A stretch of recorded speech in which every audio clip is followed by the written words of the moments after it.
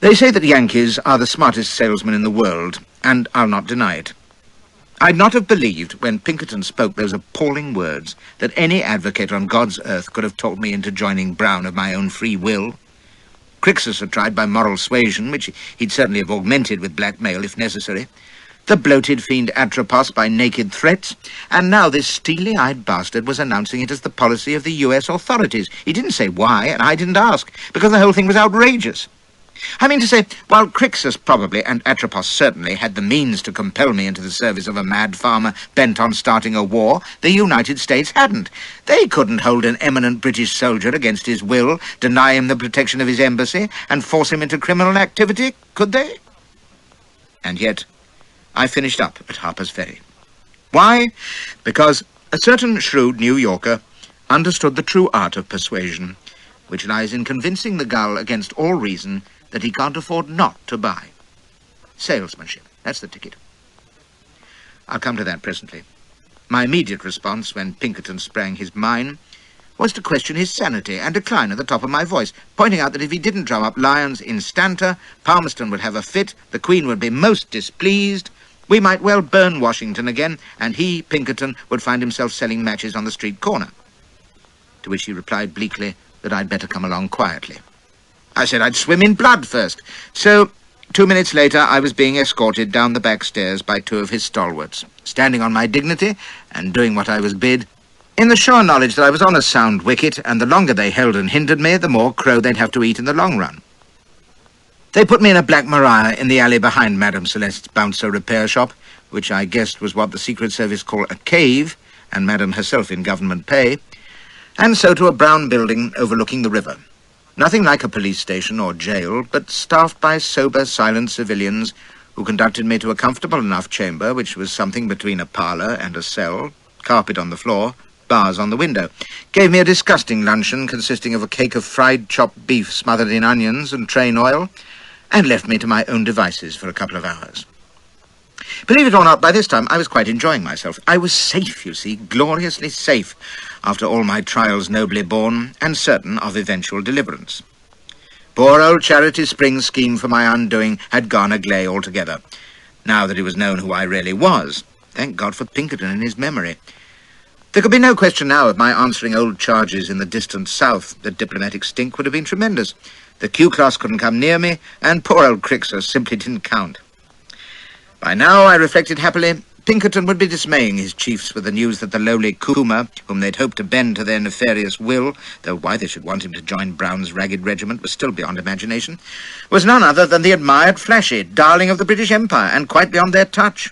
I even had a jolly daydream in which I was summoned to the White House to receive President Buchanan's apology for the lunch. Pinkerton's reappearance brought me back to earth. He had a couple of civilians in tow, and as soon as I clapped eyes on them, I smelt government.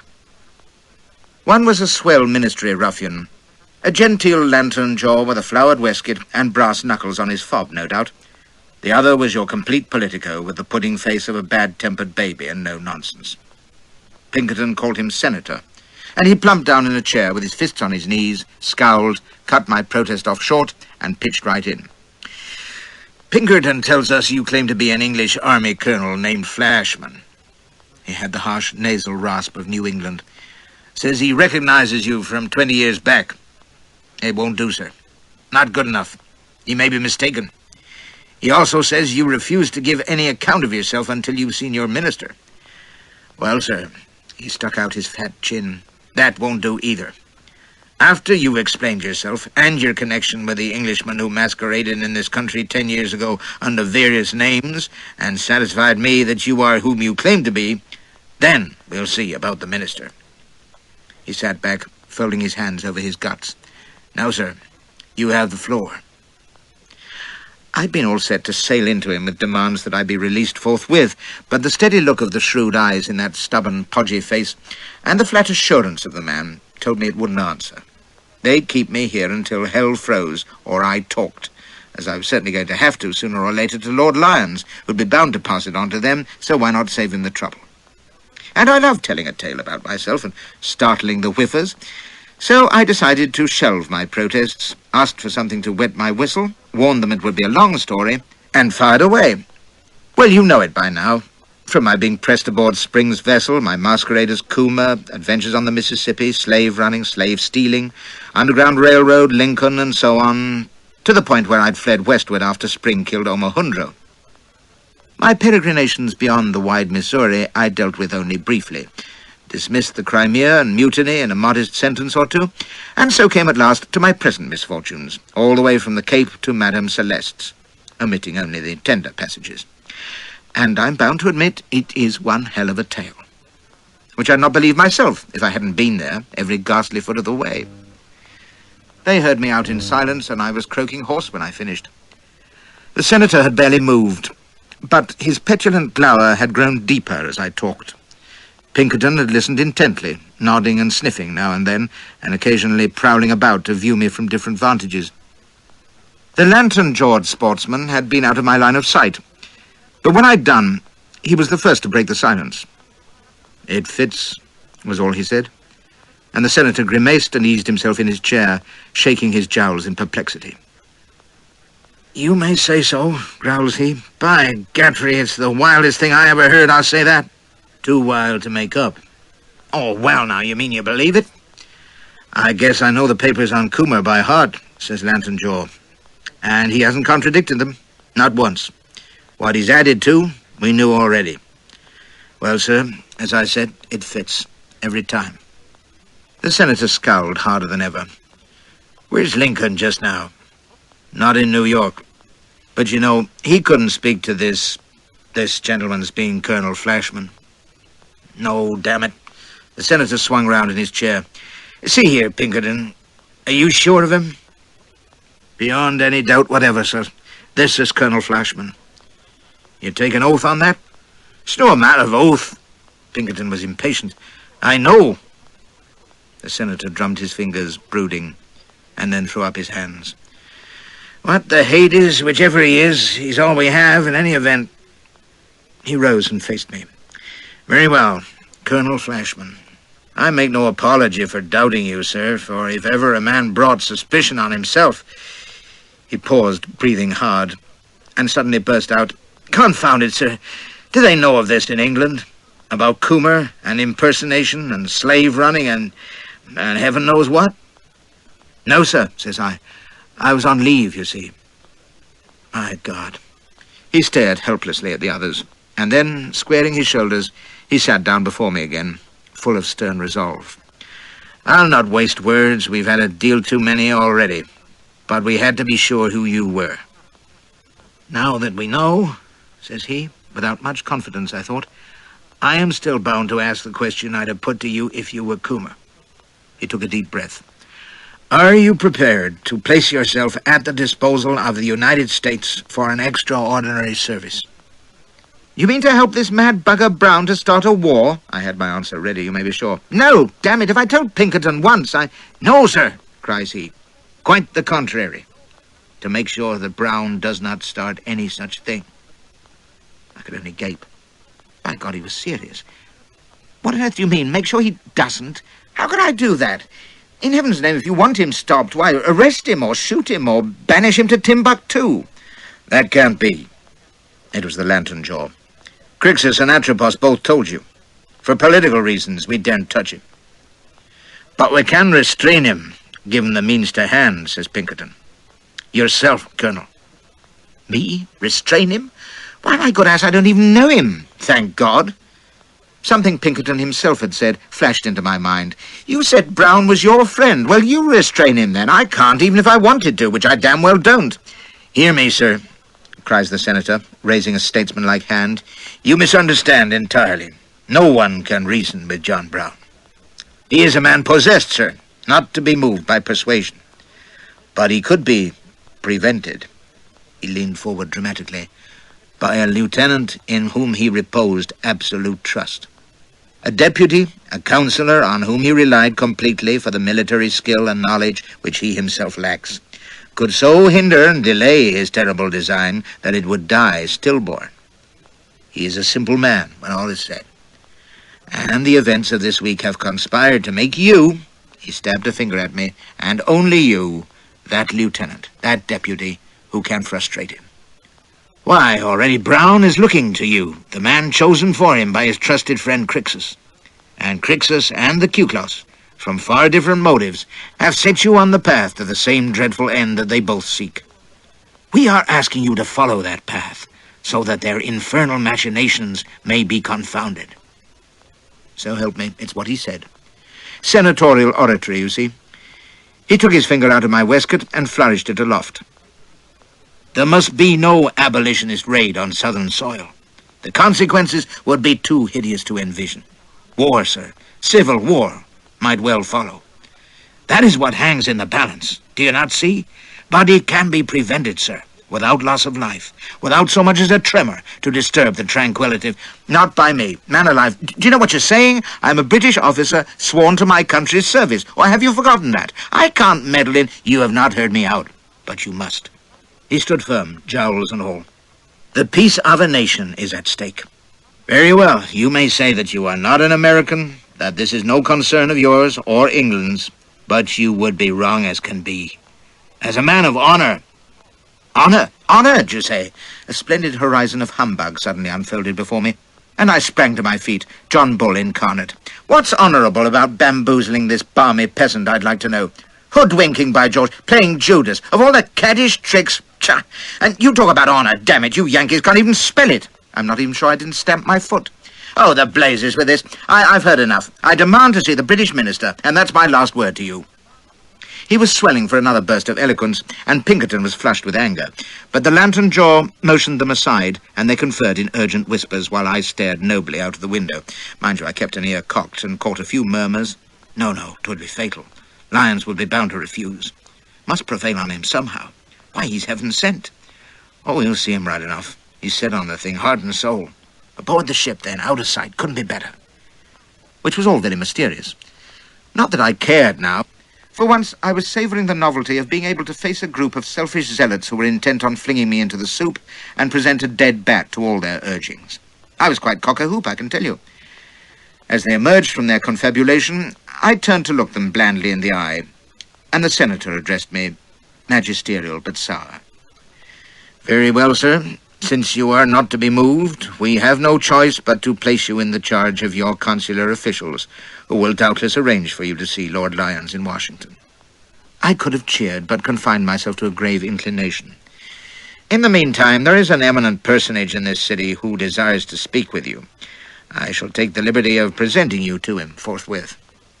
He gave me pause for a second. After all, my true identity had been known only for a few hours, and to a limited circle, I'd have thought. What eminent personage had got wind of me?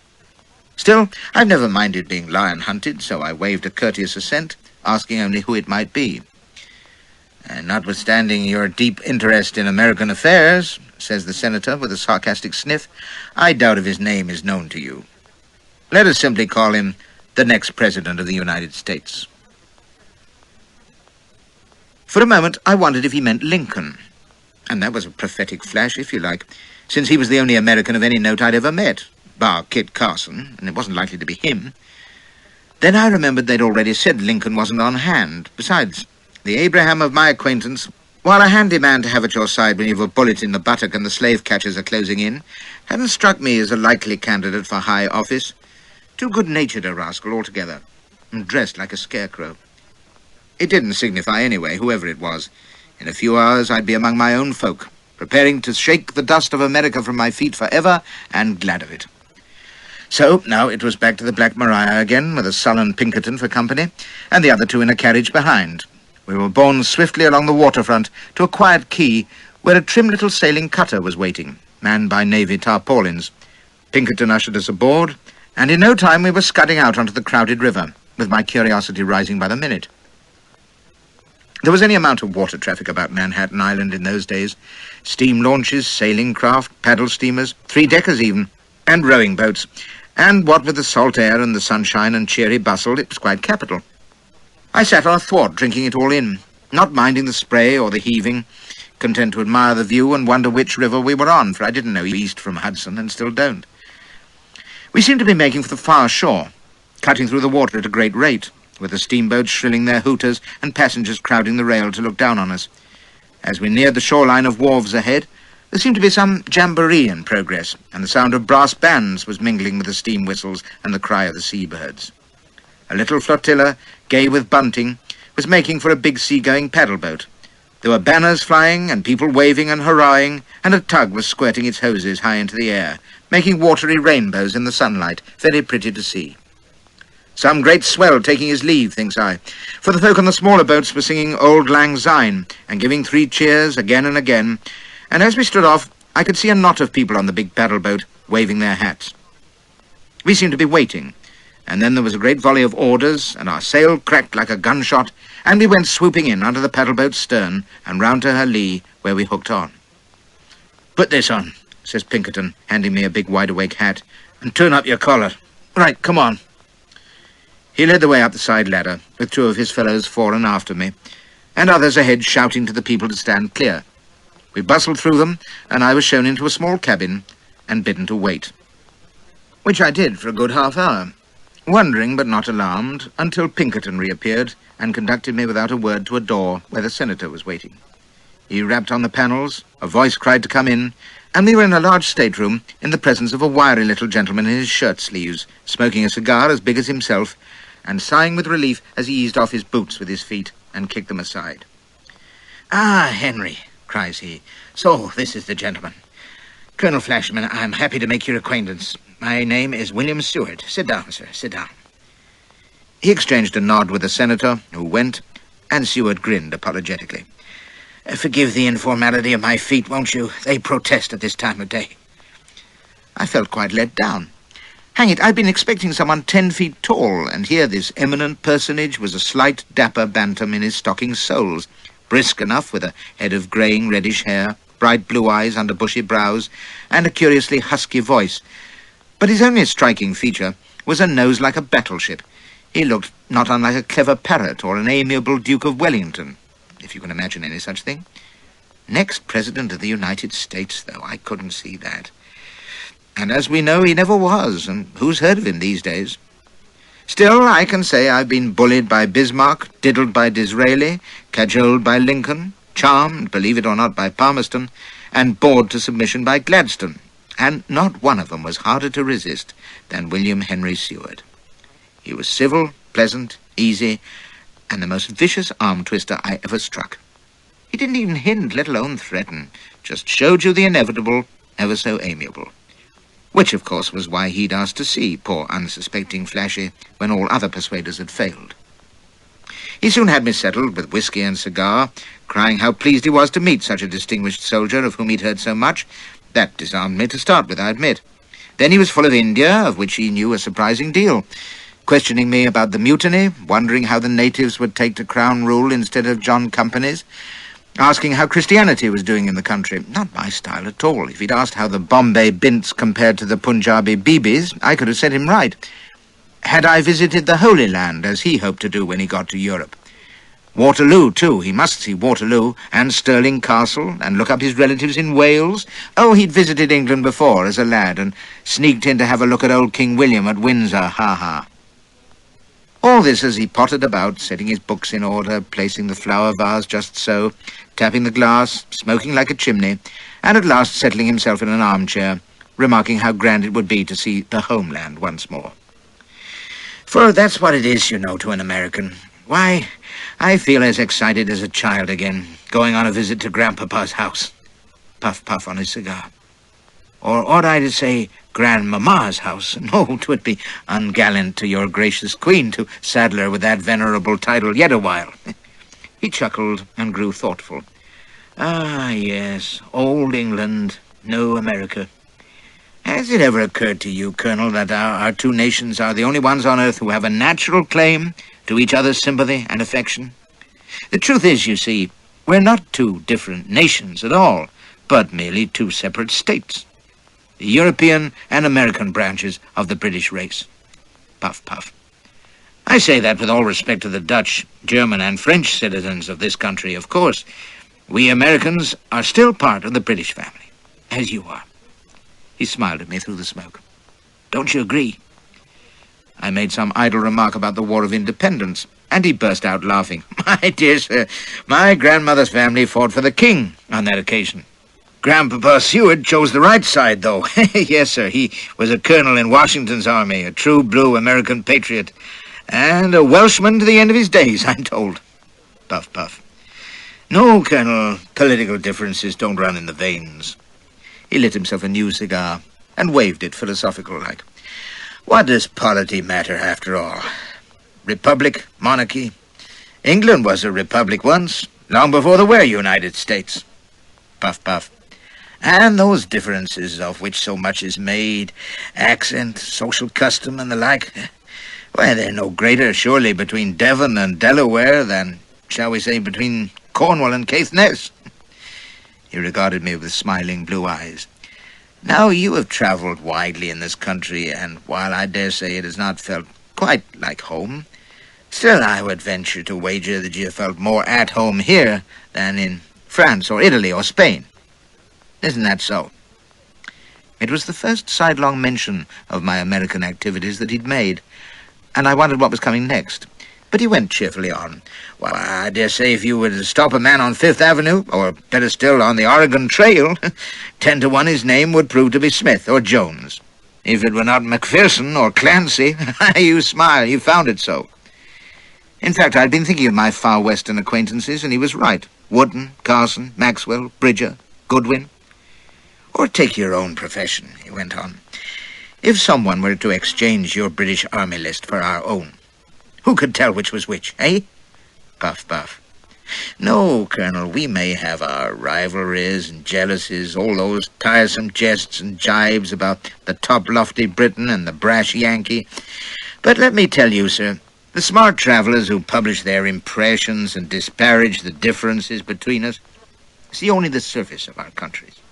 Beneath, we are one people still. One language, one law, one thing, as our Norse ancestors would say. He gave a little grunting laugh. As a politician and statesman, I confess I have frequently opposed British policy, even sought to frustrate British interest. But, do you know, he was leaning back, that beak of a nose pointing at the ceiling. If ever the day came, which God forbid, when the being, aye, the very existence of that dear old land were in danger, then I, as an American, would give my life to keep it whole. He paused.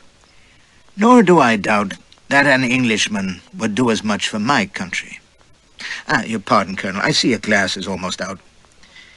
If you have illusions, Seward, prepare to shed them now, thinks I, as he plied me with more liquor, for it was plain as a pikestaff whither he was bound, and if he thought he could come round me with his blood brotherhood fustian, he was well out of court.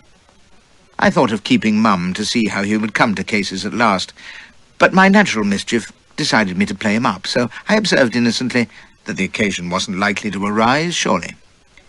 In the United States, he pushed out a lip as he set down the decanter. Young country, at the crossroads, facing the awful question whether it shall be a free nation or a slave nation, whether slavery shall wither gradually, peacefully, and with compromise, or be slain suddenly in the terrible arbitrament of war. That is a country in grave peril, Colonel. Oh, it may be that, given time and moderation, the withering process will take place. Unless some evil chance, some terrible folly, should bring the irrepressible conflict suddenly to a head. Like some loony invading Virginia, for example. Why the devil couldn't he say it instead of tiptoeing coyly about? We both knew what he wanted, that this was the last vain attempt to coax me into joining Brown. Was he too scared to come straight out with it? Or did he suppose that if he gasped long enough about it and about, I'd be mesmerized into changing my mind? It was quite amusing, really, and I was content to smoke his excellent cigars and sip his indifferent liquor while he skirted delicately around the point. Hello, was he getting there? If such a catastrophe should threaten, he was saying, pacing slowly to and fro and contemplating his cigar ash, and it lay with an Englishman to avert it. If he alone had been given, by chance, the power to avert it, at no peril to himself, would he feel himself bound, I wonder, to answer the call of blood, to put aside the petty, man-made trammels of mere citizenship, and do the little service that would mean so much to his kinsfolk? He'd be quoting Magna Carta in a minute. What would you think, Colonel? I'll tickle you, you insinuating little bastard, thinks I. He'd not hesitate a moment, I said. In like a shot. I mean to say, he couldn't refuse, could he? Unless, that is, he was prevented by his duty. If he was a soldier, say, that would rule him out altogether. He didn't blink or start or do anything but nod solemnly. True. It depends, though, does it not, on one's interpretation of that elusive word, duty. He cocked his head. To his queen, his country, to his race, to humanity, even. Nothing about humanity in Queen's regulations, I'm afraid. I gave him my regretful grin, and he sighed and shook his head. No doubt you're right. And yet, he resumed his seat and went into another of his philosophic trances at the ceiling. I wonder how the Queen, whose regulations they are, after all, would view the question. What advice do you suppose would she give to one of her officers if he had the opportunity to render such a signal service to the young cousin country for which she and her people feel such a warm affinity?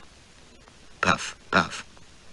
If he could save it from the horror of civil strife, perhaps even from destruction, where would she and Prince Albert conceive that his duty lay? I wonder. He heaved another reflective sigh and sat up, stubbing out his cigar. Well, we can't say, can we? You know her, of course, which I do not.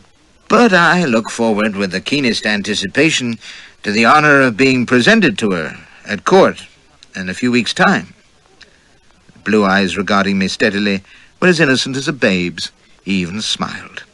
Oh, even a staunch Republican feels his pulses quicken at the prospect of conversing with your gracious Queen and her consort. I shall also be meeting your Prime Minister, Lord Derby. Oh, I must remember, Lord Derby, I should say. And Lord Palmerston, who takes a close interest in American affairs. You know him, I believe. I must tell him that you and I have spoken. I've received quite a few vicious thrusts in the low lines in life's fencing match, but this was a real navel slasher. It was beautiful, effortless, and deadly. Not once had he said directly what he was after, or even mentioned John Brown, or me, for that matter. But the moment he'd spoken of being presented and conversing, the murderous blackmail was out, and a frightful scene was before me. The Queen, all goggle-eyed with dismay, bloody Albert stuffed and shocked, Pam's false teeth fairly popping out in agitation, while the next President of the United States sighed and shook his head. No, ma'am, we couldn't move him. Country on the brink, peril of civil war, our fate in his hands. Said it was no business of his. Deaf to all entreaties. God knows what'll happen now. His name, Your Majesty, Flashman. How's that, Prince? Oh, Flashman. I'd be ruined. My promised knighthood would be dead as a tent peg, and my career with it. I'd be shunned by St. James's, cut in society, discarded at horse guards, for it wouldn't be a damn bit of use pleading that America's troubles weren't my indaba, or that as a serving officer I was positively forbidden to meddle in them. No, I'd be the villain who had spurned the appeal of our colonial cousins in their hour of dire need, cold-shouldering their president-elect, standing willfully by the letter of the law when honor demanded that I should be guided by its spirit, and, horror of horrors, embarrassing Victoria and dear Albert, and in front of the Yankees, too.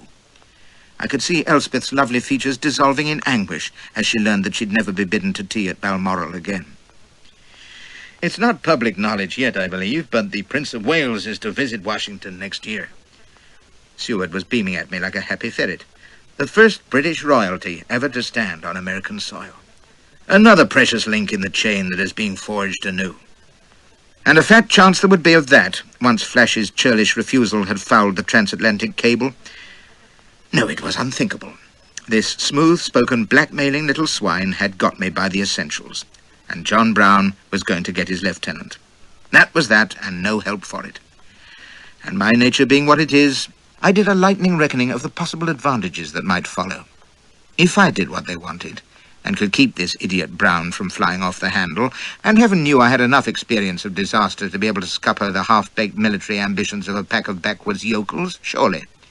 If, in a word, I rendered this signal service to the great Republic, by gum, but Mr. President-in-Waiting Seward would have a different tale to tell to little Vicky and her awful husband, wouldn't he just? Volunteered like a shot, ma'am. Know it was irregular, but felt sure your Majesty would wish it. Sacred task. Blood thicker than water. Who would true valour see? We are most gratified, Mr. Stewhard. So obliging of the dear Colonel, was it not, Albert? Hoch, hoch, yes. Colonel Flashman to rugby school was going, yeah? Gad, I might get a title out of it. But no, it would all have to be kept mighty quiet and unofficial. Still, there would be whispers and knowing royal smiles when I got home. And no doubt a confidence from Her Majesty to Elspeth over the teacups. And stern questions followed by a rebuke for form's sake and a wink and a clap on the shoulder from old Pam. It ran through my mind in seconds, while Seward busied himself clipping another cigar.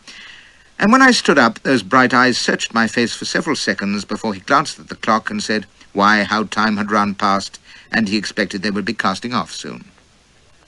I thank you for coming to see me, says he. We have had a most valuable talk, I'm sure. He paused. I expect to be in England for 2 months at least. Perhaps I may have the pleasure of your company again. Or have you decided to prolong your stay in America? Well, two could play at that game. By George, Mr. Seward, I'd been intending to take the first ship, but you've roused my curiosity, don't you know? I rather think I'll stay on a while. See something of the country, what? And just for devilment, I added, any special sites of interest you think I ought to see? Some people have urged me to visit Virginia, but I've a notion it might be rather warm at this time of year, eh? It took him aback, but only for a second. That is my understanding, too, said he. Goodbye, Colonel, and Godspeed. They tell me he was a man quite devoid of principles, whatever they are. But I'd put it another way and say he was a consummate politician. Clever, no question. He knew exactly how to turn me round in short order, which argues some kind of capacity, I suppose. And there's no denying he saved the United States a few years later when he wriggled out of the Trent affair. He was no friend of ours, by the way, for all the humbug he'd given me. And I can think of only one good reason for wishing he'd become president. Lincoln wouldn't have got shot.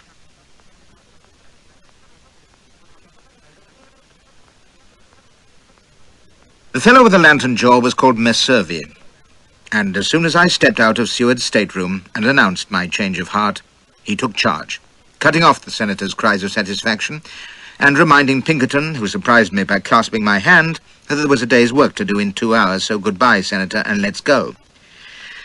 Then it was ashore in haste to the Black Maria, which was beginning to feel like home, with Pinkerton firing instructions at me as we rattled along, while Messervy sat aloof, stroking his moustache. Mandeville and yourself will return to the Astor House tonight as though nothing had happened, and wait for Black Joe Simmons. He sent a telegraph to Crixus this morning, saying you'd been found and were willing to enlist with Brown.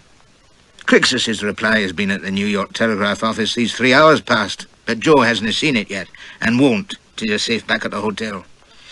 We've seen it, though. Sure enough, Crixus is over the moon, havering on about the returned prodigal and bidding Joe take you to Concord without delay, where you'll be presented to Brown at the house of Frank Sanborn. So, you'll be off tomorrow, likely. And neither Crixus or Atropos will have an inkling of what's happened today. He permitted himself a sour grin. The 3 Kuklos men who followed you this morning are safe under lock and key, and will not see the light of day until this whole Brown business is by and done with. And when will that be? In the rush of events, I'd given no thought to it. Messervy spoke without looking round. Weeks, all summer, maybe. What? But my God! Wheest and listen, snaps Pinkerton. Once you and Joe have left for Concord, Mandeville will return to Washington to inform Atropos that all's well. It'll be days before he begins to wonder what's happened to his 3 bravos, and we have 1 or 2 ploys to keep him guessing, never fear. The main thing is, he'll be satisfied that you're safe with Brown working your mischief, he thinks. Crixus will be under the same misconception. He glanced at Messervy. That's my part done, I think. Messervy nodded, and we sat in silence until our paddy wagon drew up behind the big brown building. It was growing dusk, and as we alighted, Pinkerton turned to me. I'll bid you goodbye, Colonel, but I'll be keeping an eye on you until you leave for Concord. He hesitated and held out his hand. Glad you're with us. Take what care you can of old John Brown. He's worth it. He wrung my hand hard. "And my respects to your good lady when you see her. She no mind me, but I carried her portmantle once to the Glasgow coach." Then he was gone. And Messervy swung his cane idly as he looked after him. "There goes a worshipper of John Brown. Follow me, Colonel." In my time, I've been sent into the deep field by some sharp politicals, Broadfoot, Parks, Burns, and Gordon, to say nothing of old Pam himself. But Messervy, the long-chinned Yankee Corinthian with his laconic style, was as keen as any and straight to the point, coaching me briskly even before we'd sat down, turning up his desk lamps as he spoke in that lordly half-English accent that they learn in the best Eastern colleges. "Whatever you've heard, Brown's not mad. He's a simple man with a burning purpose. His admirers like to think of him as a latter-day Oliver Cromwell. He's no such thing. He's not a fool, but he lacks all capacity to organize and direct. His strength—" Here he sat down, shooting his cuffs as he clasped his fingers before him on the desk, "which you would do well to remember, is a remarkable gift of inspiring absolute devotion, even in men far above him in education and ability. Pinkerton, for example, and the Eastern liberals who furnish him with money and arms. But it is among his personal followers, his gang, that this loyalty is most marked." He drew a sheet from a stack of papers at his elbow and pushed it across. "Those are their names. You can study them later. They are almost all young men, staunch abolitionists for the most part, and dangerous beyond their years. They include several of Brown's sons. The others are adventurers, jacks of all trades, a crank or two, some free blacks and escaped slaves. A number of them have been soldiers. One was a militia colonel, and most of them have fought in the Kansas troubles. Only one or two are what you would call educated."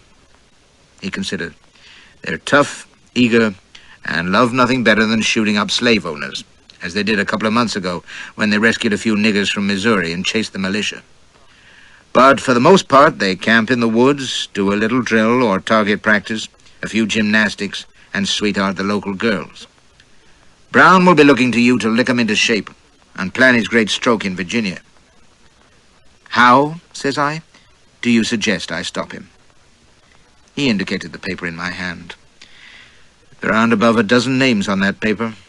That's his weakness, lack of numbers. Many have come and gone. Those names you may regard as permanent. He's never been good at recruiting. When he was camped out in Iowa, rallying support, he managed to muster the grand total of 9. It may well be that his want of men, his inability to plan anything sensible, and his habitual indecision will be his ruin, with a little judicious hindrance from you skillfully contrived. One thing you must not do, and that is try to undermine his men's loyalty. It would be fatal.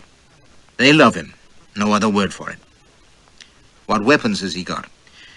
"That we know of, 200 revolvers and 2 wagon loads of Sharp's rifles."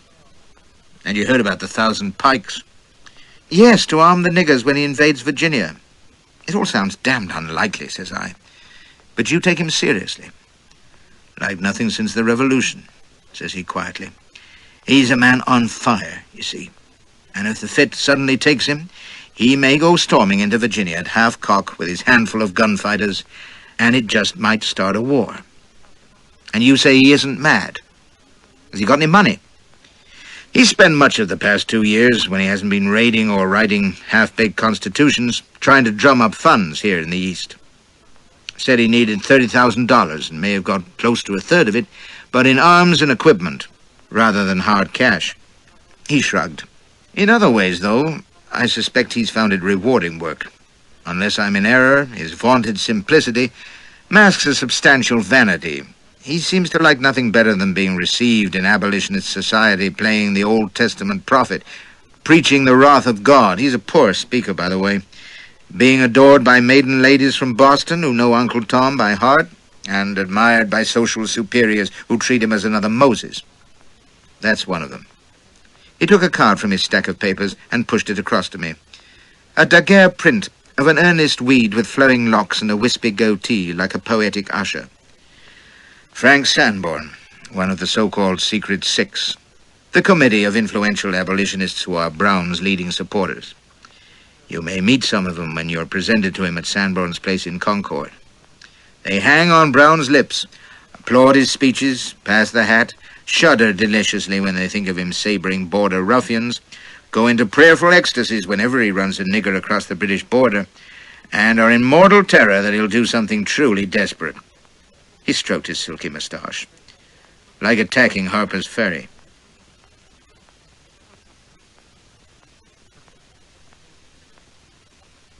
End of side 11. They know he means to. He told them so a year ago, and they almost had apoplexy. You see, they thought the cash and arms that they'd been giving him was to be used in the Free Soil campaign in Kansas. When he sprang it on them that he was planning to invade Virginia, arm the blacks, set up a free state in the hills, hold slave owners hostage, and dare the U.S. government to come on, you may guess what effect that had on our pious idealists. They besought him to give up the idea. He thundered scripture and told them slavery is war and must be fought. They pleaded, he stood fast. And they gave in, like the old women they are. However, he decided to postpone his invasion when your compatriot Hugh Forbes, his right-hand man, fell out with him over money and betrayed the whole plot to various Republican senators, among them Mr. Seward, whose eloquence so charmed you, I'm sure, this afternoon. He raised an eyebrow at me, studied his nails in the lamplight, and went on.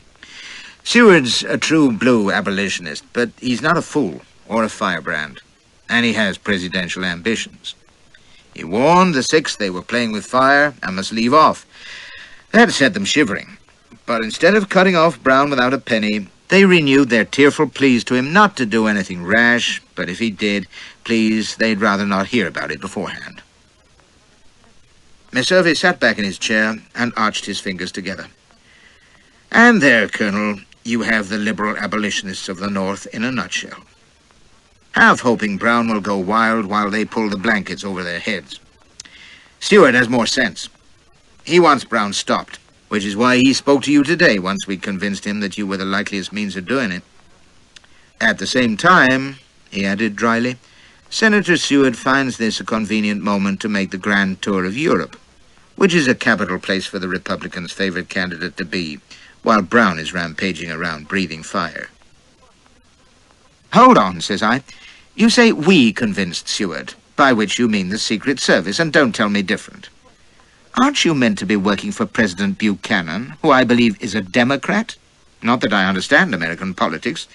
I work for the United States, says he coolly, whose next president will not be a Democrat. My task is the peace and security of this country, by any means, despite the efforts of its politicians. Spoken like a man. I was beginning to take to this chap. But if it's peace and security you're after, and you can't stop Brown by arresting him or openly interfering with him for political reasons, tell me, as one government ruffian to another, why don't you just shoot him quietly in the back of the head some dark night? And have all hell break loose? North accusing South? The government itself, which is headed by a dough-face, remember, suspected of political assassination? People like Pinkerton outraged and demanding inquiry? The wild men calling for bloody retribution. God knows where it would end. He gave a faint smile. In any event, I don't work for Lord Palmerston. My political masters didn't learn their ethics at Eton College. Oh, you're out there. I have a notion Pam was at Harrow. What you grinning at? A kindred spirit, I suspect. He rose, shed his coat, and loosed his cravat. Please, be comfortable. Will you join me? He produced a bottle, Tokai no less, and poured. Now we can get down to cases, says he, settling himself. By the by, how much of the yarn you spun us this afternoon was true, and how much did you leave out? Every word of it, and about half as much again. He nodded. I guess that qualifies you. Well, here's confusion to John Brown, one way or another. He sipped and sighed, a frown on the long, clever face. Now then, I told you about him and his gang and his supporters. At least you know what to expect. If you can keep him quiet by fouling his traces for him and helping him not to make up his mind, which, with your experience, you very well may, then that's fine. But he set down his glass and gave his moustache another thoughtful tease. Just suppose you fail. And Brown does cut loose and raise his cane in Virginia for a day or two, for he'll last no longer than that, you may be certain. You're sure of that? Even if he were to take Harper's Ferry? Damn it all, I demanded. Why don't you put troops into the place? He made a disdainful noise. The official answer to that is that we can't be sure he's still set on the ferry. Forbes is blowing the gaff. May have scared him off it. He may be thinking of some other target altogether, and we can't guard the whole Mason-Dixon line.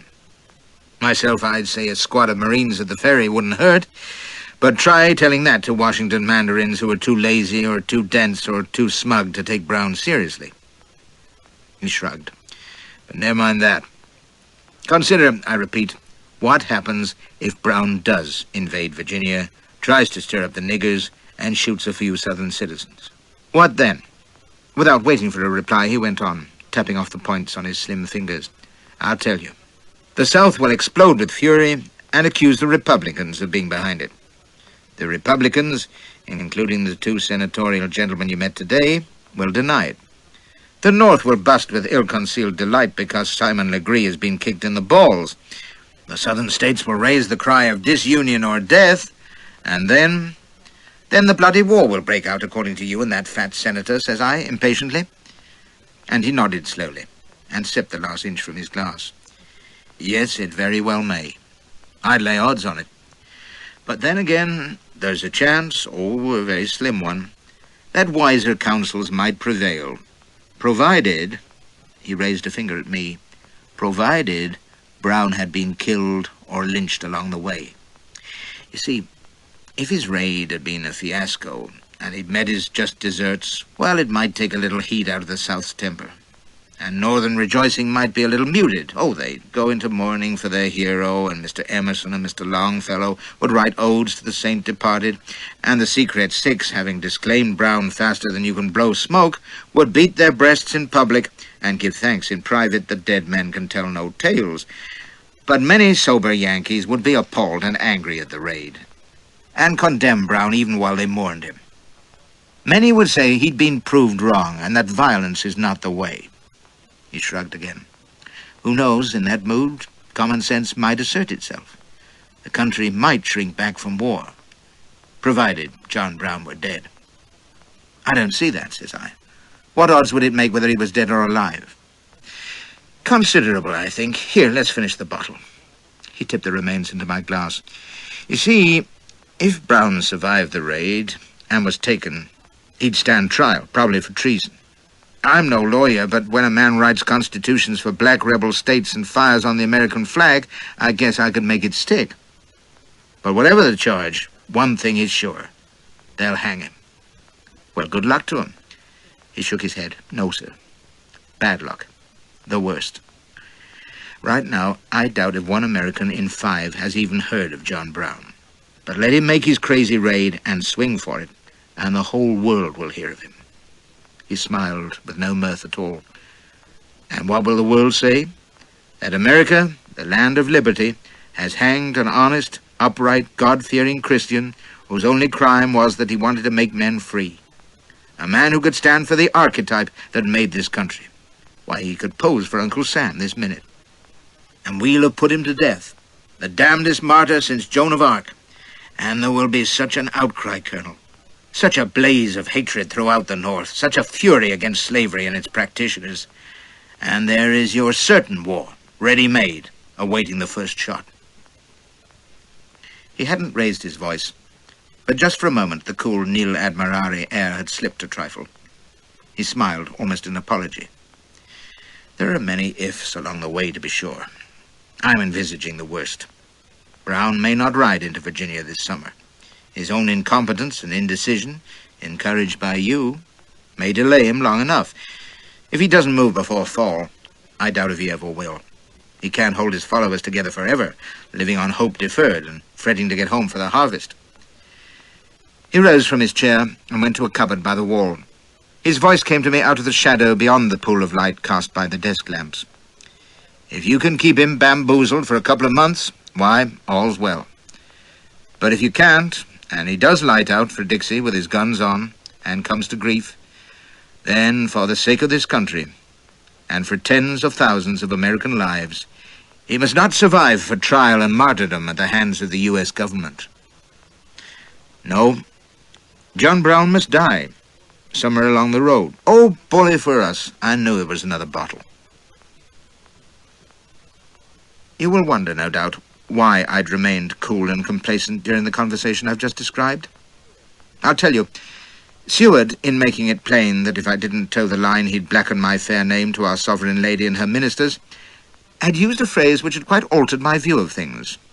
At no peril to himself, meaning me. You see, what had been proposed by Crixus and Atropos was that I should be one of a whooping gang of cutthroats invading the south to storm arsenals and stir up bloody insurrection, the sort of thing I bar altogether, as you know. The proposal made by the Senator and Pinkerton, hinted at by Seward and illuminated by Meservey, was quite the opposite. I was to restrain, hinder, and prevent anything of the kind. And while the prospect of passing several weeks in the company of a pack of hayseeds, showing them how to shoulder arms and dress by the right, and discuss strategy with their loose screw of a commander, was not a specially attractive one, well, I'd known a lot worse. It would be hard lying and rotten grub, no doubt, but I'd be earning the gratitude of the next president for what that was worth, and adding to my credit at home when the story reached the right ears, as I'd make damn sure it did. Above all, it would be safe, at no peril to himself. Not that I'd trust a politician's word for the weather, you understand, but Meservey's information had borne him out, until he'd made it plain that if the worst befell, I'd be expected to put Mr. John Brown quietly to rest. Fat chance. A scoundrel I may be, but I ain't an assassin, and you will comb my memoirs in vain for mention of Flashy as first murderer. Oh, I've put away more than I can count in the line of duty, from stark necessity, and once or twice for spite. De Gote springs to mind, and the pandy I shot at Mirette, but they deserved it. Anyway, I don't kill chaps I don't know. But it wouldn't have been tactful, indeed it would have been downright dangerous, to say this to Miss Meservey. So I received this disgusting proposal with the stern, shrewd look of a Palmerston roughneck who took back shooting in his stride. I may even have growled softly. And, you know, I accepted it all the more calmly because I didn't believe for a moment that there was any chance of the matter arising. Meservey and Seward and the others might regard Brown as a dangerous bogeyman, but from all I'd heard, he was a mere bushwhacker whose talk of invasion and rebellion was so much wind. Oh, I'd do my best to humbug him, but my guess was he'd stay quiet enough without my help. As for starting a war, it was too far-fetched altogether. Well, I was wrong, but I can't reproach myself even now. It was damned far-fetched. Anyway, I nodded grimly as he brought his bottle to the desk. "You take the point," says he, looking keen. "Quite so," says I. "Which reminds me, the sooner I have a gun in my pocket, the better. Oh, and a decent knife. And a map of Harper's Ferry, wherever it is." "Colonel," says he, "it's a pleasure doing business with you. Excuse me." He went out humming, and I punished the Hungarian until he returned with a neat little Tranter six-shooter, a stiletto in a metal sheath, and a map which he insisted I study on the spot and leave behind. "There's the ferry, just inside Virginia, and only 50 miles from Washington." He came to my elbow. "The odds are you'll never see the place. But if Brown does go for it, and you have to do what needs to be done, then your best course afterwards will be to make tracks for Washington and your ministry.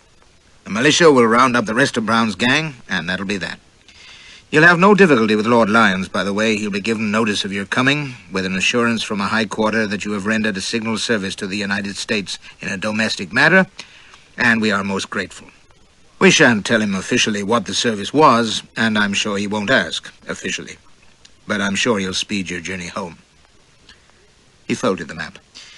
"If, as is most likely, John Brown spends a quiet summer and nothing untoward takes place, well, when he starts to disband his followers, you can desert him at your leisure. Again, Lord Lyons will be advised to expect you with our expressions of gratitude, etc. Very good?" "I don't know Lyons," says I, "but I'll bet he's nobody's fool." "He isn't," says Meservey, "which is why, whatever course you have to take, all will be well." He took another turn at his moustache. "It's in a damn good cause, Colonel. You know it, we know it, and Lord Lyons will know it." I thought it wouldn't hurt to play my part a little. You Yankees have a blasted cheek, you know. Oh, well. I say, though, when I'm out in the bush with Brown, how do I... send messages to me. You don't. Too dangerous. Brown and his people might get wise to you. So might the Ku Klux. Just because we've got 3 of their men in the tombs doesn't mean there won't be others watching you. They'll certainly have people keeping track of Brown himself. If either side suspected you were Secret Service, he gave me a knowing look. Quite so. Anyway, the fewer of our people who know we've got an agent with Brown, and a Briton at that, the better. We'll be keeping an eye on things, though, and if the need arises, I'll get word to you. He took a small purse from a drawer and tossed it over. That's $50 to keep in your money belt. If Joe should wonder how you came by it, Mrs. Mandeville gave it you. He frowned. That's another thing. Brown will welcome you with open arms. Just suppose he doesn't, what then? He will, no question. You're a gift from God. The point is, he'll also welcome Joe. He's all for black recruits. Well, I don't have to remind you that Joe is a Ku Klux man, and a good one. He's a damn rum bird, says I. Oh, I know he and Atropos have been chums in the nursery and all that tommy rot, but hang it, he ought to be all for brown and black freedom, surely. I don't fathom him at all. Some of these darkies who belong to the old Southern families are mighty loyal. They think of themselves as kin to their owners, and many of them are, though I doubt if Joe is.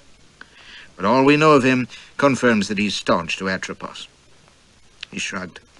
Maybe he reckons he's better off slave than free, living high in the tents of wickedness rather than being a doorkeeper in the house of a god who'd expect him to earn his own living. And having a free run at Massa's white lady from time to time, thinks I. Anyway, beware of him, says Messervy. He'll be watching you like a hungry lynx. He glanced at his timepiece. It's 8:30, and Mrs. Coomer will be waiting. She hasn't been told your real name, by the way. No need for her to know that. The building seemed to be deserted, and we went down the echoing stone stairs to a room on the ground floor where Annette was waiting, with a nondescript civilian who faded from view at a nod from Messervy.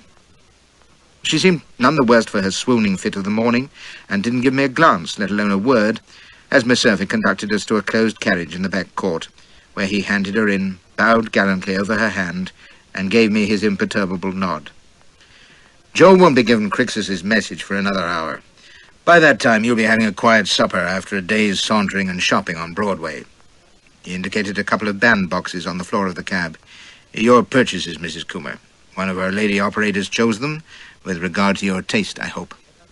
The Yankee Secret Service evidently left nothing to chance. Good luck, Coomer. And, he added quietly, if need be, good hunting. Cool as a trout, rot him, doffing his tile and knuckling his lip whisker as we drove away. Annette sat like a frozen doll for several minutes, and then, to my astonishment, broke out in a low, hard voice. You saved my life this morning. When that creature fired on us, my courage failed me, but for you I would have been killed. Thank you.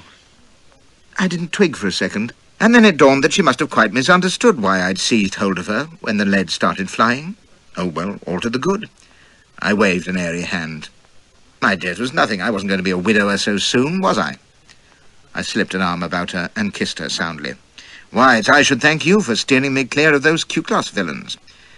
But I say, you took me in altogether, you clever little puss. Never a word that you were working for Brother Jonathan all the time. And you a Southern Creole lady, too. How's that come about, eh? If you knew what it was to be married to that devil, you would not need to ask. But she said it automatically, her mind still fixed on that fateful moment at Madame Celeste's, sitting stiff as a board while I munched at her cheek. I never shot at anyone before. I was in terror, not thinking what I was about, or, nonsense, girl, says I, squeezing her udders. Why, you blazed away like a drunk dragoon. Winged him, I shouldn't wonder. Gave him a nasty start, leastways. But here we are, safe and sound, so take that, you little peach. But it was like kissing a dead flounder. I might have killed him, she whispered, staring ahead. It would have been murder. Mortal sin. Thou shalt not kill. Oh, let me be, damn you. She beat at my hands, trying to struggle free. Have you no feeling? Can you think of nothing but your filthy lust? Oh, when I might have had that upon my soul.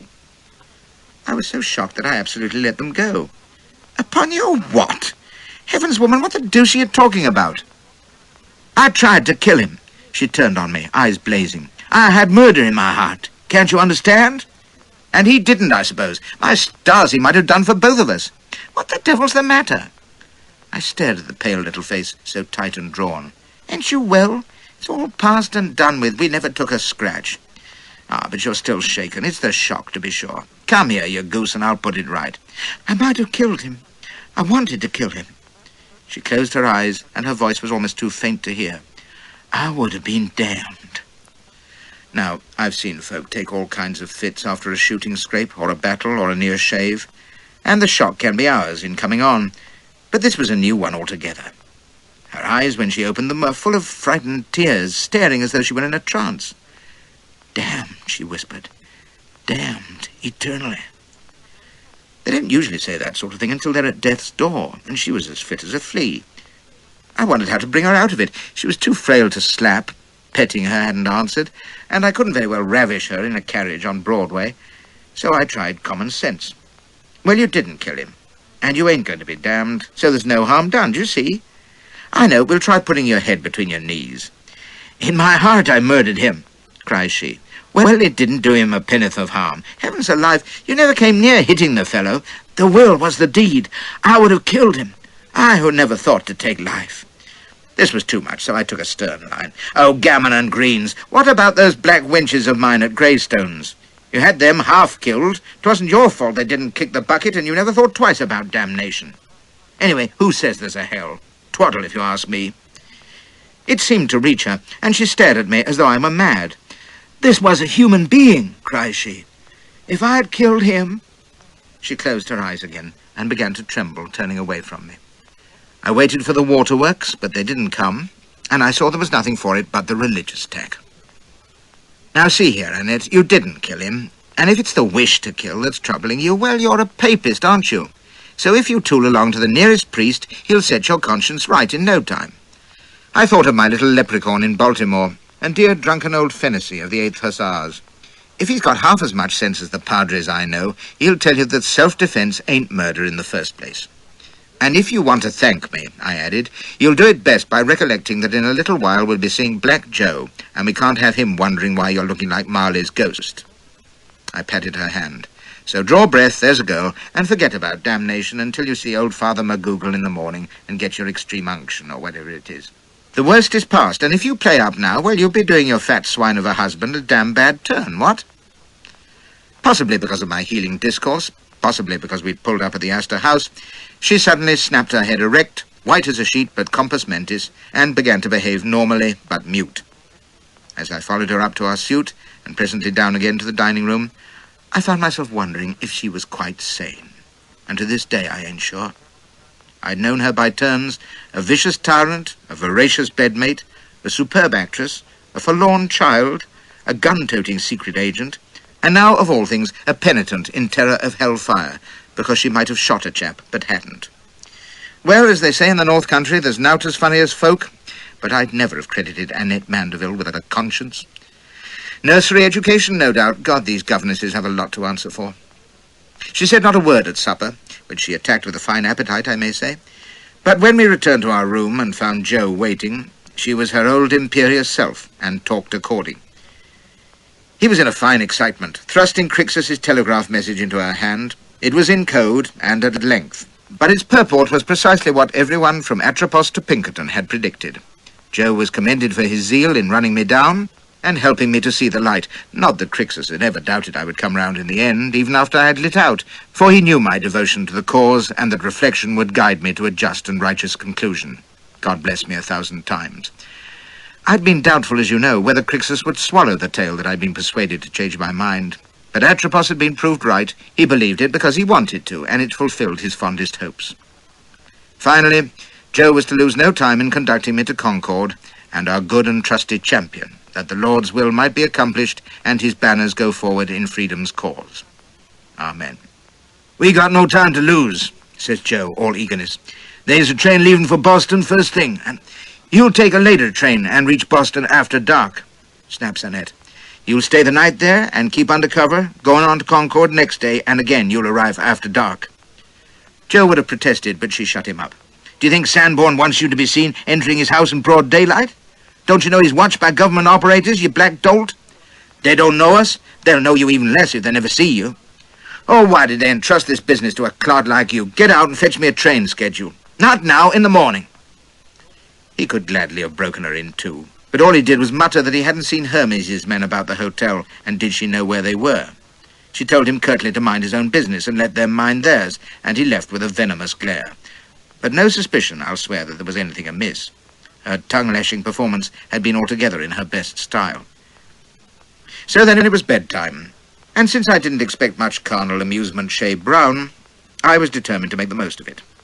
After Annette's earlier vapourings, I half expected reluctance, but she was all for it, and if her conscience was still troubling her, she kept it on a tight rein, addressing heaven only in secular terms when amorous frenzy got the better of her. That interested me, for her usual form was to gallop in grim silence. More astonishing still, she was ready to talk afterwards, briefly enough at first, but little by little at greater length, until we were conversing almost civilly. Whether it was gratitude for having her life saved, as she thought, heaven help her, or I was in prime fettle, or she'd made her peace with God, or was just getting used to me, I can't tell. But out came Annette Mandeville, her life and times. And diverting stuff it was.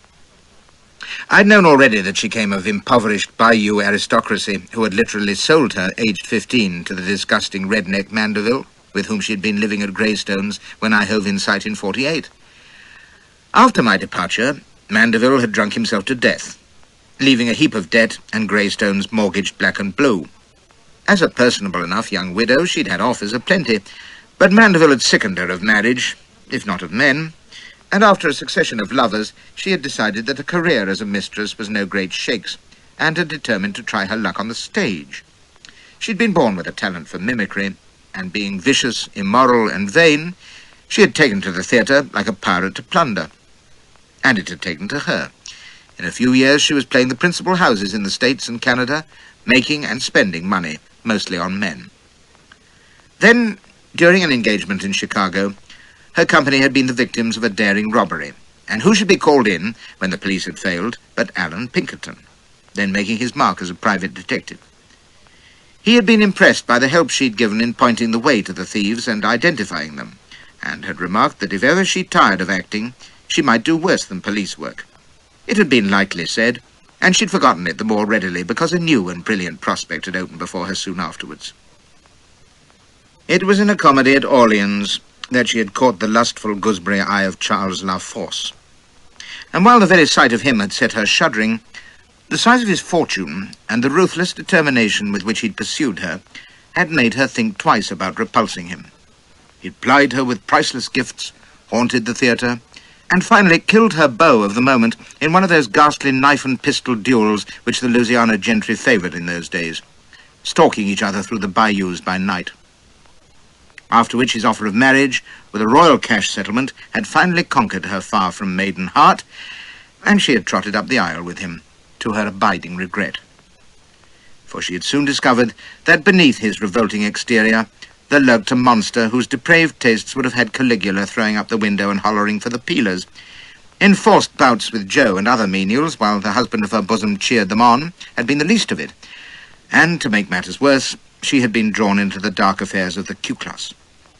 But where any other wife would have lit out with whatever she could carry, Annette's one thought had been to vent her hatred on him, and she had been hesitating between poison and a knife in bed when Pinkerton had again emerged, discreetly, upon the scene. By now he was undertaking occasional work for Washington, and had a finger on every pulse in America. He had kept her in mind, and when she'd married Atropos, he had seen her as an invaluable agent within the Q-Class, if she could be persuaded. She'd leapt at the chance, and had been betraying Atropos happily ever since, until the present emergency had caused Pinkerton to employ her in more active work. And so, here we were. It was plain from her account that loathing of Atropos was the ruling passion of her life, and knowing her cold and selfish nature, I found that odd. Granted she was compounded of equal parts of malice and cruelty, I'd still have thought she'd have preferred to decamp with his money and pursue her theatrical and amorous careers in France or England, rather than devote her existence to doing him despite. It didn't seem to weigh with her, either, that in betraying him, she was probably helping to destroy the way of life in which she'd been raised. The South, slavery, plantation society, and all that gracious magnolia stuff. No, she was wreaking vengeance on Atropos, and that was enough for her. Well, I'm a ready hater myself, God knows, and take the keenest pleasure in doing the dirty on deserving cases, but I'd never make grudgery a life's work. I reckon you have to like or love something worthwhile, even if it's just trollops and beer, or, if you're lucky, cash and credit and fame and Elspeth. It occurred to me, as I put Mandeville through her final mounting drill, that she wasn't fit to fill my dear one's corset.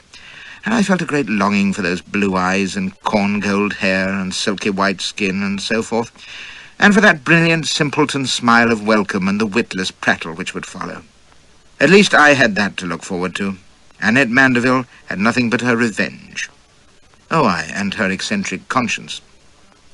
She was in a vile mood in the morning, snapping at me and roasting Joe, and for the last hour before he and I left to catch the train north, she sat in stony silence, staring out of the window. At the last, when Joe was putting our valises out in the passage, she closed the door quickly on him and turned her pale elfin face to me. She was biting her lip, and then the tears came, and suddenly she was clinging round my neck, the tiny body shivering against me. "Have a care," she sobbed. "Oh, have a care." Then she kissed me fiercely and ran into the bedroom, slamming the door behind her.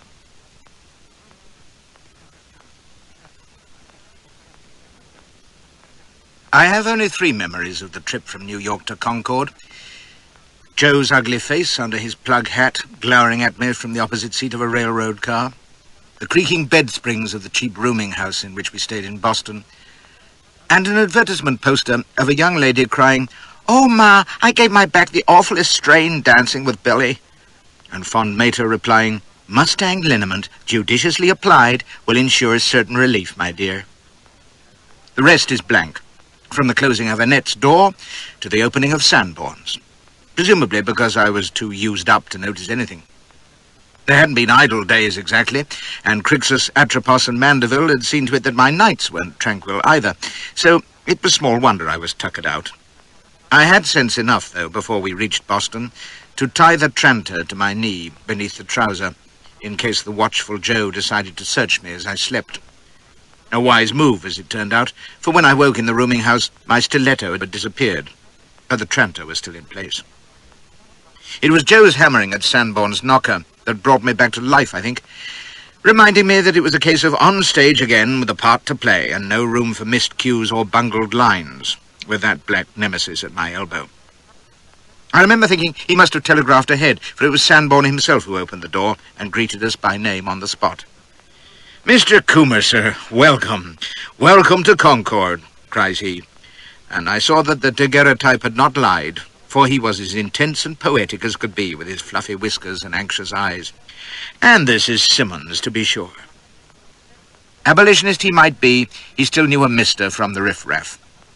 He ushered us into a hall stuffed with furniture and smelling of birdseed, and sped ahead to close the door of a room from which came the rumbling conversation of worthies with beards and gold watch chains across their waistcoats.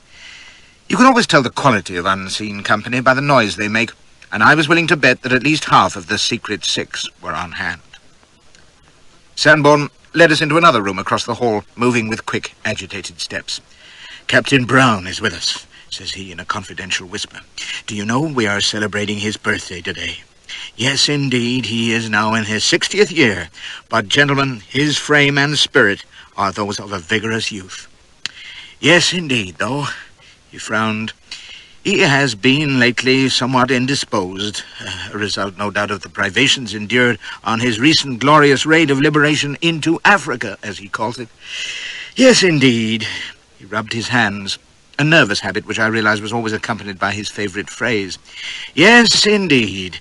He is only now recovering from a malarial ague, but he is in good heart, I assure you. Yes, indeed."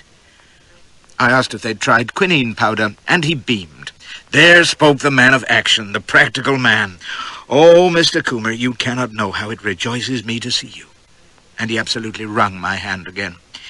"We have heard so much from our good friend in Washington. You know who I mean, I'm sure. And of the worthy Simmons. Joe, isn't it? Yes, indeed. Yes, Joe. He was one of your tiptoe babblers, I could see, smiling, fidgeting, and suddenly remembering to offer us refreshment, with more prattle about the fatigue of travelling and the crowded condition of railroad cars. If this is a sample of our abolitionist conspirators, I can see American slavery flourishing for a century or two yet, thinks I. Joe, I noticed, was regarding him like a cannibal inspecting an undernourished missionary. He gave us a toddy apiece, promised there would be supper anon, muttered about seeing if Captain Brown was still occupied, and was away like a shot, leaving the door ajar. We sipped our toddies in silence, inspecting the antimacassars and potted plants, and presently I was aware of a child's voice in the hall asking, "Please, sir, may I have your signature?" I glanced out, and there was a lad of about 8 holding up a paper and pencil to a man who had just come out of the other room, with Sanborn at his shoulder. I had a glimpse of a fine shock of hair and a full beard, both grizzled, and then he was speaking to the lad. "What's this, my boy?" says he. "Not an order to pay the bearer, I hope." "Oh, no, sir," squeaks the kid. "I want to pay you if you take my pocket money as a trade for your name. It's but 6 bits, he added, digging out his coin, "and it's all I have, but Pa says every cent is blessed that goes to the good cause." A practiced toad, this one, with a soapy smile and his hair slicked down. "The widow's mite," says the bearded man to Sanborn, and laid his hand on the infant's head. "Bless you, my boy." He pocketed the 6 bits and scribbled his name. "Young Stearns has started quite a fashion," cries Sanborn. "Yes, indeed. There now," says he, as the child took the paper, fawning.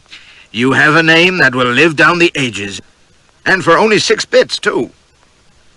I'd already guessed who the owner of the beard was, and as he stepped into the room, I was sure of it. From all I'd heard in the past 3 days, I'd formed a picture of John Brown as a towering figure with flowing white locks, glaring like a fakir, and brandishing an Excelsior banner in one fist and a smoking Colt in t'other. What I saw was an elderly man, spare and bony, in an old black suit, like a rather seedy farmer come to town for market. He had a long aquiline nose, large ears, and deep-set eyes under heavy brows. An imposing enough old file, you'd have said, but nothing out of the ordinary, until you met the gaze of those eyes, clear, bright grey, and steady as a rock. Gunfighter's eyes was my first thought, but they weren't cold. You knew they could blaze or twinkle, and I was to see him do both. But what I remember most was their level certainty. No one was ever going to make this man drop his gaze or talk him out of anything. He came forward with a measured step, holding himself erect, and took my hand in both of his. His grip was rough and strong, and he spoke slowly in a deep, rather harsh voice. "Mr. Beauchamp Coomer," says he. He gave Joe the same hand clasp. "Mr. Joseph Simmons. Welcome, gentlemen." I realized that he wasn't as tall as he looked, a little over middle height. "My good friend Crixus tells me that you are an Englishman, Mr. Coomer, and that by joining us you risk being in disfavor with your own government. Have no fear of that, sir. I pledge my word not to reveal your presence among us, by speech or writing. And my friends," he glanced at Sanborn, "pledge themselves also. And that goes for you too, Mr. Simmons." He nodded at Joe. "Indeed, the names of Coomer and Simmons are forgotten from this moment. Crixus refers to you, sir, as Joshua. That's good enough for me. Joshua and Joe it shall be henceforth." He seemed pleased with that, and it must have been his patriarchal manner that called to my mind the verse about God seeing everything that he had made, and behold, it was very good. "Joshua and Joe," he repeated solemnly, and took hold of our hands again, one in each of his, and looked from one to the other of us, nodding like an approving bishop. And I knew upon instinct that here was one who, in his own modest way, was as big a humbug as I am myself. Only on later acquaintance did I come to realize that, again like me, he knew it.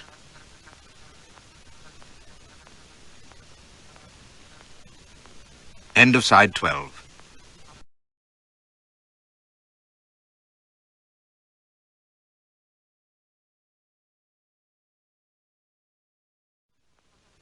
Don't mistake me. I'm not saying he was a hypocrite or a sham, because he wasn't. God help him, he was a sincere, worthy, autocratic, good-natured, terrible, dangerous old zealot. Hard as nails, iron-willed, brave beyond belief, and possessed of all the muscular Christian virtues which I can't stand. He was a humbug only in the public performance he put on for his supporters back east, playing the part of John Brown, the worthy, simple son of the soil with greatness in him, the homespun hero whose serenity was all the more impressive because it was so at odds with the berserk savagery of his reputation on the wild frontier. It was a performance which he thoroughly enjoyed, for he was quite as vain as Messervy suspected, and for which he was naturally equipped with his deliberate manner, calm, searching eyes, strong handshake, and quiet, tolerant humour. Oh, it was worth paying money to see him lay it on. And they paid, too. That I found wholly admirable, for I couldn't have done it better myself, and I'm an expert at being lion-hunted. In his own backwoods way, he had great style, and, odd though it may seem in one whose historical image is that of the Ironside fanatic, he also had considerable charm. Anyway, for all his virtues, he was a bloody hard man to dislike. I didn't sum all this up in a minute, of course, but I got the first whiff of it, and having both style and charm myself, and being a born crawler to boot, I responded to his welcome as befitted a bluff, honest British crusader. "Thank you, Captain Brown," says I, guessing that my use of the title would flatter him sick. "Proud to be with you at last, and honoured to be accepted. They tell me, sir, that it's your birthday. Warmest congratulations, and many of them. Now, I hope you won't take it amiss," I continued heartily, "if I offer a small gift to mark the occasion. I'd not dream of doing it if I didn't know that you won't keep it for yourself, but will apply it to the great cause we're all privileged to serve." I hauled out Messervy's $50 and handed them over. "It's all I have on me, I'm afraid, but, well, I can't do less than that manly little chap I saw out in the hall just now, can I? What? So, many happy returns, Skipper." Shocking bad form, you'll agree. But this was America, and I weighed my man. He snapped it up like a trout taking a fly, looking moved and furrowed, and told me with another hand clasp that I had bought shares in freedom, and he'd not forget it. I didn't grudge the $50. That was my sturdy, open-handed character established, and I'd be living at his charges for several weeks anyway. Then, in case anyone thought he was neglecting the nigger, he turned to Joe and told him that his presence there as a coloured man eager to fight for the liberty of his oppressed brethren was a birthday present in itself, and one whose value couldn't be reckoned in money. He asked Joe where he came from, and when Joe said he was an escaped slave who had worked for Crixus on the railroad, and that his family was still on a southern plantation, Brown gripped him again and put a hand on his shoulder, swearing that he wouldn't rest until that unhappy family had been plucked from the teeth of the wicked, whose jaws would be broken. He got quite warm about it, and for the first time I saw that gleam beneath his brows and heard the rasp in his voice, which somebody described as being like a volcano disguised by an ordinary chimney flue. Joe didn't know what to make of it, but looked confused, and when Brown let go his hand, I saw him wince as he worked his fingers. Sanborn, who had been listening in rapture, took Joe out, and Brown settled his coat and begged me to be seated so that we might talk. He pulled up a chair close in front of me, put his big gnarled hands on his knees, looked me over carefully, and then said, "Well now, friend Joshua, tell me who you are, and what you know, and what you've done." For one horrid instant, I thought he'd found out about me, that I was flashy, and the Yankee Secret Service, and all the rest. And then I saw it was just his manner of speech, with that grave look that stern pedagogues give to naughty children to convince them that lying's useless. What he was after was Coomer's story, and to inspect me. So I described my life in the Royal Navy, and how I'd spied on the slavers and run into Crixus, and brought George Randolph north. He lit up at that, calling it the bravest stroke he'd ever heard of. So I embellished Coomer's record with my own service with that maniac Brock against the Borneo pirates. He asked if they held slaves in Borneo, and I said droves of them, and that was why I'd been there in the first place, to turn the poor buggers loose and proclaim liberty throughout the land, or words to that effect. He drank it in with stern approval, saying I surely had fine experience of irregular warfare. He mentioned Toussaint and Spartacus, and asked if I'd studied Wellington's campaign in the Peninsula, and the ways of the Spanish guerrillas, who were much in my mind when I surveyed the field of Waterloo, pondering how the great captain would have gone about the task of liberating our black brethren held in cruel bondage by evil laws. Knowing the late Duke Nosey, I could have said that he'd certainly not have put pikes in their fists and told them to take to the hills, but thought it best to express toady interest in his visit to Waterloo. He said it had been during a tour he'd made to study European fortifications, so that he could acquire the knowledge necessary if he was to build strongholds in the Alleghenies for revolting darkies. I nodded solemn agreement, reflecting that Mercervi had been quite wrong. This fellow wasn't only mad, he was raving, in a quiet sort of way. Alas, he hadn't been able to pursue his military studies at any length since his time had been taken up with selling wool in London, where he'd won a bronze medal for his wares, and here he pulled it from his pocket, chuckling that it had been some set down for the smart Londoners, a poor rustic Yankee winning their prize. He became quite jolly in his recollection, and went into a long story of how some English wool merchants had tried to take a rise out of him by asking him to feel a sample and give an opinion. Say, though, they were out to hoax me. Why, it wasn't wool at all. No, sir, it was hair from a poodle hound, with which they hoped to take me in. So I teased it and pulled it, mighty solemn, and told them if they had machinery for working up dog hair, it might do very well. That took 'em aback, I can tell you. Yes, sir. They had to admit they couldn't pull the wool over my eyes. They were cheery men, though, and meant it all in fun, so we had no hard feelings. Poodle hair, can you imagine that? It's how I see him still, laughing deep in his throat, slapping his thigh, the great beard shaking and his eyes dancing with merriment. Old Osawatomie, who sabred 5 unarmed men to death in cold blood and blew hell out of Harper's Ferry. He got back to business after that, saying soberly that I mustn't think he would harbour any feeling against me as an Englishman because of the shabby way he'd been served by my fellow countryman Forbes. I blame myself for trusting him, says he, rather than him for his betrayal. His heart was not in the work, as yours is, and he was distracted by the plight of his wife and little ones in France, wanting bread and a place to lay their heads. If he betrayed me, well, we must not judge him too harshly.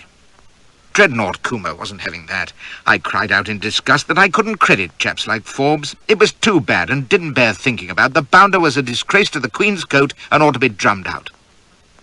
Brown leaned forward and laid a forbearing hand on my sleeve. You're timber from a different tree, Joshua. You are what Crixus said you would be. And your story, I and what I see before me, speak for you. Leave that, old lad, and we'll get on famously. But now, tell me, he tightened his grip on my arm, Crixus has told you what I purpose, and the disappointments and delays I have suffered, and my resolve that this time there shall be no turning back from the gates of Gaza. The grim, bearded face was so close now that I could see my reflection in his eyes, which is a sight nearer to John Brown than you'd want to get. Can you show me how best this great thing can be done? It was more than I'd expected, and my heart jumped. You mean how to take Harper's Ferry? His lids came down like hoods. That's a name best left unspoken just now. Tell that to the rest of North America, thinks I. In this house, at least. But, yes, that is the goal. When? July the 4th. What better day to found the new United States? Oh, absolutely. Less than 2 months away. I'll have to study it. I must know what force, what arms you have, what you mean to do afterwards. You see, Captain, says I soberly, given preparation, any fool can take a place. Holding it's another story. And using it. That is all determined, cries he, glowing. Then I've a question. Ask away, my boy. Very good, says I, all business. Am I to carry out your orders without question? Or will you look to me for advice? He threw his head back, frowning, and I knew I must follow up at once. I am a man of war, Captain Brown. It's my trade, but I practice it against only one enemy, slavery. Did you know, says I, that William Wilberforce was my uncle? Oh, don't matter. I only tell you so that you may understand the force within me. I was the one leaning forward now, going red in the face with holy zeal and just a touch of the fanatical stare. I am with you because you are liberty's champion in America. It all rests on you, whether the oppressed black people of this land are brought forth into the light or languish in bondage. You must not fail. I gave him my grim, do-or-die smile. I'll not have you fail. When we strike, it must be a sure, shattering blow, not a pinprick, not a hasty foray which miscarries for want of planning, but the breach in the dike through which the flood of freedom will surge to sweep away the foul growth of slavery forever. It's listening to folk like Crixus that does it, you know. They supply the words, and I'm the boy who can carry the tune. I was out to convince Brown that I was as crazy as he was, and that if I found fault with his plans, it wouldn't be from half-heartedness or lack of abolitionist frenzy. I was the seasoned professional, you understand, but with the fire in my belly. Having let him feel the heat, I collected myself again with an apologetic shrug. I beg your pardon, sir. I'm presumptuous, and to you of all people, but, you see, I must be sure of victory. Oh, not for myself, but for those thousands of poor black souls crying out for deliverance. Ringing stuff, and he took it like a man, mangling my fingers again. We shall win that victory, cries he, and we'll win it with your good counsel, be sure of that. Why, Moses hearkened to his Joshua, didn't he? He chuckled and clapped me on the shoulder, saying I'd turned his hope to certainty. And now it was time for me to meet our friends, good men one and all, bound to the cause. But not men of action, says he with a sigh. Still, we depend upon them, and it will put heart into them to see you take the oath. This, it turned out, was a rigmarole which Joe and I had to repeat before the company in the other room. A motley bourgeois crew of about a dozen, male and female. Among them were 3 of the secret 6, Sanborn, a truly enormous beard which went by the name of Stearns, and Dr. Howe, a keen-looking citizen who had in tow the only passable female present, a spanking little redhead with a sharp eye. They were affability itself, but I guess they were wary of me and Joe, possibly because we looked fit for spoils and stratagems. They beamed approval when Brown bade us raise our hands and swear to fight slavery with all our might and keep secret all our transactions. But while the women clapped and murmured, Amen, I wondered if 1 or 2 of the men were altogether easy about witnessing the men of blood getting their baptism, so to speak. I played strong and silent, and Joe, of course, didn't say a word. But it didn't matter, for the purpose of the gathering was to pledge money, which apparently they'd already done, and thereafter to admire Brown, to the accompaniment of coffee and sandwiches. Sanborn took the lead by reading a press report by one Artemus Ward of a meeting which Brown had addressed in Cleveland some weeks earlier, after his triumphant return from the Missouri raid in which he'd snatched 11 niggers and various horses. Listen to this, will you? Cries Sanborn, adjusting his glasses. A man of pluck is Brown, you may bet on that. Cries of hear, hear, and I should say so. He must be rising 60, and yet we believe he could lick a yard full of wildcats without taking off his coat. Laughter. Turn him into a ring with 9 border ruffians, 4 bears, 6 Injuns, and a brace of bullpups, and we opine that the eagles of victory would perch on his banner. Loud laughter and applause, and Sanborn cries, he writes further that Captain Brown is refreshingly cool and could make his jolly fortune by letting himself out as an ice cream freezer. Delighted cries from the ladies, while Brown stood gravely regarding the carpet. What do you say to that, Captain? He has one thing right, says Brown dryly. I'm rising 60. At this they all cried, no, no. Ward had hit it dead on, and clustered round him, filling his cup and offering sugar cookies. He took it all pretty cool, with that stern modesty that's worth any amount of brag. One shrill old sow in a lace cap said that she'd been told at that same meeting Captain Brown had said that the only way to treat border ruffians was as though they were fence stakes. And whatever had he meant by that? Brown looked down at her, stroking his beard, and asked, what did she suppose people did to fence stakes? Why, they strike them, I suppose, says the beldam. Just so, ma'am, says Brown. You drive them into the ground so that they become permanent settlers. She cried, oh my, and fanned herself. While the other women tittered, Sanborn said, yes, indeed, and the men chortled that it was the only way. One said he had much admired Captain Brown's reply to a heckler who had accused him of stealing horses and looting the property of pro-slavery people. Brown had answered that since the pro-slavers had started the war in Kansas, it was only right that they should defray its expenses. "But even better," cries a small snurp with a cowlick and glasses, "was your hit at the expense of a wiseacre who questioned your right to sell horses taken from Missouri." He beamed at Brown. "Do tell the company, Captain, what you retorted." He nudged his female companion. "Listen, Sally, 'twas the neatest thing." "Why," says J.B., very serious, "I believe I told him they were not Missouri horses, but abolitionist horses, since I had converted them." This had them in fits, while I watched with approval, for I knew this game of old, having played it myself 100 times in the days when I was being hero-worshipped. It's almost a ritual. They flatter you by praising your words or actions, and you play it easy and modest, but just giving a hint every now and then in a humorous way what a desperate fellow you are, because that's what they love above all. We had a prime example of it that night, when a young fellow came in with the news that one Governor Stewart was expected in Boston soon, at which there was a sensation, for this Stewart was the man who'd put a price of $3,000 on Brown's head in Missouri. The women squealed, and the men looked anxious. Brown, standing by the fireplace, asked the young chap, whose name was Anderson, if it was Stewart's intention to set the U.S. Marshal after him, and wear the reward posters up in Boston. "You bet, Captain," says Anderson, who was a jaunty bantam. "But I reckon you may stand under him, and the Marshal won't trouble you."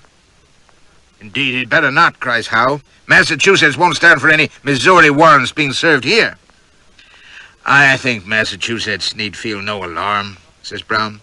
"There were posters in Cleveland, and I stood under those and made myself conspicuous outside the Marshal's office down the street. But he chose to ignore my presence. I can't think why." He was resting an arm on the mantelpiece, and now he turned so that his coat fell open to reveal an enormous Colt strapped to his hip. "I guess it was just civility on his part, in case I'd feel embarrassed." There was a great whoop of laughter and arch glances at the pistol, while they nudged each other and agreed that it would have been real embarrassing. "For the Marshal, ha-ha." The old biddy in the lace cap said it was monstrous that Southern reward posters should be permitted in a northern city. And what would happen if the Marshal and his government hounds should try and arrest Captain Brown? "Why, they might have the gall to try it in one of our very own houses." "If they do, ma'am," says Brown, "we shall bar the door against them. I should hate to spoil your carpet." That seemed to set them in the mood for a few bloodthirsty hymns, with Sanborn thrashing the harmonium. One was about a small, weak band going forth to conquer, strong in their captain's strength, which was sung with approving smiles in our direction, and a scrawny female had the impudence to press my hand in encouragement. If she'd been worth it, I'd have arranged a prayer meeting with her later, for there's nothing like religious fervour to put 'em in trim, you know. I gave her my brave, wistful smile instead, and devoted my energies to Who Would True Valour See, which concluded the soirée, with Brown in great voice, eyes shining and beard at the charge, as he roared defiance at the hobgoblins and foul fiends. When the guests had gone, Sanborn gave us a slap-up supper in his kitchen, during which Brown made a point of engaging Joe in talk, plainly to make him feel at home and an equal member of the band, which was ironic in its way, since Joe was a sight better educated than Brown, or, as it turned out, any of his other followers. He took care not to show it, though, which wasn't difficult, since Brown prosed on at length, telling him that when they'd been in Chicago and a hotel had refused to take the coloured people who were along with him, Brown and his gang had trooped out en masse and hadn't rested until they'd found a place where there was no colour bar.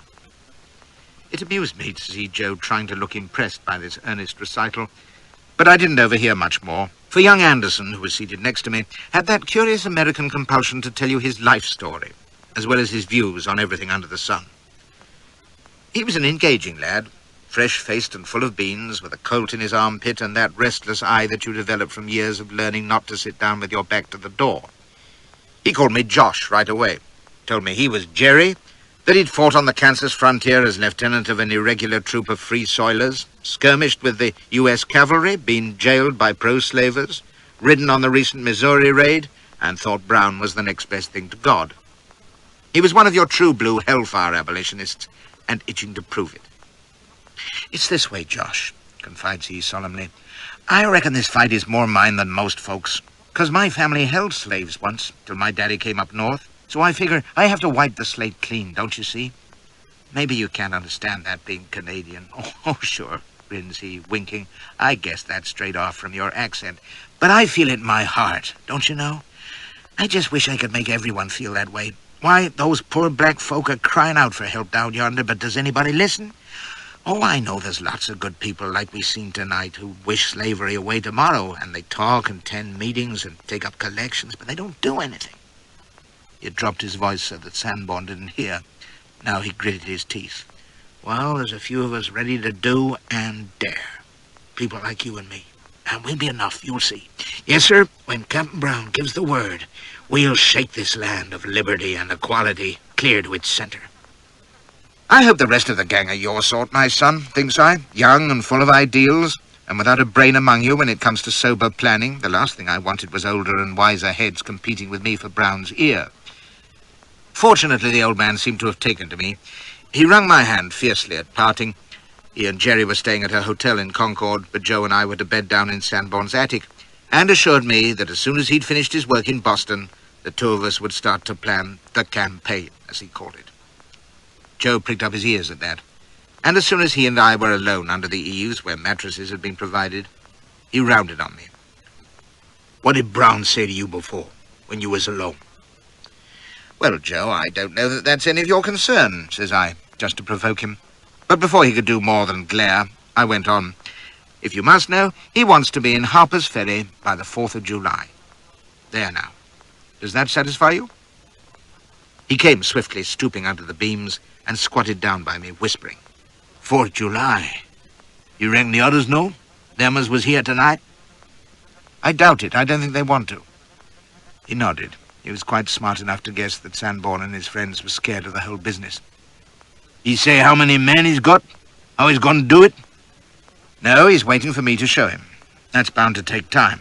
And I don't know how long it'll take to assemble his men, or how many he can count on, or what arms he's got, or what money. I don't know if he can be ready in just 2 months. Listen. His ugly black face was thrust into mine, whispering furiously. You better see he's ready. You hear me? And you... Now, you listen, I hissed, as loud as I dared, giving him back glare for glare. The sooner we have this straight, the better. I'm being paid $5,000 to see that this damned farmer takes Harper's Ferry, and no blundering black fool is going to queer my pitch. I know how to do it. You don't. If it takes me all summer to make it sure, that's my affair. I'm his lieutenant, not you. And the farther you stay clear of me, the safer we'll both be. Do you think you can prowl at my elbow looking like my bloody keeper? Do you want to make them suspicious of us? I sat back, sneering. How long do you think we'd last if they guessed you were a Q-class spy? Why, before I knew it, I was staring into the muzzle of a cocked revolver, his eyes rolling with rage behind it. Day they guess that, Master Kuma, hisses he. You're gone. In case you think you can get up to any shines with me, just remember, I ain't the only one watching you. So now. I forced myself to look unmoved down his barrel, with my bowels doing the polka. By God, he was a quick hand with a barker, and then to fetch an elaborate sigh as I stretched out on my mattress. You're a fool, Joe. You don't understand me at all, do you? Why, if I'd wanted to split on you, I could have done it when I was alone with Brown, couldn't I? But I didn't, because I've got 5,000 good reasons, and when I make a deal, I keep to it. Now go to sleep. And in the morning, do try to remember that you're not my watchdog, but a grateful darky abolitionist who's fairly sweating to set his brethren free. Give him a chorus of Doo-Dah Day, why don't you? He stood looming over me for a long moment, then stirred his hand, and the pistol had vanished. He turned on his heel and went without a word to his mattress, but not to sleep with a tranquil mind. As I became aware in the small hours when I woke, discovered there wasn't a piss spot to be had, descended the attic ladder to a window where I relieved myself into the night, and turned to find him within a yard of me, pistol in hand and glowering as though he'd just escaped from Sinbad's bottle. It gave me a horrid scare, but I got my own back by offering to hold the pistol and keep a lookout while he took his turn at blighting Sanborn's geraniums. He wouldn't, though, and when I dropped off to sleep again, I guessed that he was still brooding watchfully, wondering what to make of me, no doubt. In fact, I didn't sleep that long. There was too much to think about, and this was the first real leisure I'd had to do it. Brown was an odd case. I'd expected a brimstone-breathing fanatic, and instead I'd met a steady, pretty decent, but plainly determined old man with an admirable gift for modest showing off. There was no doubt that he was fixed in his resolve. He'd invade Virginia if it was the last thing he did, which it probably would be if he ever got round to it, but that was out of the question. For the simplest of reasons, he didn't have the brains for it. He was a slow thinker, if ever I saw one, and a dreamer. Mercervi was right. I doubted if he could have directed a nursery tea. Rampaging into Missouri and grabbing the first niggers and horses he saw was his mark, but planning a military raid, no, I couldn't credit it. That aside, where were his men? Scattered, visiting supporters, raising funds, working at odd jobs, or just loafing, from what Anderson had told me. And I'd heard about money and weapons. Well, I'd believe them when I saw them. As I lay there, staring up at Sanborn's skylight, my thoughts kept jumping between hope and dread. One moment I felt my confidence growing that I could keep Brown busy, planning and dreaming and getting nowhere for as long as need be. And then doubts would creep in, and I'd have to tell myself fiercely that I was in the business now and no turning back. I'd been a helpless cork born on the tide until my meeting with Seward. Then I'd had a plain choice and made it. And while it had landed me in this ridiculous galley, it had been the right one, and it was too late to run now anyway, with this black gunslick watching my every move. I was too hot and clammy to go back to sleep now. It's wonderful how fears can sprout in the dark when you're as naturally windy as I am. As I writhed fretfully on the lumpy mattress, it struck me as damned sinister that Mercervi hadn't arranged some means whereby I could get a message to him. Why, I could have let him know that Harper's Ferry was the certain target, and he could have had the Marines deployed around the place, and word of that would surely have reached Brown and caused him to give up the business altogether. My God, was it possible that Mercervi and his superiors, whoever they were, absolutely wanted Brown to raid the ferry for some ghastly political reason which I didn't understand? Never. In that case, why the hell were they employing me to stop him? Well, Flashy, you fool, to kill him for taking 6 bits off that infant. For it was plain as print that Lincoln and Palmerston were in the thing too, and it was all devilish plot to make the Queen withhold my knighthood, as she certainly would do. Once Seward had told Prince Albert that I'd pissed in Charity Springs' flower bed. At which point I awoke with a wordless cry, lathered in cold sweat, to discover that it was growing light and that I was in bursting need of another visit to the window below. So I rolled out, cursing, and clambered miserably down the ladder again, and blow me if Simmons didn't follow me every step of the way.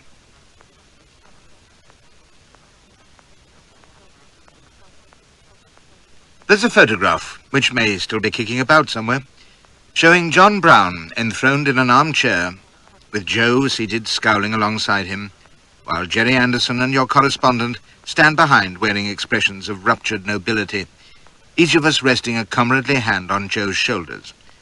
Although, as Jerry observed, from the look on Joe's face, you'd think we were trying to hold him down. The reason for the picture was that Brown wanted a new hat, and in those days, daguerreotypers used to dispense free headgear to their sitters, with a miniature copy of the plate attached to the inside lining. The hat was rubbish, but Brown reckoned it was a saving. He had no more money sense than my beloved Elspeth, and was always short, and it's my belief that we only had our likenesses took so that he could sit there looking like Elijah, with his faithful followers about him, the darky being given the other chair to show that all men are equal in the sight of God and daguerreotypers. It was posed in New York in that strange month of May 1859, which I still look back on with wonder. I'd been harried halfway round the world through the strangest series of chances, and now, after one of the most topsy-turvy weeks of my life, I found myself loafing about in the wake of an eccentric revolutionary with nothing to do but wait and see what might happen next. Most odd. And my recollection of it is fairly incoherent, with 1 or 2 episodes standing out in relief. This time, you see, was the last tranquil twilight in the remarkable career of John Brown of Osawatomie, when he was saying his farewells to his Eastern friends, scrounging his final subscriptions, and preparing for the great day which probably he alone believed was coming at last.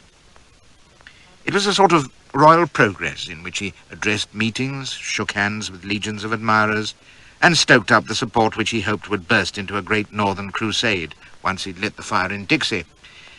It took us from Boston to New York and various places around, And since I'd decided that my own eventual profit and present safety would be best served by going along quietly, I used the time to study the man and take the measure of his prospects. An encouraging sign was that his health was none too good. He complained of what he called ague, and I had hopes that he'd be in no shape to start a war that summer. But he was a tough old bird and wouldn't pamper himself. He was a great one for Spartan living, and at one place we stayed, the maid of the house found him at daybreak, fast asleep on the front steps. She made the mistake of shaking him, and found a colt presented at her head.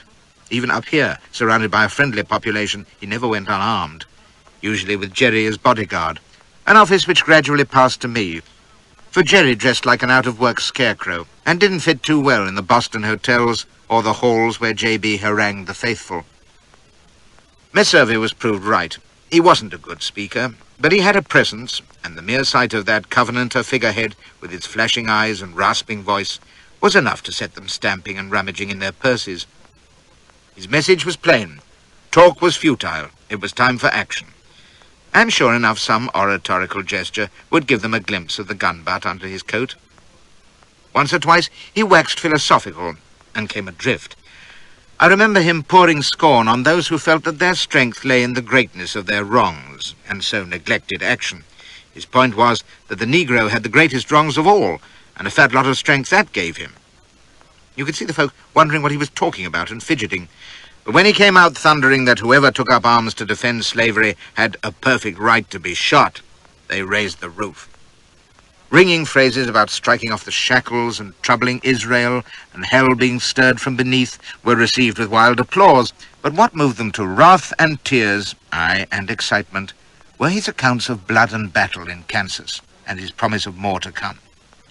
It was after one of these addresses, when they were crowding round to bless him and shake his hand, that I heard someone say that his speech had been like that of Cromwell compared to an ordinary king. That delighted him. Cromwell was one of his heroes, and people were forever likening him to the old warthog. When he wasn't speechifying or paying calls, he was writing letters to all and sundry. One I remember him composing at the U.S. Hotel in Boston, reading it aloud with particular care because it was to his 5-year-old daughter. I looked it up in his biography the other day, hoping to edify my own grandlings who need all the morality they can get. It will give you some notion of his style. My dear daughter Ellen, I will send you a short letter. I want very much to have you grow good every day, to have you learn to mind your mother very quick and sit very still at the table, and to mind what all older persons say to you that is right. I hope to see you soon again, and if I should bring some little thing that will please you, it would not be very strange.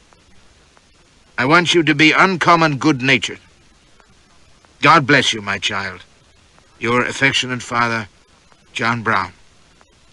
Couldn't punctuate worth a damn, you see, and used to say he knew no more of grammar than the farmer's calves.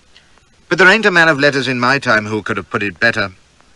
My grandbrats received it in polite silence, and then John said, well, what was she to do when an older person said something wrong? Jemima asked if Ellen was pretty, Alice wanted to know what the promised little thing was, and Augustus belched. God help Miss Prentice, I say. The rest of his time he spent in talk. And since I was a new listener, I had to endure a good deal of his prosing in those first weeks. Silly cracker-barrel stuff, mostly. Although he had a curious store of half-learned knowledge, Bunyan was a favourite, and he was well up on Napoleon and Caesar and assorted military history. He was thirsty for anything that might be of use in fighting slavery, but had no time for soldiers or soldiering, and had gone to all lengths to avoid service in his youth, the notion of drilling and training to kill being anathema, until the abolitionist bug had bitten, and he'd found an enemy to hate. And when he got into the subject of his first encounters with slavery, look out. A change would come over him, and from talking in his usual opinionated style, he would go into a sort of brooding study, staring ahead and growling as though a steam kettle was coming to the boil inside him. It was an unnerving sight, I can tell you, and I shan't forget the first time I saw it, one evening when we were seated alone on some front porch or other. I was 12 years old, says he, gritting his teeth. and I drove some cattle a long way to the house of a gentleman with whom I had to stay for a spell. He was a good man, kindly, and feared God, and made a great pet of me. He showed me off to his folks, saying what a smart, brave little chap I was to come 100 miles alone. Well, that was fine. But you know, he had a young black slave boy, just my age, and bright as a brass button. And I tell you, the way he treated that child would have broke your heart. Oh, it was the best victuals for me, and a seated table nearest the fire. But for that little colored lad, why, he barely fed him but scraps, and beat him like a dog with a stick or a shovel or any old thing at hand. He didn't have pity on him at all.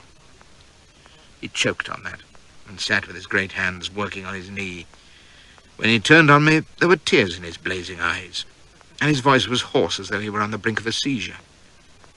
That was the moment when I first understood how the man who wrote that letter to his daughter could also be the man who'd massacred the pro-slavers at Potawatomi. He was a man possessed. No other word for it. I didn't see how God could let such things be, cries he, or could put such fell cruelty into the heart of that good, kindly man. Why, he was a U.S. Marshal. Yes, he was. He heard my prayers at night and gave me a spinning top, the first I ever had. I asked him, if God was my father, wasn't he father to the little black boy too? And he told me not to trouble my head about such things. Not to trouble. It wasn't canny. Those eyes and the huge hawk nose and heaving beard, all directed at me as though I were the bloody U.S. Marshal. He seemed to be inviting comment, but all I could think of to say was that it was pretty rotten, and had the fellow been tight, perhaps. He didn't seem to hear me, luckily, so I let it be.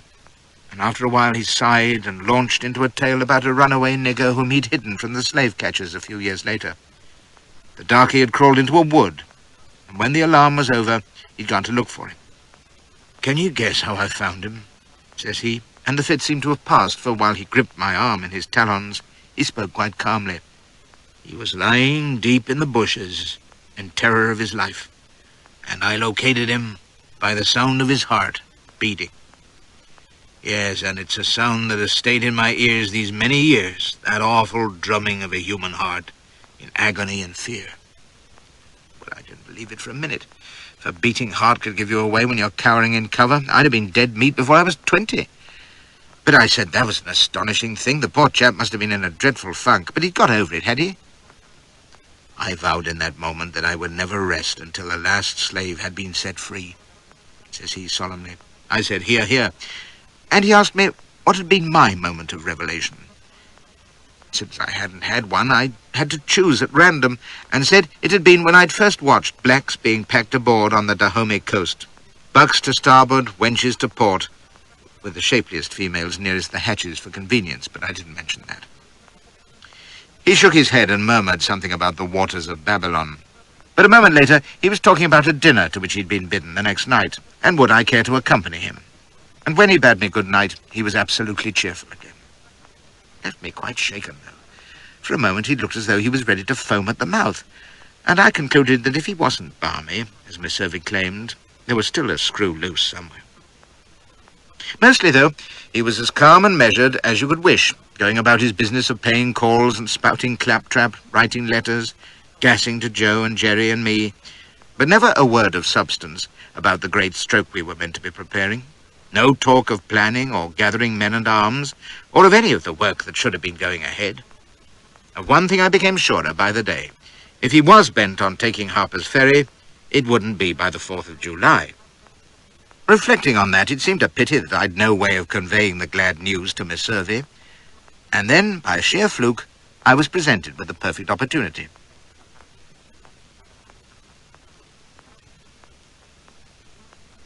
End of side I mentioned 30. A moment ago a dinner to which J.B. had invited me. It was at one of the big Boston hotels, full of quality and local bigwigs, and the two of us were guests of Dr. Howe. We'd barely stepped into the lobby when he cried to J.B. that there was someone he must meet. And who should it be but the podgy senator who'd tried to dragoon me into this business in the first place, and whom I'd last seen outside Seward's cabin.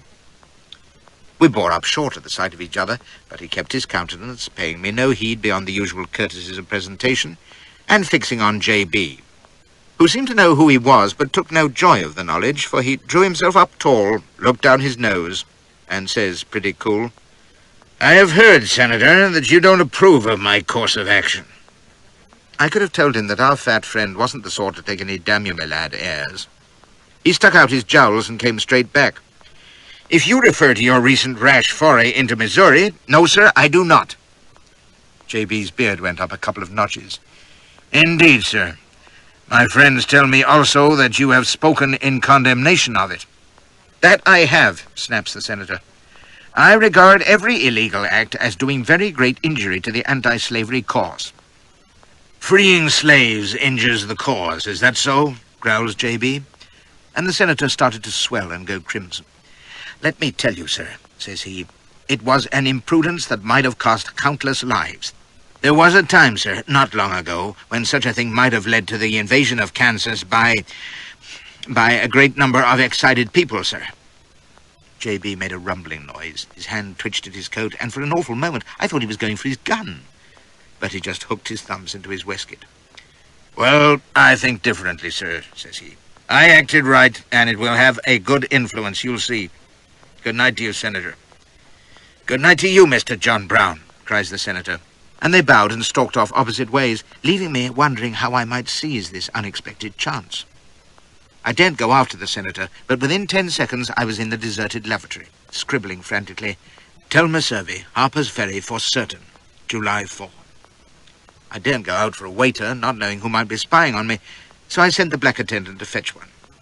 He brought another darky in a liveried coat, on whom I pressed the note, telling him to deliver it to the fat, ugly senator with the yellow flower in his buttonhole. And he cried, "Sure enough, sir," and bowled off, chortling. But whether the note ever reached the senator, I never found out. If it did, he must have ignored it, or else Miss Survey did, and you may make of that what you will. Anyway, I've done my best. It was in early June that I started to earn my corn as a military advisor, when J.B. took me into Connecticut to see the pikes which he'd commissioned 2 years earlier. He was full of misunderstood nonsense about Swiss infantry and Greek phalanxes and Scottish schiltroons, and plainly had visions of niggers forming squares to repulse cavalry charges. I couldn't believe my eyes when the blacksmith hauled out half a dozen which he'd got up as samples. Amazing instruments, 6 feet long, with bowie blades clamped to their ends. But asked my opinion, I said they were capital weapons. The more money J.B. spent on trash, the less he'd have for serious equipment. He ordered 1,000 on the spot. And the smith said admiringly that he hadn't realized that Richard the Lionheart was operating in Kansas, but 1,000 would cost $450, and he couldn't deliver until August. Farewell, July the 4th, thinks I. This is splendid. J.B. was well pleased, though. You could see he was itching to fight Bannockburn or again in the Blue Ridge Mountains. A few days after this, we said adieu to New England, J.B. going north to visit his family, while Jerry, Joe, and I were packed off to Ohio to join 2 of his sons, who were supposed to be recruiting in that state. They were the first of his celebrated brood that I'd met, and I found them vastly reassuring. Owen Brown, J.B.'s right-hand man, was big, tough, genial, and fat-headed, and John Jr., the oldest son, was a poor critter in low spirits, plainly bound for bedlam. Like all the Brown boys, they were strapping, fine-looking fellows, but you'd not have trusted either of them to light the fire. Owen would have made a fairish corporal, given no work more taxing than lifting heavy weights and advancing into the cannon's mouth, but Junior had always been slightly wanting, Jerry told me, and the Kansas fighting had sent him off the rails altogether. He'd never got over his father's butchery at Potawatomi, and soon after had fallen into the hands of border ruffians who had chained him and flogged him 60 miles over hard going, which had reduced him to raving idiocy. He was better now, Jerry opined, but J.B. would never have him in the field again, so he'd been made quartermaster and chief of recruiting, at which he was making no headway at all. If these 2 are a fair sample, thinks I, we'll have a quiet summer of it. But there was a third man in Ohio, whom I didn't meet until J.B. returned from up north. And as soon as I shook his hand and met his eye, I scented 2 qualities we could have done without, brains and bravery. He was a Switzer, though American-born, named Kagi, and he was to prove to be the only man in Brown's conspiracy who knew what he was about. He was in his middle 20s, dapper, sharp, well-read and keen, and if there had been half a dozen like him, well, American history books might have a chapter today about the great Virginia slave uprising. He'd been a teacher and had fought in Kansas, where he distinguished himself by shooting a judge, who in turn had put 3 slugs into Kagi, which gives you some notion of what life at the American bar was like in those days. "My Gideon," says J.B. in high good humour, putting one hand on Kagi's shoulder and the other on mine, "and my Joshua, who together shall be a scourge of Midian, yea, and of Canaan." And from Kagi's quick, cool smile, I knew that this smart, clean-shaven youngster, who was styled Secretary for War, by the way, was itching to steer his chief into action. He lost no time in drawing me aside and showing me a map of Harper's Ferry, hand-drawn but far better than the Survey's, and asking if I'd formed any plan for taking it and for the campaign that must follow. I said J.B. hadn't asked for one yet, but as I understood it, taking the place was the least of it. "You're right," says he briskly, and tapped the map. "See here, armory, rifle works, arsenal, all within a half-mile. No troops on guard, only watchmen. I know the place well, 'twill be easy as pie. Given the men the arms and secrecy," says I, and decided to impress him. Then strip the arsenal and armory, have wagons and mules to carry the stuff to a prearranged rendezvous in the hills, food, bedding, clothes and boots for the slaves when they come in, dispatch scouts to watch for the nearest militia companies, bring word of their movements, cut the wires, blow the railroads. I paused for breath, but that, of course, is just for a beginning. I'd expected his face to fall, but he was beaming. "Thank God," cries he, "a man who knows his business." "If I didn't, I wouldn't be here," says I, the grim professional. Then I grinned to show him I was human. "See here, though. John Henry, isn't it? Well, answer me this, John. These slaves J.B. is counting on to run away and join us. How many? How soon? How does he intend to bring 'em into us? We're going to need 'em quick, but they mustn't know too soon that we're coming, or the whole South will know it too. Then they'll have to be fed, clothed, armed, and trained. I can plan for all that, given the assurance of men and equipment. But getting 'em moving in the first place, that's the key to this whole affair, my boy. That's where we stand all for." Do you know, it was only while I was talking that the sheer lunatic impossibility of the whole ridiculous business rose up and hit me a facer for the first time. You see, until now, I hadn't thought beyond J.B.'s intended capture of Harper's Ferry. Why should I, when I didn't believe it would ever happen?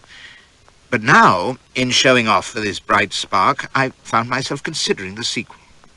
A slave uprising followed by a guerrilla campaign, and when I did, I wanted to burst out laughing.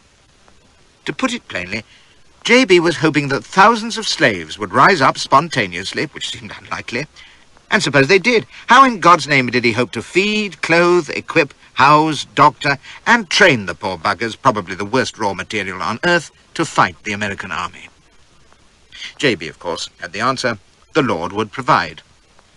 Kagi, being blessed with common sense, could see that the Lord would need considerable help, but being an optimistic disciple of J.B. and no soldier, he probably hoped that all would come right on the night. After all, this brilliant fellow Coomber was taking the thing seriously, so it must be feasible.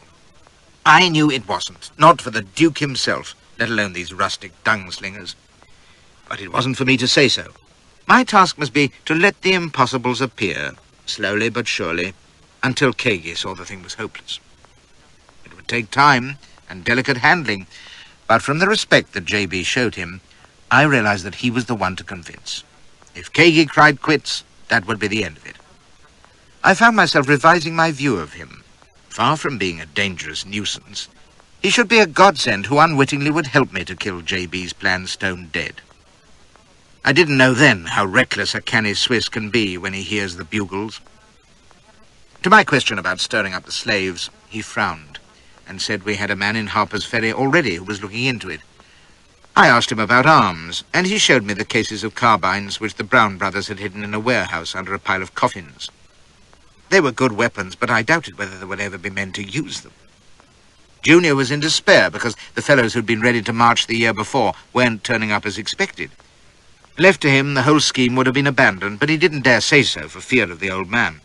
And when Kagi reminded him that there were hosts of free niggers up in Canada just waiting to answer the call, he pretended to perk up, saying he'd see to them when he'd collected all the weapons and shipped them down closer to the border.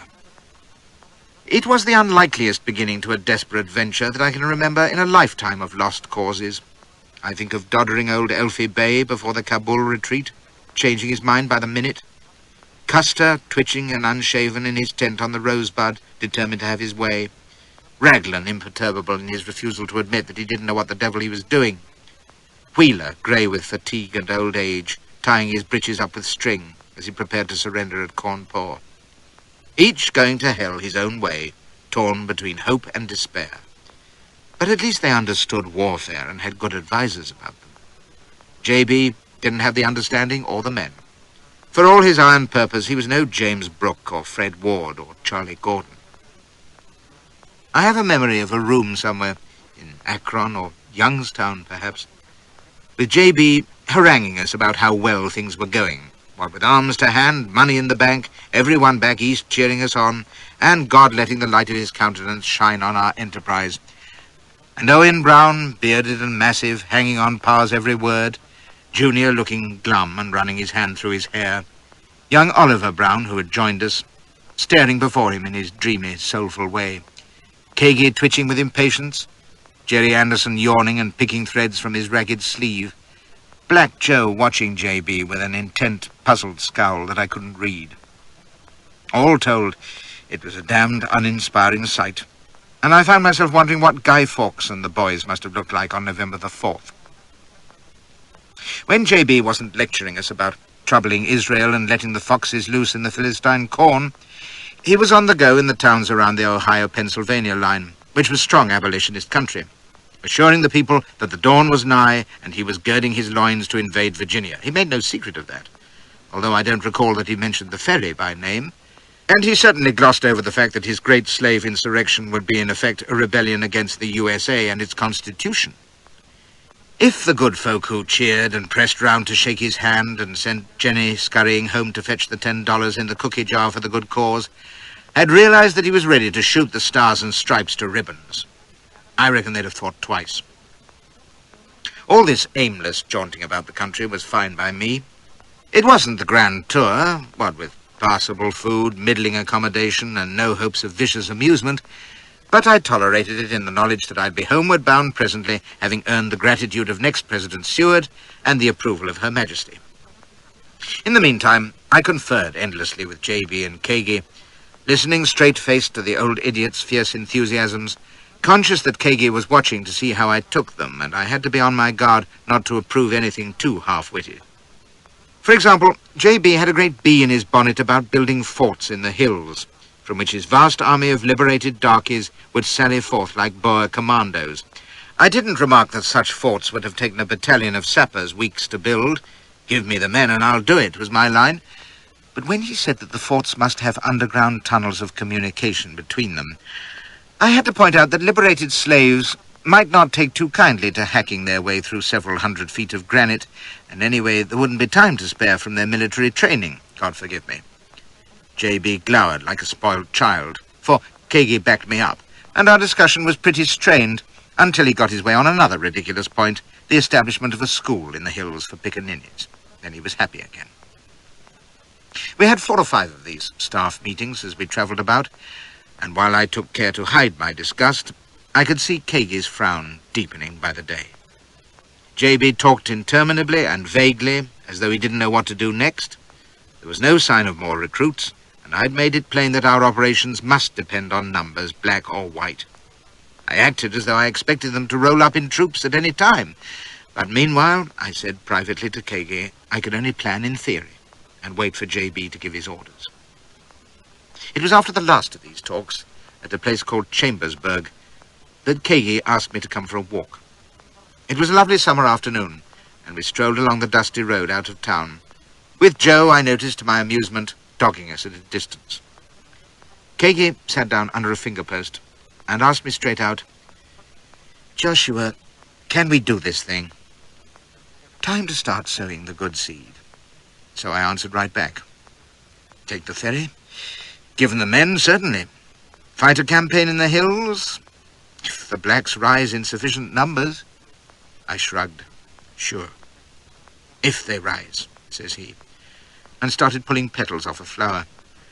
Oh, truth to tell, there ain't all that many blacks around the ferry, and they ain't like the plantation negroes down south. They're farm hands mostly, and house slaves. Not much cotton their way, you see, and pretty much part of their masters' families. I don't know whether they'll want to rise.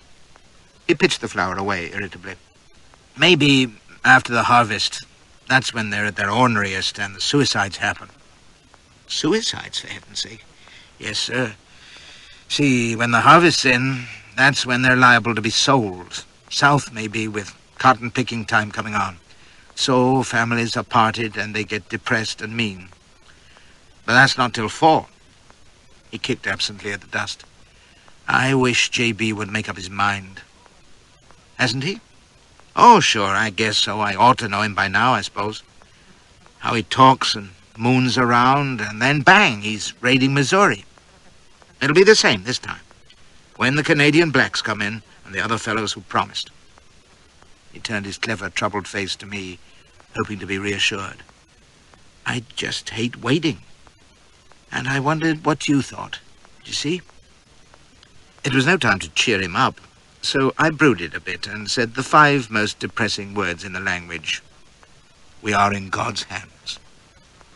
But so he'd never be able to say I discouraged him, I added sternly with a hand on his arm, never forget, John, that 'tis not the beginning, but the continuing, until it be thoroughly finished, that yieldeth the true glory.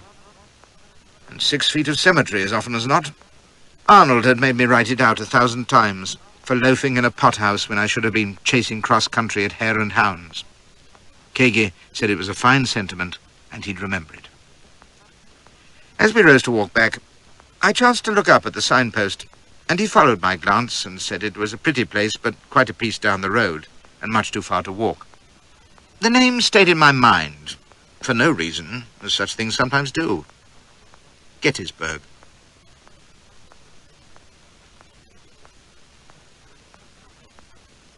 I should have jumped the train the moment the conductor took Joe's ticket, glowered suspiciously, and asked him to account for himself. Better still, I should never have boarded the train at all, and might not have done if I hadn't mislaid my map. I'd bought it in Boston to keep track of our random jauntings back and forth, and had traced our progress from New England to Ohio most satisfactorily. But after I lost it in Pittsburgh, I think, why, like a careless ass, I was content to roll along in happy ignorance of where we were. At Chambersburg, I knew we were in Pennsylvania, which was fine. And when J.B. said we were going to Hagerstown, I never thought twice. I'd never heard of the place, and had no notion where it lay.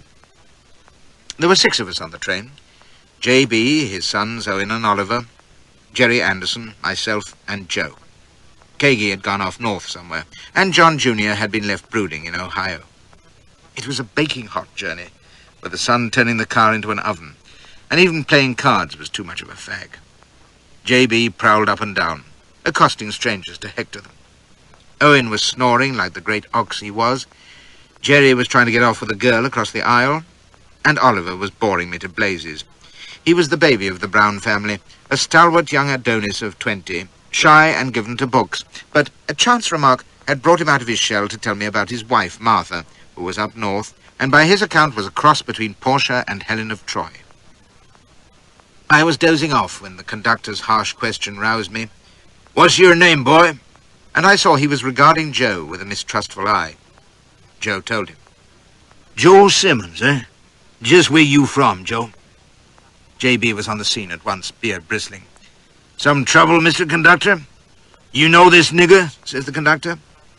"I know this free-colored man," says J.B. sternly. "He is in my employ."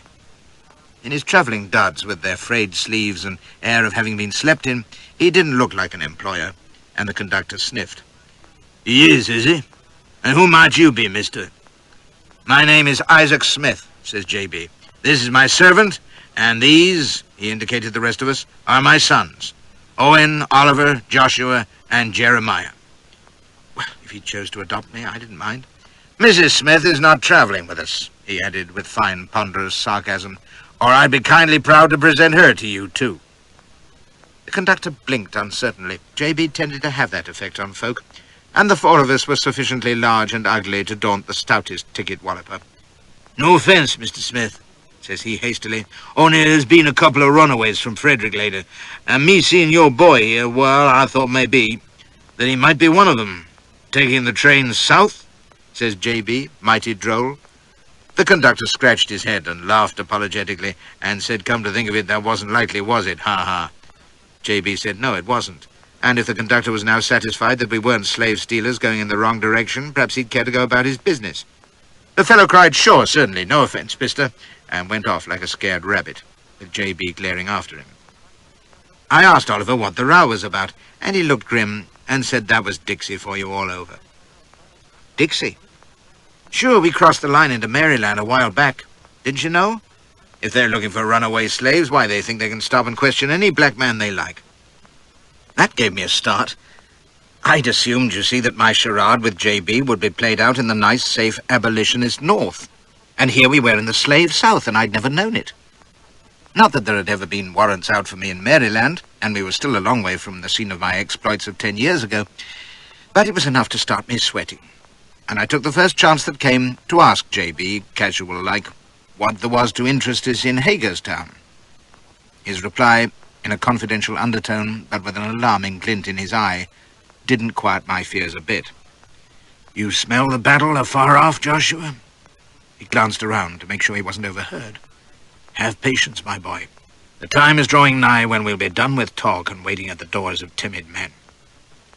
Yes, sir, we're approaching the scene of the great war from which there'll be no discharge. We're going to spy out the land," says he, with a grin that froze my marrow. "What did Moses say to his Joshua, eh? Get you up this way southward, and get you up into the mountain, and see the land what it is, and the people that dwelleth therein, whether they be strong or weak, few or many." And Joshua and his 11 spies did just that, remember? I didn't, in fact. The only thing I recollected about Joshua and spying was 2 chaps being sent to a harlot's house. But this was appalling news I was hearing. I asked him what he meant. "Why, we'll lie up a day or two in Hagerstown," says he, "and then it's just a few miles down the river to where we want to be at." "Where's that?" says I, trying not to croak. "Why, Harper's Ferry, to be sure. We'll take a good look at the country along the way, and—" "What's that? Restrain your language, sir, and keep your voice down." He was glaring disapproval and darting nervous glances at the nearest passengers. "There's no call for excitement," he whispered angrily, "or that kind of foul Navy talk. I won't have it." Then he patted my knee like a forgiving uncle. "I know you're eager. I've watched you chafing these past weeks, and I promise you won't have to wait much longer. Once we've seen how the land lies, we're going to find ourselves a nice out-of-the-way place between Hagerstown and the ferry, and there we'll make our final plans. When the men have come in, and the arms—" He sat back, nodding his great bearded head, eyes gleaming, while I fought manfully to retain my breakfast. To find myself in Maryland had been bad enough, but the news that we weren't a kick in the arse from Harper's Ferry was shocking. Oh, I'd seen it on the map often, but it had always seemed a safe distance away. America's such a big place, you get into the habit of thinking you're miles from anywhere, and I hadn't realized in Chambersburg how close we were getting. Now, without warning, we were almost there. When my guts had stopped fluttering, I reflected that it might have been worse. For a horrid moment, when he'd mentioned the name, I thought he was contemplating a sudden wild onslaught, but plainly it was just to be a scout, before we retired to some hole in the ground for another jolly discussion about Greek phalanxes or forts with connecting tunnels. I could tolerate that. Not that I had any choice with Joe at my elbow. For now that we were south of the line, he took to sticking close again, possibly because he believed the great day was approaching. I continued to doubt it, for when we reached Hagerstown, JB was back in his indecisive mood. He took us trekking about the country for a couple of days, inquiring for properties to buy or rent, and then it was all aboard the train again. And on a bright July day, we rolled across the bridge into Harper's Ferry, and I had my first sight of that strange little town where a parcel of ragamuffins were to change the course of American history. It's an odd place, lying on flat land at the tip of a peninsula where the Shenandoah and Potomac rivers meet, with heights of some grandeur on either side, so that the town seems to be at the bottom of a gorge. Behind, the peninsula runs up to a third set of heights, the rearmost houses climbing the slope, with steps cut into the hillside.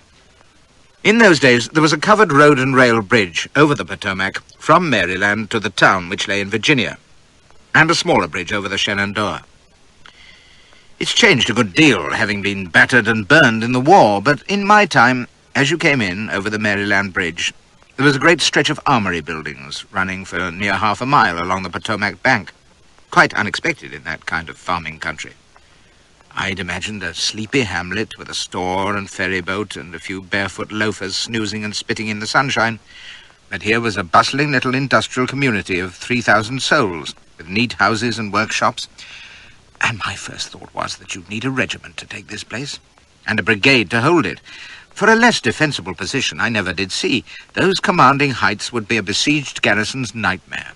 And when the bridges went, why, you'd be like a mouse in a bottle. But it was the sight of J.B. and his boys wandering about like a party of tramps looking for a place to doss down that moved me to silent mirth. They gaped at the great spread of armory workshops and the arsenal building, gazed up the Shenandoah shore to the rifle works half a mile off, considered the number of workmen moving briskly about the sheds, and the activity about Wager's Station Hotel by the railroad tracks. And you could see in their eyes the question to J.B., how the devil do we take this place? True, there wasn't a soldier to be seen, but there were several score of likely labourers and any number of townsfolk. I could just picture J.B. hammering at the arsenal door and getting a bucket of water over him for his pains before the lads of the village swarmed out to chase us back over the bridge, probably in tar and feathers. As for the notion of carrying off arms and ammunition to the hills while the populace stayed obligingly in bed, well, I'd always thought the projected raid was daft, but only now did I realize it was ridiculous. My spirits were further raised by our conference in Galt's saloon, where we met Johnny Cook, who was J.B.'s man on the spot.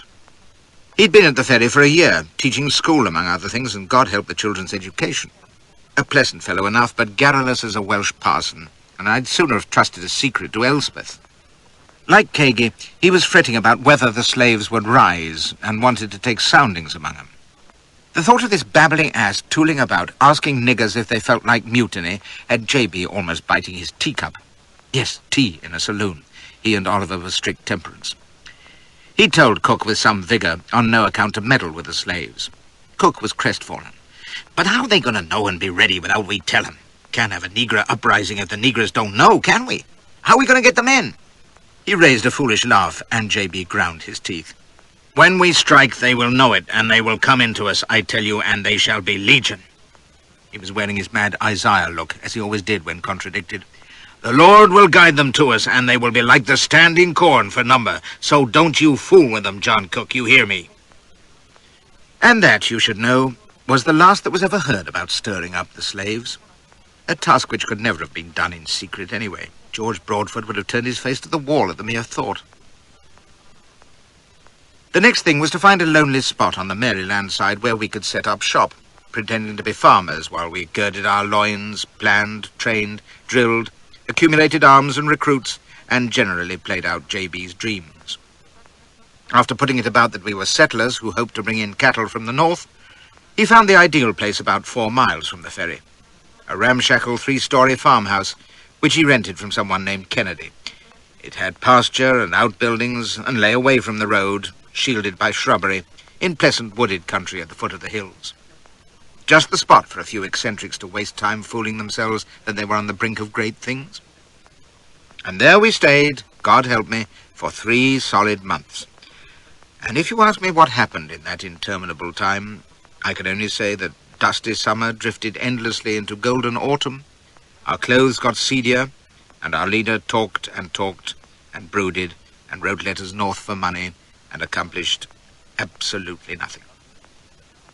While in the world outside, which I began to doubt still existed, Pam became Prime Minister again, Blondin walked across Niagara on a tightrope, someone invented the steam road roller, people read A Tale of Two Cities.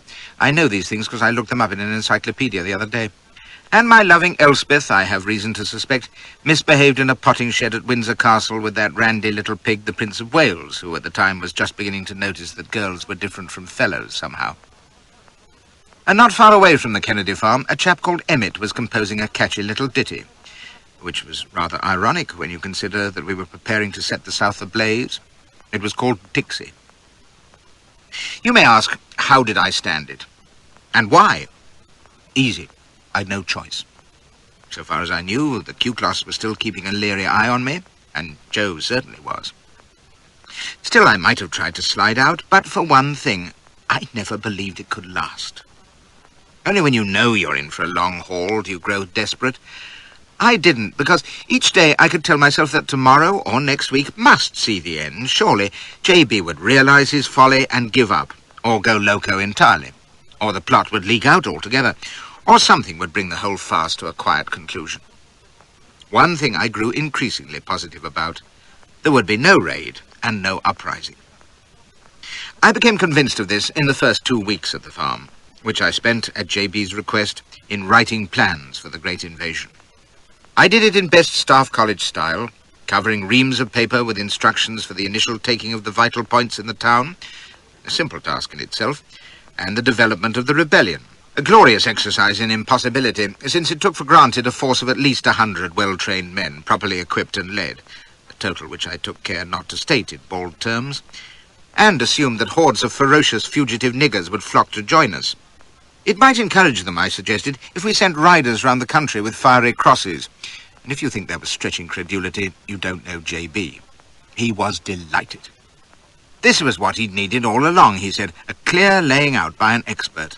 There'd been nothing like me since Hannibal. He read it over and over, sighing with satisfaction as he turned the pages by the light of the oil lamps, his great lion head tilted back to scan them through his reading glass. The fiery crosses brought an explosion of admiration, and a fist thumped on the table, and I reflected that feeding dreams is like flattery. You can't lay it on too thick. If I'd had a spark of decency, I'd have felt sorry for the credulous old clown, humbugging him so, but I didn't. Hang it all, it's my livelihood. Such a masterpiece had to be discussed, of course, ad infinitum, in every minute, futile detail. A copy must be sent to Kagi, who was now at Chambersburg awaiting the shipment of arms from John Jr. in Ohio, and Cook had to be summoned from the ferry so that he too could be dumbfounded by my genius. It was all there, he agreed, plain as print. He'd have to take a look up in the hills to select likely spots for the forts, but he could get tar and turpentine right away for the fiery crosses, you bet. One omission in my plan disappointed him, though: no mention of hostages. What hostages? I asked. Did I not tell you, Joshua, says J.B. When we have taken the ferry, we must lay hold on the principal slave owners as security for any of our people who may fall into the hands of the enemy. By enemy, he meant the USA, if he'd only thought about it. I know a prime case, says Cook. Old Colonel Washington. He's George Washington's great-grand-something or other. He has a fine place close to town, and hasn't he got slaves, though? We must take him without fail, says J.B. It will mean much to have that great name, the name of our country's founder, as hostage. He's a real fine gentleman, a proper aristocrat, says Cook, pleased to be approved for once. Say, you should see his house, though. That's the bang-uppest place. The things he has there, why, there's a pistol that Lafayette gave to George Washington, and Frederick the Great's sword. Are you sure? You've seen them? J.B. fairly glowed. Oh, to have those when we raise the flag of freedom over Harper's Ferry. Precious symbols in our country's history. Lafayette's pistol in my belt, great Frederick's sword in my hand. It kept him happy for a couple of days. If only Harper's Ferry had also contained Franklin's lightning rod and Jefferson's commode, he'd have been in Wonderland for a week. We were just a party of 6 when we moved into the farm, but soon we were joined by Oliver's wife, Martha, and J.B.'s daughter, Annie, who were to keep house for us, and the recruits who arrived at intervals thereafter. The 2 girls were bright, cheery lasses in their late teens, and I should put your minds at rest at once by stating that I never had carnal designs on either. They weren't my style, or passable above half, and you don't fool with the women folk of John Brown of Osawatomie, believe me. Martha was a capital cook, and little Annie a sharp sentry. It was J.B.'s great dread that we'd arouse suspicion among the local people, for Americans are the nosiest folk on earth, prying into every newcomer's business, trying to get sight of his furnishings and guess how much money he's got, being neighbourly, they call it. And the arrival of 6 mysterious stalwarts was enough to set the countryside agog. Later, when more recruits came in, little Annie had to be on the lookout constantly, crying warning and rebuffing visitors. for it would have been fatal if the gossips had learned that there were a score of men in the house. I've seen a dozen of us at dinner having to lift the cloth at a moment's notice and carry it off, dishes, scoff and all, from the big common room off the kitchen into the sleeping loft. And all because Mrs. Huffmaster, a barefoot slattern with half a dozen snottering brats at her heels, came a-calling, peeping round Annie on the porch to get a look inside, and remarking slyly, "What a smart lot of shirts your menfolk has," when we'd carelessly put all our washing out at once, and there were clothes for 15 or 20 fluttering on the green. These recruits came by twos and threes at intervals during the summer, but I'll list them all together for convenience. At first I worried in case J.B. might assemble a formidable force, but 20 proved to be the full count. Far too few for the business we had in mind, and only 1 or 2 first-class experienced men. Mostly they were Jerry Anderson over again, young, eager, sworn abolitionists full of tripe about liberty and black equality, and all under the spell of J.B., for most of them had been with him in Kansas or up north, and had dispersed after last year's postponement. The one formidable customer was Aaron Stevens, a big, black-avised rascal who at 30 was the oldest. He'd served in Mexico, been sentenced to death for mutiny, broken out of Leavenworth, and fought the slavers in Kansas, where he'd been colonel of a militia troop. He and a fellow called Taylor, a Canadian, stuck together, for they were both spiritualists, and would prose away for hours about the beyond. Stevens was sane enough, but Taylor was next door to a padded cell.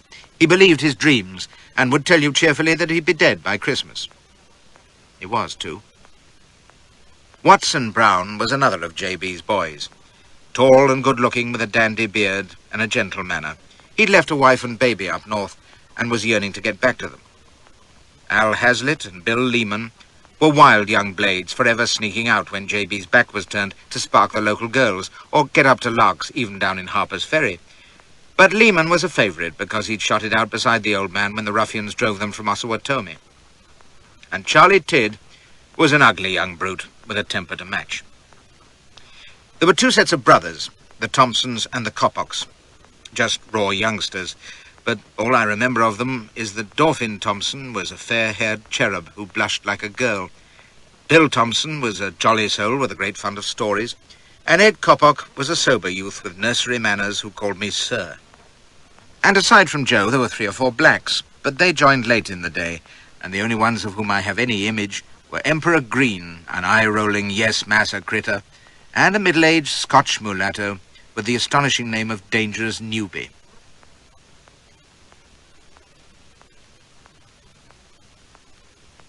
End of side 14.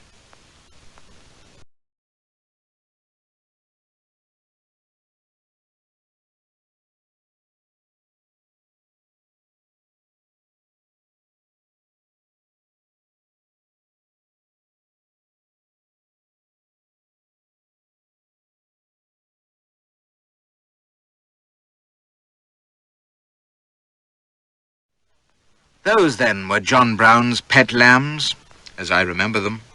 Lively youths without much schooling, but fanatics to a man. And as I note them down, pictures of memory rise before me. Lehman, slim of face and figure, lolling with his feet on the table, cigar at a jaunty angle, talking big. Hazlitt haw-hawing at Bill Thompson's jokes. The 3 Brown brothers playing nap. Oliver's fine profile and curly hair in the lamplight. Watson intent on his cards. Owen like a benign bullock. Jerry Anderson snapping checkers across the board, telling young Ed Coppock he knew nothing about the game. The blacks muttering quietly in a corner.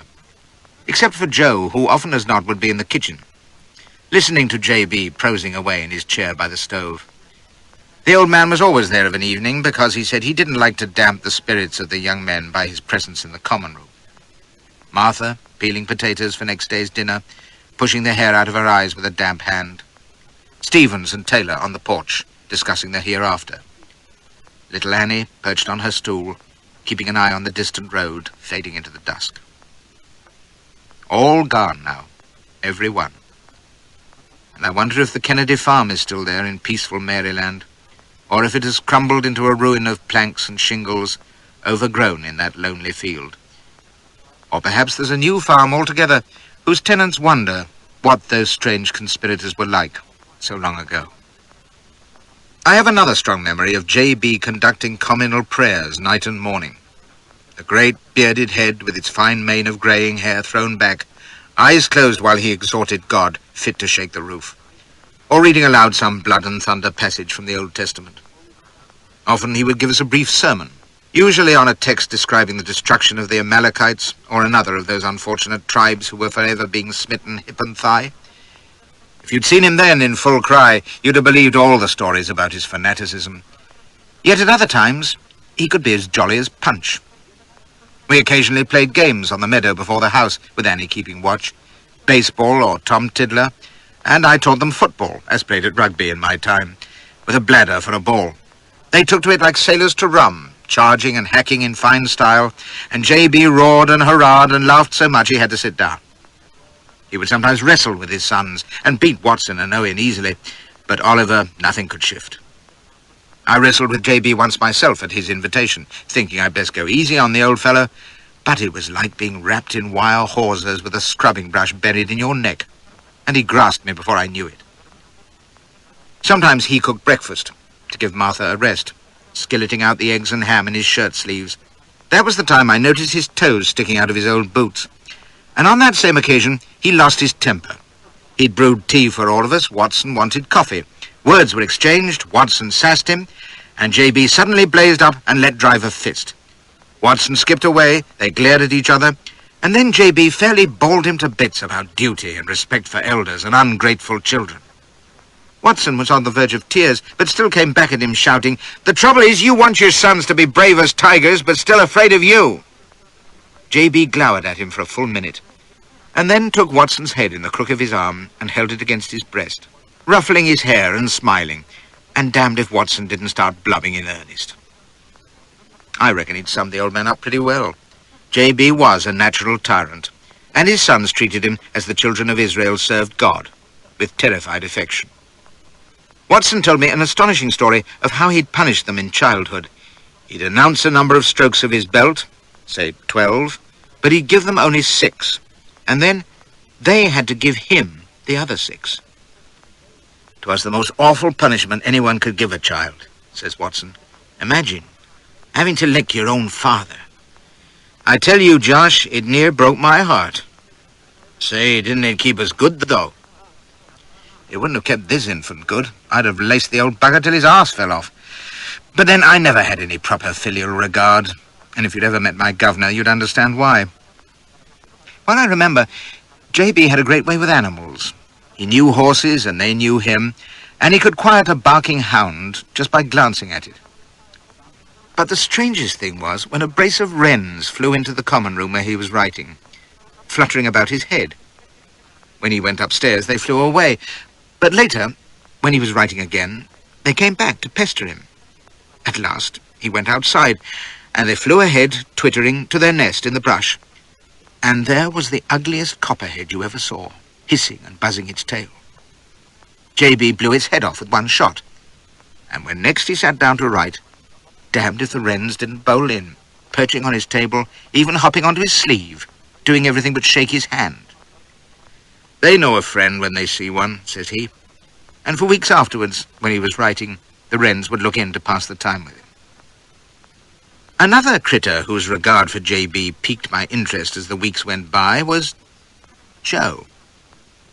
In all our time at the farm, I doubt if he ever strayed 10 yards from me, but he played it well, and no one ever suspected he was my watchdog ready to bite. He was at pains to conceal his intelligence and schooling, too, taking the silent, dignified line, but always showing willing. He was the keenest hand in our football games, scrimmaging with the best of them, and was pretty well liked, especially by J.B. What intrigued me was that Joe seemed equally taken with the old man.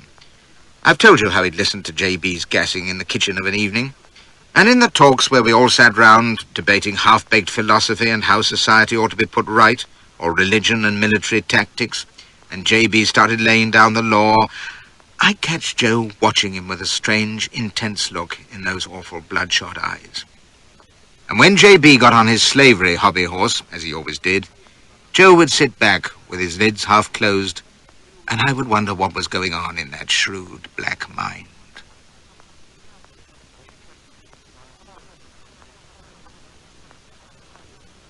The arms arrived in August. 15 cases of Sharp's rifles and the revolvers. Owen Brown had been our teamster in the early weeks, driving the wagon up to Chambersburg to take letters to Kagi and to pick up supplies discreetly in villages along the route. Now Joe and I went with him to collect the arms. And while Joe and Owen stowed them in the wagon, Kagi drew me aside, looking grave. "This plan of yours," says he, "I'll allow it sound, but you're counting on 100 men. Joshua, I don't see us raising half that number." I asked what about the free blacks in Canada, who were supposed to be in a great sweat to join us, and he grunted. "Junior's up there now. You may guess how many he'll raise. Oh, I should have gone myself instead of wasting my time here being a postmaster. And no sign of funds coming in either. You'll be out of food shortly, and the boys daren't look for work down yonder." He shrugged angrily, and then brightened again. "Still, there's hope yet for money and men. Do you know J.B. is coming up here to meet Frederick Douglass next week?" Even I had heard of Douglass, the greatest black man in America, an escaped slave who moved in the highest circles, published his own newspaper, lectured all over, even in Europe, and was the nearest thing to a black messiah since Toussaint Louverture. "J.B. hopes to persuade him to join the raid," says Kagi. "Oh, if he but could. Why, it would change our fortunes at a stroke. Every black in America and Canada would flock to him. Well, enough anyway. The trouble is, he's always declared against violence, blast it. We must just see what J.B. can do with him." This was the worst news I'd heard in months. Suppose this infernal nigger did throw in with Brown, and brought even 50 with him. The old buzzard would be into Harper's Ferry like a shot, and where would poor Flashy be then? Skipping for the timber, that was where. With the likes of Joe Simmons looking to put a bullet in my back. But steady on, Douglas most likely wouldn't come to scratch, and all would be well. One thing was sure. When J.B. met him at Chambersburg, I was going to be on hand. Luckily, J.B. was all for it, saying it was right and useful that Douglas should meet our strategian, as he called me. And when Joe, inevitably, asked to come along, he agreed right off. It would be good for Douglas to see such a fine, upstanding man of colour in the forefront of the cause, he said. The meeting took place in great secrecy, because J.B.'s fears of betrayal were mounting by the day. What with neighbours prying and our young men behaving carelessly, showing themselves about the farm, and writing indiscreet letters to wives and sweethearts, making no secret of what was afoot. I remember Lehman reading aloud an effusion to his mother about our secret association of as gallant fellows as ever pulled trigger, and how we were soon going to exterminate slavery. And J.B. overheard him and pitched right in. "It isn't enough that folk come spying about us, stopping us on the road, demanding to know our business, but you have to write this kind of foolishness too. Think of the burden of secrecy you put on your mother. And the rest of you, writing to girls and special friends, telling of our location and all our matters. We might as well get it published in the New York Herald and be done with it. Now drop it, you hear?" He scorched them with a look and stumped off. And Lehman rolled his eyes and told Dauphin Thompson that he'd better mind what he wrote to those saucy little snappers of his. The infant blushed like a beetroot. So we stole into Chambersburg by night, J.B. and Joe in the wagon, myself on the mule, and lay up in a deserted quarry. The old man was more nervous than I'd ever seen him, probably because he was in such a sweat to enlist Douglas, and I nearly caught a bullet as a result. It was around dawn that Joe and I heard someone coming, and when Joe shook J.B. awake, damned if he didn't come to with his Colt in his fist, loosing off a shot that blew splinters from the rock beside my head. It shook the old fool as much as it did me, and he was fairly twitching by the time Kagi hove in view, with Douglas and a young nigger in tow. Douglas was one of those mulattoes who are more white than black. But for the wiry hair, he might have been Spanish or Italian. And I found myself reflecting yet again on the oddity that the smallest visible touch of the tar brush in a white man makes him black, but a trace of European in a Negro don't make him white. Douglas was altogether white in speech and style, but I doubt if he knew it or cared. He had a fine sense of his own dignity, which would have irked me, whatever colour he was. But while he talked down his fine straight nose, at least he had none of the resentful spite or childish airs that had made George Randolph such a confounded bore. It soon became plain that he was far too level-headed to be swayed by J.B.'s nonsense, or to beat about the bush. He listened soberly while the old man told him that the die was cast, it was Virginia or bust, and what did Douglas think of that? Douglas told him, straight, that it was not only wrong and crazy, but downright wicked. It was an attack on the USA. It would rouse the country against the abolitionists, do untold harm to their cause, and be fatal not only to Brown and his gang, but to every slave who was fool enough to run off and join the rebellion. I wanted to cry, "Hear, hear," and wondered why none of Brown's supporters had had the spirit to say it to him long ago. JB said he didn't care 2 cents if the country was roused. It needed rousing. And Douglas couldn't conceive what the taking of Harper's Ferry would mean. Why, it would be a sign to the slaves that deliverance was at hand. They would burst their chains and rally to his banner in thousands, not only in Virginia, but throughout all Israel. Amen. He was in his best raving style, pacing about the quarry, arms flailing and eyes flashing, while Douglas waited stern-faced for him to run out of wind. When he did, Douglas asked me to describe the men and means at our disposal. It was my chance, and I took it, telling the simple truth without opinion, while J.B. stood nodding triumphantly as though to say, "There, you see?" Douglas sat back against the rock and looked up at him. "I can't debate the cause with you, John. I'm no match for you in such matters. But from what your comrade tells me of the place, and all you've said, I'm convinced you're going into a perfect steel trap. You'll never get out alive. You'll be surrounded with no hope of escape." "If we're surrounded, we'll find means to cut our way out," cries J.B. "But it won't come to that. We'll have the leading men of the district prisoners from the start. With such hostages, we can dictate our terms, don't you see?" Douglas stared in disbelief. "You can't think it. Why, man, Virginia will blow you and your hostages sky high rather than let you hold Harper's Ferry an hour." He turned to me. "Is that not so, Mr. Coomer? You are a soldier, I believe." "He's a sailor," roars J.B. "Oh, can you not see, Douglas, that even if we were destroyed altogether, we should have won the victory? The fire would have been kindled, the flag unfurled, the nation shaken from its slumber." And so on, ranting and pleading by turns, while Douglas exclaimed in anger or shook his head in despair. They argued back and forth for hours, J.B. insisting on a sudden warlike stroke, Douglas trying to persuade him that if he must go south, he should do it gradually, helping slaves to escape to havens in the hills, and so building a resistance that couldn't be ignored. They left off only at dusk, agreeing to meet again next day. And when we parted, Douglas stepped aside to shake my hand. "You are English, are you not? Well, sir, I must tell you that your country is dear to me beyond all others, for it gave me sanctuary from my enemies here. Indeed," says he, looking stuffed, "I owe my name to Scotland and my liberty to England. Douglas I borrowed from the Lady of the Lake, and English friends purchased my freedom." He sighed with a wry smile. "Ironic, is it not? America cast off a royal tyranny to found a free republic, yet it was the land of royal tyranny that bought my liberty from the free republic which had stolen it." "Ah, well," says I, "always happy to oblige, don't you know?" It sounded a bit lame, so I added, "Cost a bit of brass, did it?" He blinked. $710, says he, rather stiff, and 96 cents. "Bless my soul," says I. "Well, there it is. Easy come, easy go, what?" He gave me an odd look and a brief good night, and steered clear of me when the meeting resumed next day. He and J.B. were still altogether at odds, and when the old man begged him to join the raid, Douglas refused point blank. Much as he loved and respected J.B., his conscience wouldn't let him. I think so. We've heard that tale before. Still, J.B. wouldn't let up, putting his arm around his shoulders and breathing zeal. "Come with me, Douglas," cries he. "I will defend you with my life.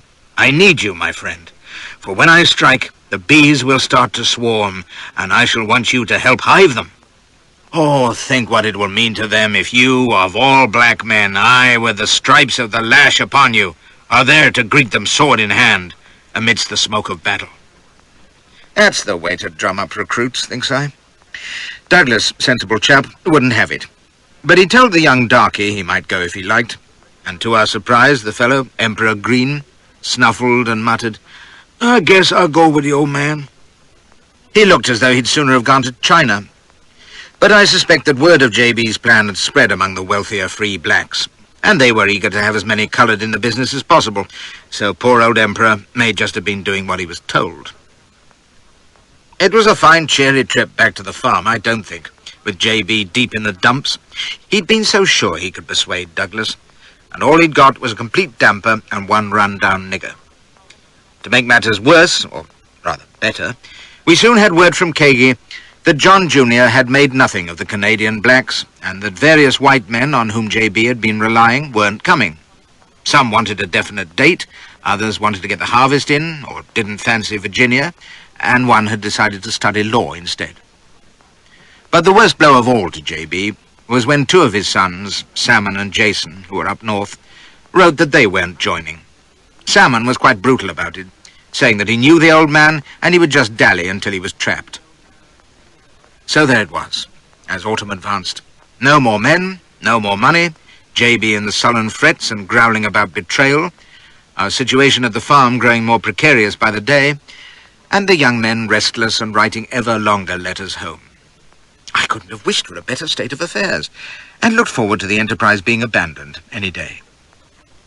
It was interesting to watch the nerves starting to fray with the uncertainty. It's always the way. Men facing a definite task, however desperate, are manageable, but give them a leader who can't make up his mind, and they all go to bits. Quarrels became more frequent. Bill Thompson ran out of jokes, Lehman and Hazlitt no longer got up to larks, and for the first time I heard murmurs that the raid should be given up, that it was madness with no more men coming in, and that Harper's Ferry would prove a death trap. The youngsters, who'd been so full of ginger a month before, were looking uneasy. Watson Brown confided to me that he wanted nothing but to be home with his wife and baby, and even Oliver, the coolest of hands, wore a tired frown on his handsome face. I'd seen dried tears on Martha's cheeks, and knew she'd been trying to talk him out of it. To add to the gloom, she and Annie went back north in September, but one who wasn't missed was J.B. himself on the occasions when he went up to Chambersburg to confer with Kagi. He was at his wits' end for funds and bit the heads off Lehman and Tidd just for lighting cigars, crying that if he had half the money that was wasted on smoking, he could have outfitted an army. Lehman threw down his weed in a temper, and Tidd flung out of the house saying he'd had enough.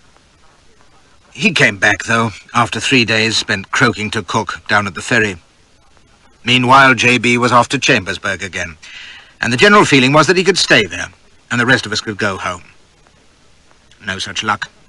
He drove up next day, bringing the famous 1,000 pikes with him, and tried to make it an occasion for rejoicing, saying here was proof that our friends had not forgotten us. But the mere sight of that great heap of lumber and metal lying in the yard sent everyone's spirits into their boots. He drove us to work, fitting the pike heads and stowing them in the loft, and then had Stevens call a drill parade. We'd been getting slack in his absence, he said, and must brisk up directly, for the time was coming when we must prove ourselves in earnest. Sure, next summer, maybe, mutters Jerry Anderson. And Bill Thompson cried, no, we mustn't be in such a rush. 1869 would be soon enough if we weren't all dead of boredom by then. The niggers haw-hawed at this, but Joe rounded on them, telling them to mind what they were about and fall in like the captain said. Stevens marched them up and down for an hour, while I watched from the veranda. Chiefs of staff don't drill, you see. And a more ill-natured parade I never saw. Now's your time, Flash, says I to myself. And when they'd fallen out and eaten supper in sullen silence, I joined Stevens, who was having a brood to himself in the yard. Aaron, says I, mighty earnest, I'd value your opinion. This plan of mine, I've done it as best I know how. J.B. is all for it, and so I believe is Kagi. But you're the only real soldier in this outfit. I looked him in the eye. Straight now. What do you think of it? Well, it's a real fine plan, I guess, says he, in his slow way. For a full company of soldiers, for our poor few. He shrugged his big shoulders. I reckon Harper's Ferry could be a right pretty place to die. I nodded solemnly. So think I. Well, my life don't matter. God, the things I've said. And I know you don't count yours. Like me, you feel it's a small price to pay for the cause. But I paused, a noble soul troubled. What of the younger men? And the blacks? Is it right that they should be sacrificed? You see my plight, old fellow. It's my plan that is dooming them. Their deaths will lie to my account. That's what burdens my spirit. This kind of soul-lashing was small talk at Kennedy Farm that summer, and meat and drink to mystic idiots like him. I knew I'd hit pay dirt when I saw his jaw tighten. He shook his head sternly. "Everyone counted the cost before he came," says he. "They'll give their lives gladly. After all, there is a better life beyond, and the door is always open. To pass through is but a small step," continues the great loony, "and if in passing it falls to us to do a noble thing, then who shall mind a moment's affliction, knowing that in death lies victory, not only for us, but for the thousands enslaved and oppressed." "God bless you, old fellow," cries I, and wrung his hand. "Gad, but you put it well. You've lifted a weight from my mind, I can tell you." I hesitated. "See here, Aaron, will you do something for me?" "What's that, Joshua?" "Talk to the others, the younger men, as you've talked to me. You know, about passing through and victory and so on. They'll heed you because, well, you have such faith, you see, and a gift of words. I mean, if I were to say to them, 'We're all dead men, but it's worth it,' well, there you are, you see, I don't put it too well, do I? But you can, old boy. Oh, to raise their hearts, why, it may make all the difference, and ensure that dear old JB's dream comes true. You see my game. Being a respected senior and a spiritualist, he was just the man to put the wind right up our younger enthusiasts with his reassuring chat about the life to come. With luck, he'd reduce the low spirits of Kennedy Farm to absolute zero. Well, he did more than that. God knows what he said to them, privatim et seriatim, over the next 2 days, but it damn near caused a mutiny. Suddenly, Harper's Ferry was finding no takers at all on change. Owen got wind of the disaffection and reported to JB, reminding him glumly of what happened to Napoleon when he marched on Moscow against the popular will, and the old boy took his head in his hands and groaned. Then he called us all into the common room and brooded at us like a vulture on a tombstone. "I hear," growls he, "that with the exception of Kagi, who I know is staunch, you are all opposed to striking the blow at the ferry. I feel so depressed that I am almost willing to abandon the undertaking for the time being." He threw back his head, waiting, but only Owen contradicted him, saying we had come too far and must go ahead.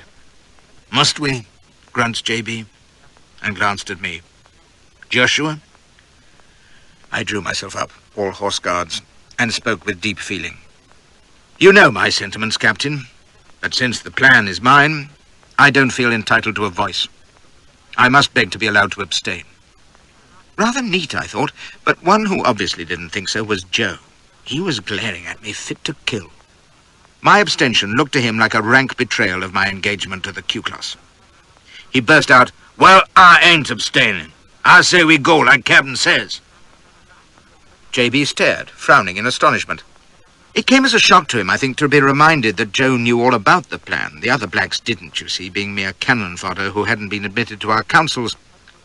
No one else spoke. Even Stephen stood mum, and I could only conclude that in talking to the young men, he had realized their deep reluctance and lost heart himself. Personally, I was offering up a silent thanksgiving, for I was sure that in the presence of those sullen, uneasy faces, JB was going to have to call it a day at long last. He gave Joe a weary, wintry smile. "I thank you for your trust and loyalty, Joe," says he, "but I fear that you and I and Owen and Kagi, and Joshua too, I believe, can hardly do the thing alone. For myself, I have only one life to live and to lose, but I am not so strenuous for my plans as to carry them through against the company's wishes." He paused, sighing, and rubbed his forehead. All over, thinks I. And then the cunning old bastard faced his whole card. "Very well, I resign. We will choose another leader, and I will faithfully obey him, reserving only the right to advise when I see fit." There was a gasp of dismay. JB bowed his head and walked from the room without another word. And would you credit it, within 5 minutes that pack of brainless sheep had re-elected him.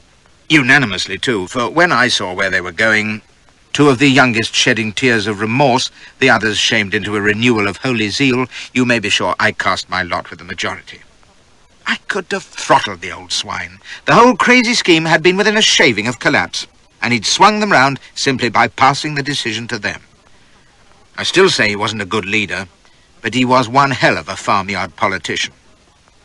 You'd have thought, with that moral victory under his belt, that he'd have gone for the ferry then and there, while the boys were still excited in their reaction. And indeed, for a couple of days, I was in a mortal funk that he would do just that. Kagi, who must have got word of our little mutiny, was writing urgently from Chambersburg, insisting it was now or never. Harvest had been good, so we'd have ample forage in Virginia, the moon was right, and the slaves were restive because the suicides had started. Further, Kagi pointed out, we didn't have $5 left even to buy food. We daren't delay any longer. Neither, I decided, dare I. All of a sudden, thanks to the mutiny producing the opposite effect to what I'd expected, the raid seemed to be on the cards for the first time, and my thoughts turned to the horse stabled beneath the house and the road to Washington.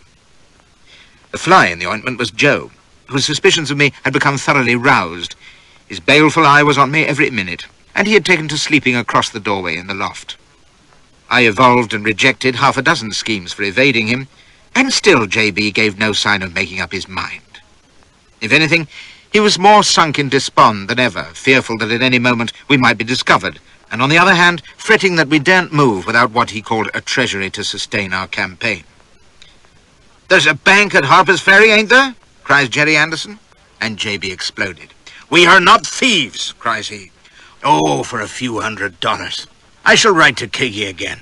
He must find us something." And Kagi, damn him, did. It was a dirty October night when the blow fell. J.B. was in the kitchen, writing, and the rest of us were yawning and snarling after a day which had seen us mooning outdoors, confined by the driving rain, with nothing to do but clean weapons and make do and mend and croak at each other. Supper had been a meagre affair, and I was noting with satisfaction that the feverish burst of enthusiasm which had followed J.B.'s re-election had dwindled altogether after days of inaction. What had damped everyone's spirits most of all had been an announcement from the old man that he was contemplating a decisive act in 2 or 3 weeks. We'd heard that before, and as Lehman pointed out, in less than a week, never mind 2 or 3, we'd be forced to disperse if only to find some grub. And then there was a clatter of boots on the veranda. Every hand was suddenly reaching for a rifle or revolver, the lamp was doused, and Stevens was challenging, "Who goes there?" "It's Santa Claus, old Kris Kringle, and see how you like it," laughs an exultant voice, and in an instant the bar had been slipped and the lamp rekindled, and Kagi was standing grinning all over his face in the doorway, with the rain pouring off his shawl. There was a tall fellow with him, and as Kagi ushered him into the light, I saw that he limped heavily and had one eye missing in his pale, sickly face. "This is Frank Merriam," cries Kagi. "Where's the captain?" J.B. emerged from the kitchen. "Captain Kagi, what does this mean? Why are you not at Chambersburg?" "Chambersburg nothing. I've just come from the ferry." Kagi was afire with excitement. "Frank just came in by train today. Oh, go ahead, Frank, show them." The tall fellow pulled out a satchel from beneath his coat, undid the strap, and opened it over the table, and out poured a cascade of dollars, glittering and jingling. There were cries of amazement as Kagi stirred them on the table, laughing, and J.B. plumped down in a chair, staring in disbelief, while Kagi explained that Merriam was a friend from the north who had heard of J.B.'s dire need of funds, and here he was at the 11th hour with his personal contribution to the cause. J.B. rose with tears in his eyes and seized Merriam's hand. "God has sent you," cries he. "He has seen his children's need and filled their measure, yea, to overflowing.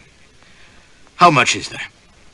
$600, cries Kagi, and J.B. laid his hands on the gelt and raised his shaggy head in prayer, praising the Lord that he had furnished means to take his servants over Jordan and loose the whirlwind in Israel.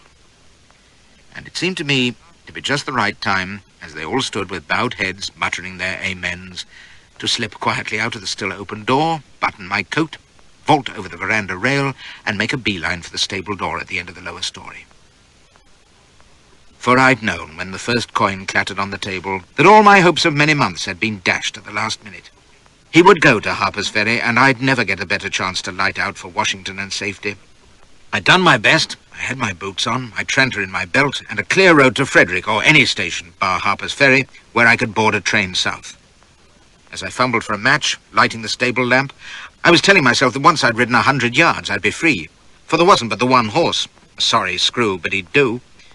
I saddled him in feverish haste, soothing him as I slipped the bridle over his head. 10 seconds and I'd be out and away, and I was leading him to the door, gulping with excitement, when I bore up with a whinny of terror and stood rooted.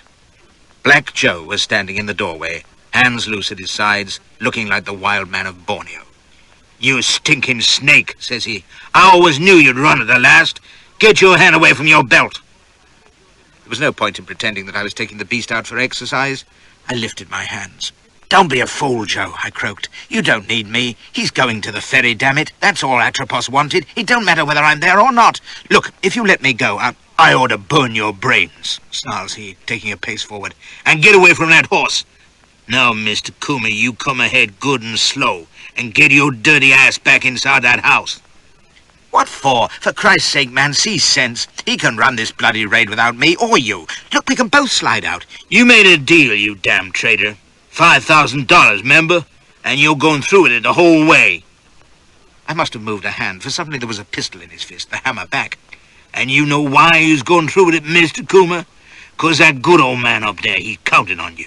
He needs you, 'cause ain't another man in his jackass outfit can plan or plot worth a damn, except you." The hideous black face split in an awful grin. "So you're going to be at his side, Joshua, to keep him right in his raid, and when he takes to the hills with the colored folks, and when he rides south to set the people free. All the way, Joshua. You hear me?" I was so flabbergasted I could hardly find words to protest. "You're crazy. He'll never raise a rebellion. He'll come adrift before he's clear of the ferry, you fool. His raid'll be a farce, but it don't matter. The raid itself is all that Atropos wants." "Atropos," cries he. "Him and every other lousy slaver. You think I'm doing his dirty work?" He lunged towards me, waving the pistol in my face. "You think I'm just another yes-massa nigger, don't you? You think I'm a chattel of that fat bastard, Monsieur Atropos Goddam La Force, 'cause he petted me and let me screw his woman and done me all kind of benefits? Well, maybe I was once, but not no more." His breath hit my face like a furnace blast, and the dreadful yellow-streaked black eyes rolled in frenzy. "You know why? 'Cause I've found me a man, a real man. Simple, no-count old farmer that treat me like a man, and talked with me like a man. Not like I was dirt, or a pet dog like when I was in the schoolroom with that Atropos La Force that always got first pick of the sugar cookies, and to ride the rocking horse while I was the goddamn groom." He stepped back, shaking, and lowered the pistol from beneath my petrified nose. "And he's going to set my people free. John Brown's going to do that, and you're going to see he does, too. All right, sure you are, Mr. Joshua Coomber, and I'm going to be right there to see you do it." His hand flickered, and the pistol was gone. Another flicker, and it was in his hand again. He grinned at me, nodding. "See? Another bloody madman. My God, was anyone in America sane?" In a flash, I understood the way he'd watched Brown and hung on his words and sat in the kitchen listening to his babblings while the old bugger had converted him. I couldn't credit it. Not Black Joe, the shrewdest, wickedest, best-read nigger in Dixie, whose slavery had been a rosebed compared to anything he could hope for as a free man. But it had happened, plainly. One look at those blood-injected eyes told me that. And God knows I'd seen enough of human lunacy not to waste speculation on the whys and wherefores. And I was to be driven to sure destruction just because this demented darky had seen the light.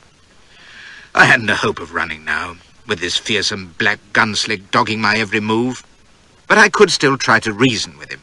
"Joe, in God's name, listen. You're wrong. He doesn't have a hope, I tell you. He's going to his death. So are all the rest of them.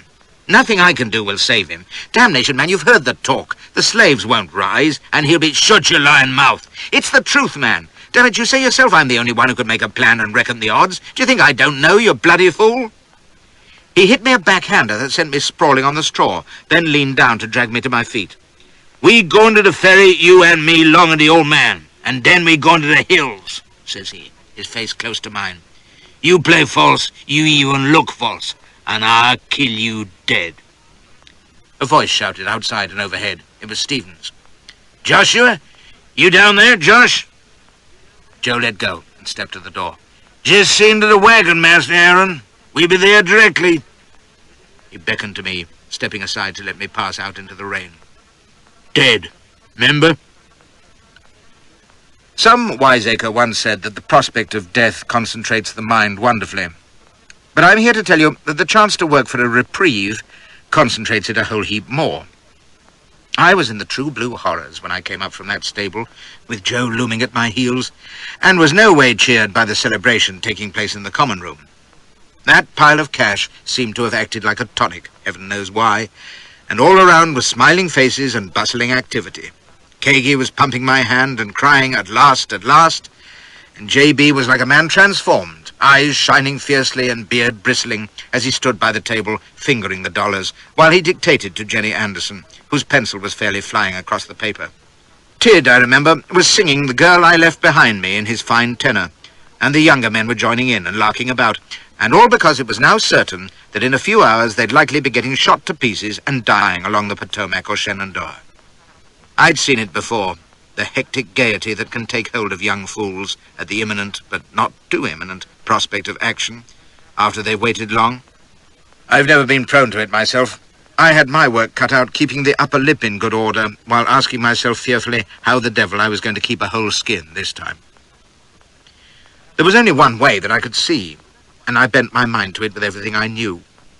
If Harper's Ferry could be taken with no heads broken, and I knew it could be, just, provided my plan was followed to the letter, and nothing went amiss, then there must arise a moment, surely, when I could give Joe the slip.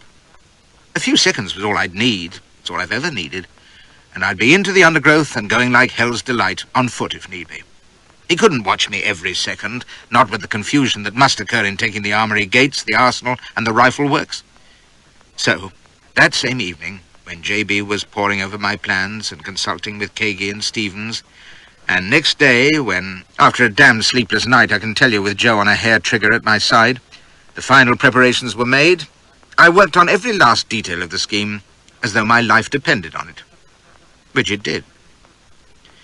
Kagi and Stevens to silence the watchman on the Potomac Bridge as we approached. They were the best men for the most vital task. The surly Tid, next best, to cut the telegraph wires, with the garrulous cook, who knew the ferry well, to show him the way. Oliver, the best of the Browns, to take and guard the Shenandoah Bridge. His brother Watson to guard the Potomac Bridge. The third brother, Owen, I insisted must stay at the farm to hold our base. The truth was that I wanted him as far from JB as could be, because he was the kind of ass who'd argue with the old man and set him dithering with indecision. With the bridges in our hands, I'd see to the armory gates myself, with JB and Stevens, then to the arsenal across the street, leave Hazlitt on guard, with anyone but Lehman. They were too harum-scarum to trust together. The rifle works were nearly half a mile off. Kagi could see to them, and that would be Harper's Ferry receipted and filed, for a few hours at least. Provided the bridge and armory watchmen could be dealt with quietly, there was no reason why we shouldn't remain undetected until daybreak. And long before then I'd have slipped Joe if I had to kill him to do it, and be on my merry way.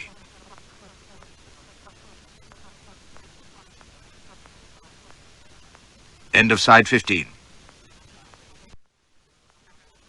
I didn't consult or argue about these dispositions, but rapped them out in my sharpest style, with JB nodding alongside, and the fellows accepted them without a murmur. They spent that last day cleaning weapons and assembling gear, and Stevens and I inspected them to the last button, while JB did the really useful work, writing out our commissions, if you please. Half the men were captains in his army, and the others lieutenants, except for Taylor, the Canadian, who was too cracked for anything, and, of course, the niggers, who were all privates. I was a major, you'll be charmed to know, and I have the faded paper beside me as I write, with John Brown, Commander-in-Chief, in his spidery hand at the foot.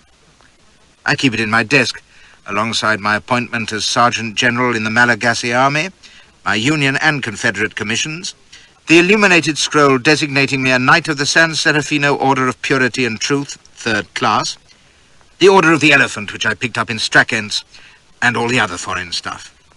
Gad, I've been about, though.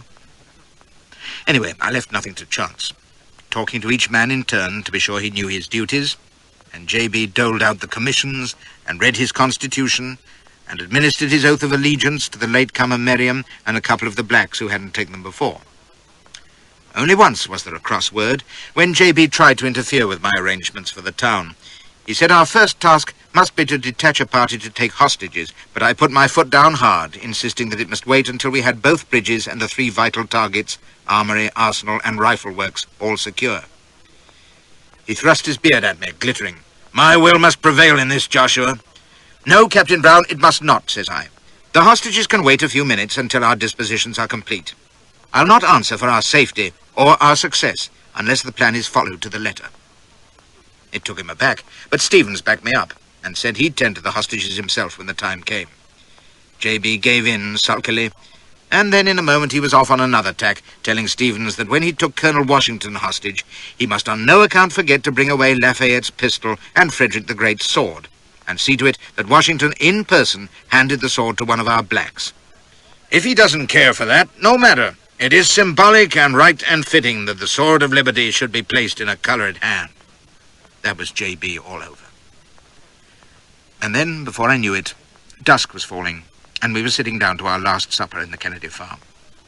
It was blowing up a wild night outside, and the rain was leaking in, almost as fast as my courage was leaking out, for I was scared as I've seldom been in my misspent life. The last desperate venture of this kind that I'd sweated over had been when the Hyderabadi cavalry had charged the breach at Jhansi, so that I could be deposited, disguised and petrified with funk, inside the fortress wall, there to worm my way into the presence of the delectable Lakshmi Bai. My God, that had been only last year, on the other side of the world. And here I was again, on the lion's lip, forcing my dinner down, with Joe's noisy chewing sounding like a death knell at my ear. Then supper was over, and we sat about in silence, waiting. There were no jokes now, and the only smiles were nervous grimaces on the fresh young faces round the table. It struck me harder then than it had ever done before what babes they were, half of them with barely a growth of beard on their cheeks, torn between fear and the crazy belief that they were doing the Lord's work. And I felt a sudden anger at bloody John Brown, who was leading them to it. And what was a sight worse, leading me. I can see the faces still. Watson Brown poring over a letter from his wife, Oliver's fine features pale in the lamplight, Lehman drumming his fingers and chewing an unlit cheroot, Hazlitt sitting back, brushing the fair hair out of his eyes, Tid scowling as he traced a finger in a puddle of spilt coffee on the board. Aaron Stevens, with his hands clasped behind his head, staring up at the ceiling.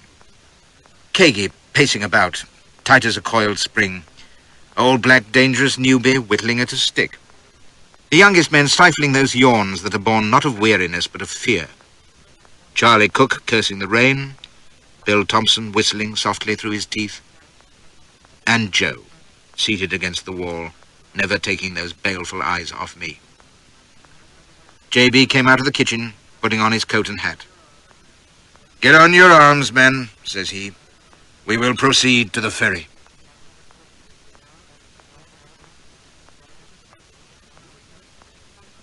There were 20 of us, 2 by 2, and J.B. driving the wagon, which held the pikes and tools for forcing the armory gates. Every man jack of us, 15 white men and 6 blacks, carried a Sharp's rifle and 40 rounds and 2 revolvers. Against the blinding rain we had our hats and loose shawls, and before we were out of the lane and onto the road we were sodden through. I cast a glance back as we reached the road. Owen and Miriam and one of the youngsters were still on the veranda, outlined against the light from the open door. Owen with his hand raised, although he couldn't have seen us in the dark, and I remembered something he'd said as he shook hands with Watson and Oliver in the moment of parting. "If you succeed, Old Glory'll fly over this farm someday. If you don't, they'll call it a den of thieves and pirates." And Oliver replying with a laugh, "Why, Owen, you can start shaping up a flagstaff right now." Neither of them believed it. Only 2 men in that company truly wanted to go to the ferry, J.B. and Kagi, and of those 2, only one expected to come out alive, because he was sure God must see him through. One other was determined to come out alive, and you may guess who he was, striding resolutely through the wet night with his guts dissolving, conscious of the looming black genie at his shoulder. 6 of us marched before the wagon, Cook and Tid out in front, then Kagi and Stevens, and last, Joe and I. And as we sloshed on through the dark, barely able to see the muddy road in front of us, I found myself harking back to other desperate night forays, with Rudy Starnberg in the silent, snow-clad woods of Tarlenheim, on our way to carry out Bismarck's mad design to put me on a European throne, stealing through the Pandy lines at Lucknow with Kavanagh, and him figged out as Sinbad the sailor with his clock covered in blacking.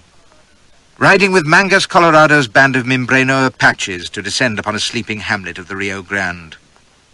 Hand in hand with Elspeth through that dark garden at Antan, where we'd lain doggo in the bushes and a Hover guardsman had trod on her finger and broken it, and the little heroine had never so much as squeaked.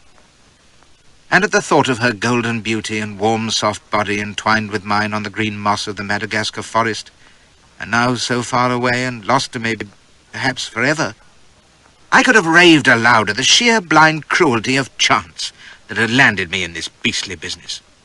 While she was snug and safe in dear old London, aye, and like as not rogering her brainless head off with some fortunate swine, the little trot, I thrust the unworthy thought aside, as I'd done 100 times in the past, for I've never been sure, you see.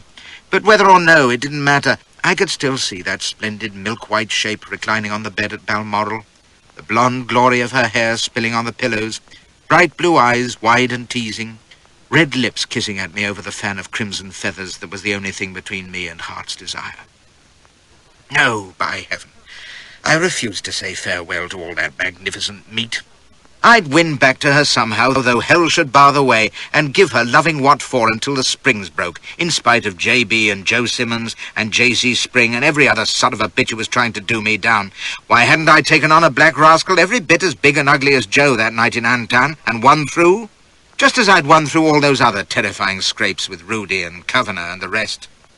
A great rage surged up in me as I blundered along, compounded of lust for Elspeth and hatred against the gods. I was damned if, after all I'd suffered, it was going to end in a two-bit pest hole like Harper's Ferry. A low whistle from the dark ahead banished my fond visions. There, a scant mile away, through the murk, lights were twinkling dimly. The lights of a little township, and below them, the faint glow of the few lamps that marked the armory buildings along the Potomac shore, and cast a barely seen glimmer on the river surface. Left of the armory, and closer to our line of approach, I could just make out the loom of the covered bridge over the Potomac, with a lamp at either end.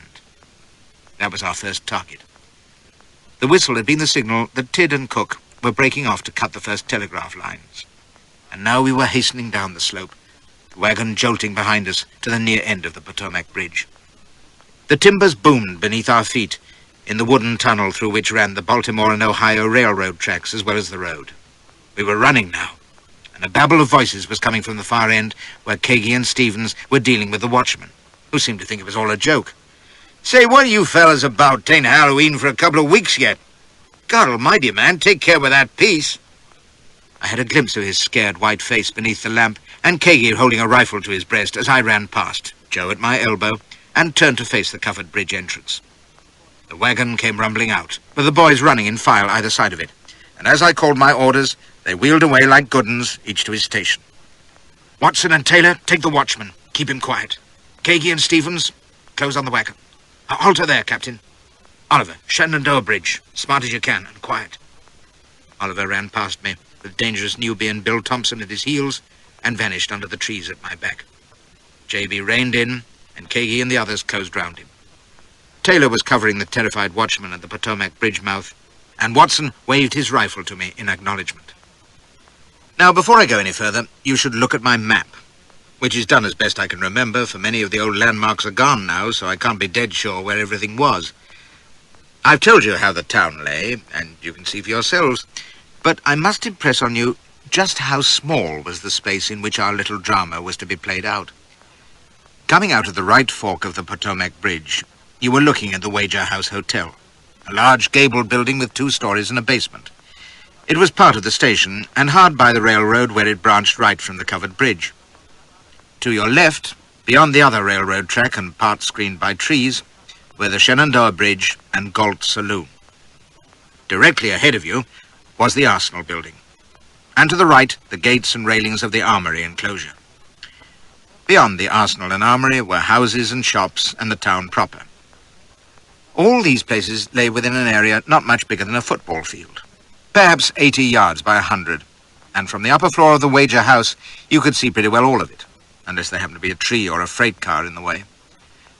The space between the hotel and the armory gates was fairly open, as I remember, and I think part of it was cobbled.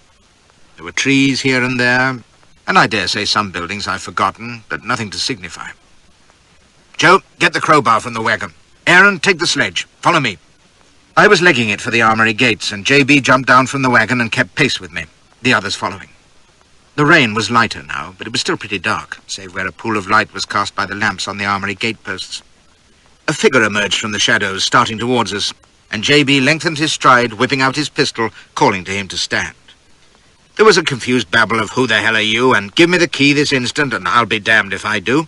And then we were at the big double gates of iron railing, and Joe was snapping the retaining chain with one mighty heave on the crowbar. The gates were thrust back, and Stevens led the rush of half a dozen of our fellows into the yard.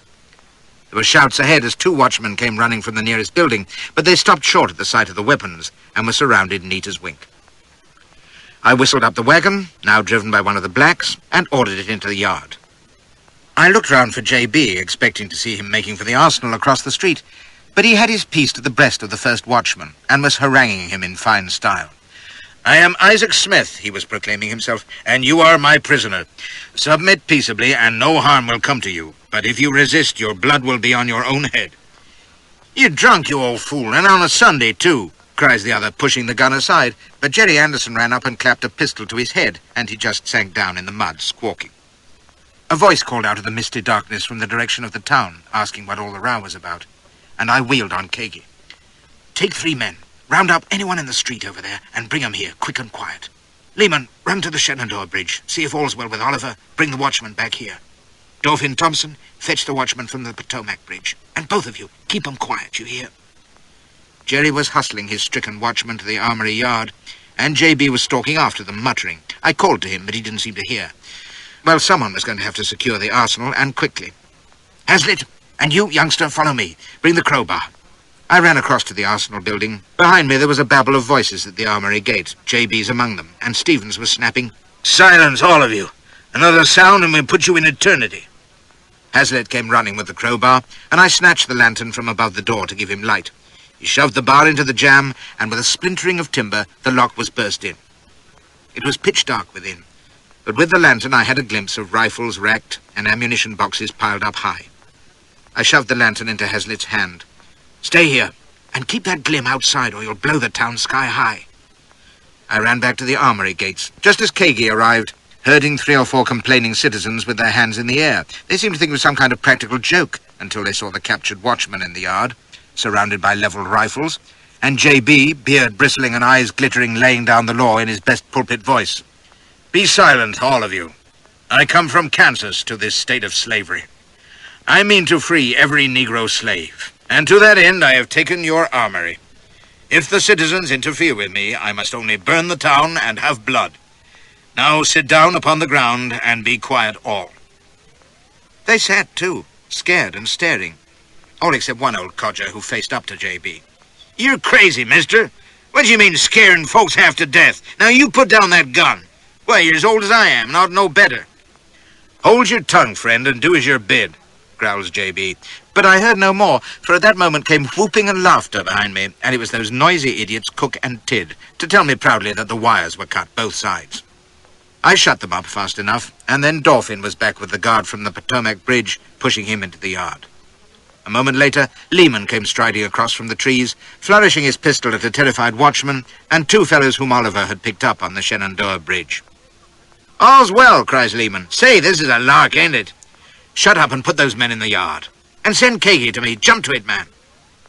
There was still the rifle works to attend to, 600 yards up the Shenandoah shore, a matter which J.B. seemed to have forgotten. He was still hectoring the captives, now about a dozen strong, who were watching him like so many rabbits before a snake. Kagi came running, and I told him to take 2 blacks to the rifle works, send one of them back with the watchman, and sit tight until he heard from me. He jerked a thumb in J.B.'s direction. "What about the captain?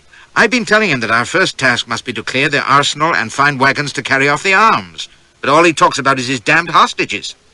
You must tell him, Josh. We ought to be loading up right soon, before we have the town about our ears." "I'll talk to him when he's got his bearings. Stevens can collect his precious hostages and wagons together, and I'll get J.B. to go through the arsenal in the meantime." "All right," says he, worried. "But, Josh, don't let him delay, will you? You know what he's like. We must be out of here by daybreak." "We will be, never fear." I knew one who was going to be. "Off with you, John. Good luck." He went with another doubtful look towards J.B., and I strode across to the arsenal where Hazlitt was standing in the doorway, rifle in hand, and took a quick survey around. I could just see Watson Brown under the Potomac Bridge lantern. All was quiet towards Galt's saloon, its lights blinking through the trees, and there wasn't a sound from Oliver's station on the Shenandoah Bridge. The curtained windows of the Wager House glowed crimson in the dark, and I could hear faint voices and laughter. J.B. and Stevens were in conference under the Armory Gate lantern, and beyond them the captives were squatting silent, guarded by Lehman and the others. I looked towards the town. Nothing stirred. Few lights shone in the houses only 50 yards away, but there wasn't a soul to be seen. No one was calling out, or coming to see what was amiss, or doing anything at all, apparently, except prepare for bed on a Sabbath night. It had stopped raining. We had taken Harper's Ferry. I'm quite proud of that still. Very well, it wasn't Sebastopol, but my plan had gone like clockwork. Those gormless boys had played up like old soldiers, and we'd sealed the bridges, cut the wires, taken our 3 objectives, the town unsuspecting, and all within the hour. God knows I hadn't been a willing performer, and would have been over the hill but for Joe's presence. But damn it, with you no choice but to go ahead, your pulses start racing whether you like it or not, and excitement grips you, even though you're scared sick, because you want like hell to accomplish the thing you've set your hand to, however reluctantly. As I stood in the chilly dark, my heart hammering, I felt a great unreasoning exultation, just for an instant before sanity returned. And Joe must have felt it too, for he grunted, "You done that pretty good, Coomber," which, considering our relations, was not a bad compliment. By this time, Stevens, Cook, Tidd, and a couple of blacks were hurrying off to kidnap the owner of the Washington farm, which lay a few miles up the Potomac shore, with J.B.'s insistence that they bring back Frederick's sword ringing in their ears. He was in an odd state, outwardly very calm, but strangely detached, as though his thoughts were far away. When I reported all well, he just nodded offhand. And when I asked if we should clear the arsenal, he said he would see to it presently, when the hostages had come in. I hinted delicately that haste might be advisable, since at any moment some stray citizen might happen by and raise the alarm. But at this he just frowned, stroking his beard, and muttered that we had time enough.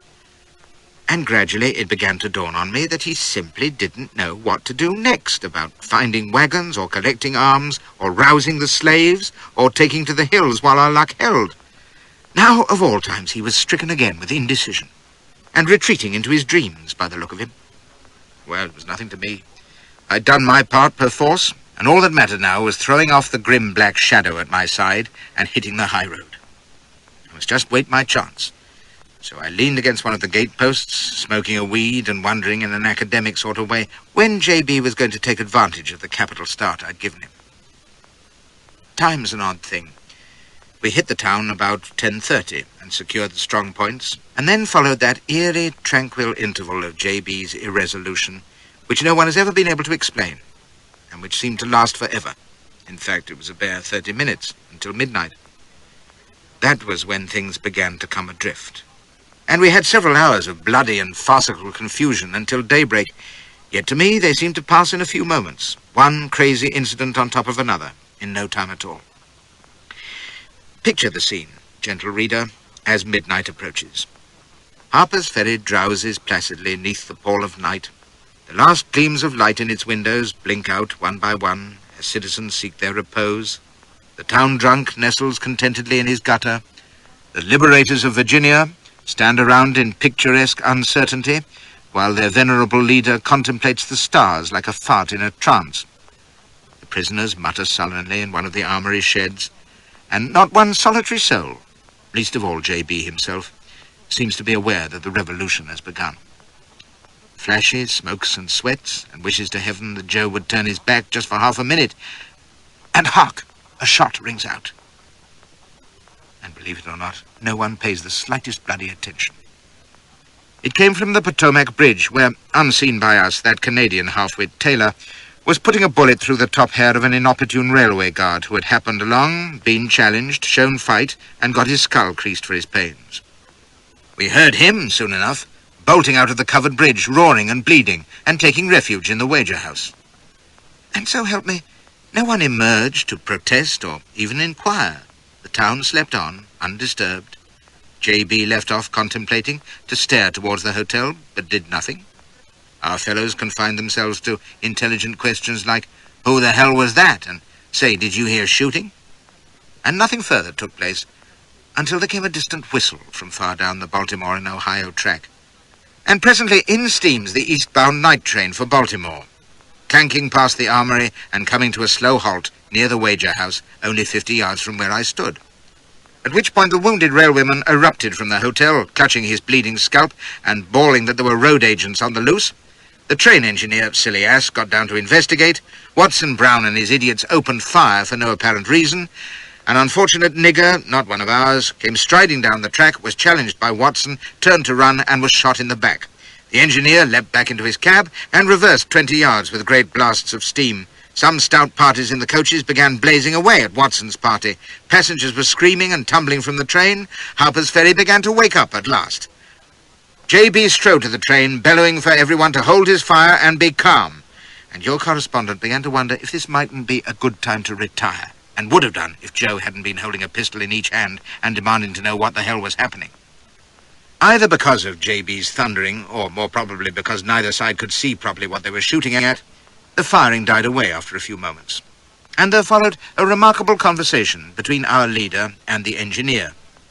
It began predictably with J.B. announcing that he had come to free the slaves at all hazards and in the name of universal liberty, God helping, and the engineer calling him a liar, a lunatic, and a damned jay-hawking rascal who'd swing for this, and by the eternal, the engineer would be there to see him do it, too.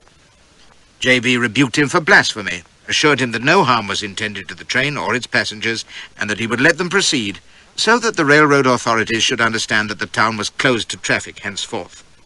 The engineer damned his eyes and said he'd swim through seas of blood rather than budge before dawn, when he would inspect the bridge to see what mischief you infernal scoundrels have done to it. J.B. agreed and promised to walk over the bridge before the train, which he did, by the way, to show that it was safe. This discussion took some time, with frequent interruptions, for you must imagine it taking place in darkness, illuminated only by the train's headlight and the feeble lamps of the nearest buildings, against a background of babbling passengers being helped into the wager house, men shouting, females screaming, a shot darky being carried away, a church bell belatedly sounding the alarm, bewildered citizens seeking enlightenment at the tops of their voices, and some of the bolder spirits who emerged from the shadows for a closer look being seized by our fellows at the armory gates and sent to join the prisoners in the shed. But no one from the town showed fight, for several good reasons. It was too dark to tell properly what was taking place. A rumour had spread through the town that we were over 100 strong, and while the arsenal was bursting with weapons, there was hardly a gun in the town, except for a few fowling pieces and the like. So while we held our positions, and J.B. continued to do nothing, the people kept their distance, except for one cool hand, a doctor who approached the arsenal, was given the right about by Hazlitt, and then crossed the street bold as brass to demand of J.B. what he thought he was about, and on being told, denounced him for a murderer. "The only black you've liberated so far is one who was free already, the poor fellow you shot down on the tracks." He was a peppery medico, this, with a jaw like a pike, and the darky's gore all over his hands. "Look at that, he's dying this minute with your bullet in his lung, you old blackguard." J.B. said he was sorry for it, but the man had run when called on to halt, and the doctor must consider himself a prisoner. "Just try it, mister," cries the sawbones, "or shoot me in the back, why don't you?" And he stamped off to the wager house, stopping on the way to survey us and Hazlitt at the arsenal, and if ever a man was taking stock, he was. Sure enough, 2 hours later he was riding hell for leather for the nearest town to turn out the militia. Meanwhile, J.B. was waiting and doing nothing, hardly answering when spoken to, and our fellows were fidgeting and muttering, and Joe was growling at me why wasn't the captain taking a hold of things, and why didn't I tell him? I said I'd told him, hadn't I? And every moment my gorge was rising higher with panic, as I wondered if I dared make a run for it. There was a clatter of wheels from the dock, and here came a fine 4-horse vehicle wheeling into the armory gates, with 3 white men and about a dozen darkies aboard, and Stevens jumping down, rifle in hand. He held down one of the whites, a bluff old cove in a grey coat who I guessed was Washington, and I heard him sing out, "This is Ossawa Tommy Brown of Kansas," as J.B. strode forward to meet them. One of our darkies jumped down after them, brandishing a sheathed sabre and calling out, "Here 'tis, Captain! Here the old sword, sure enough!"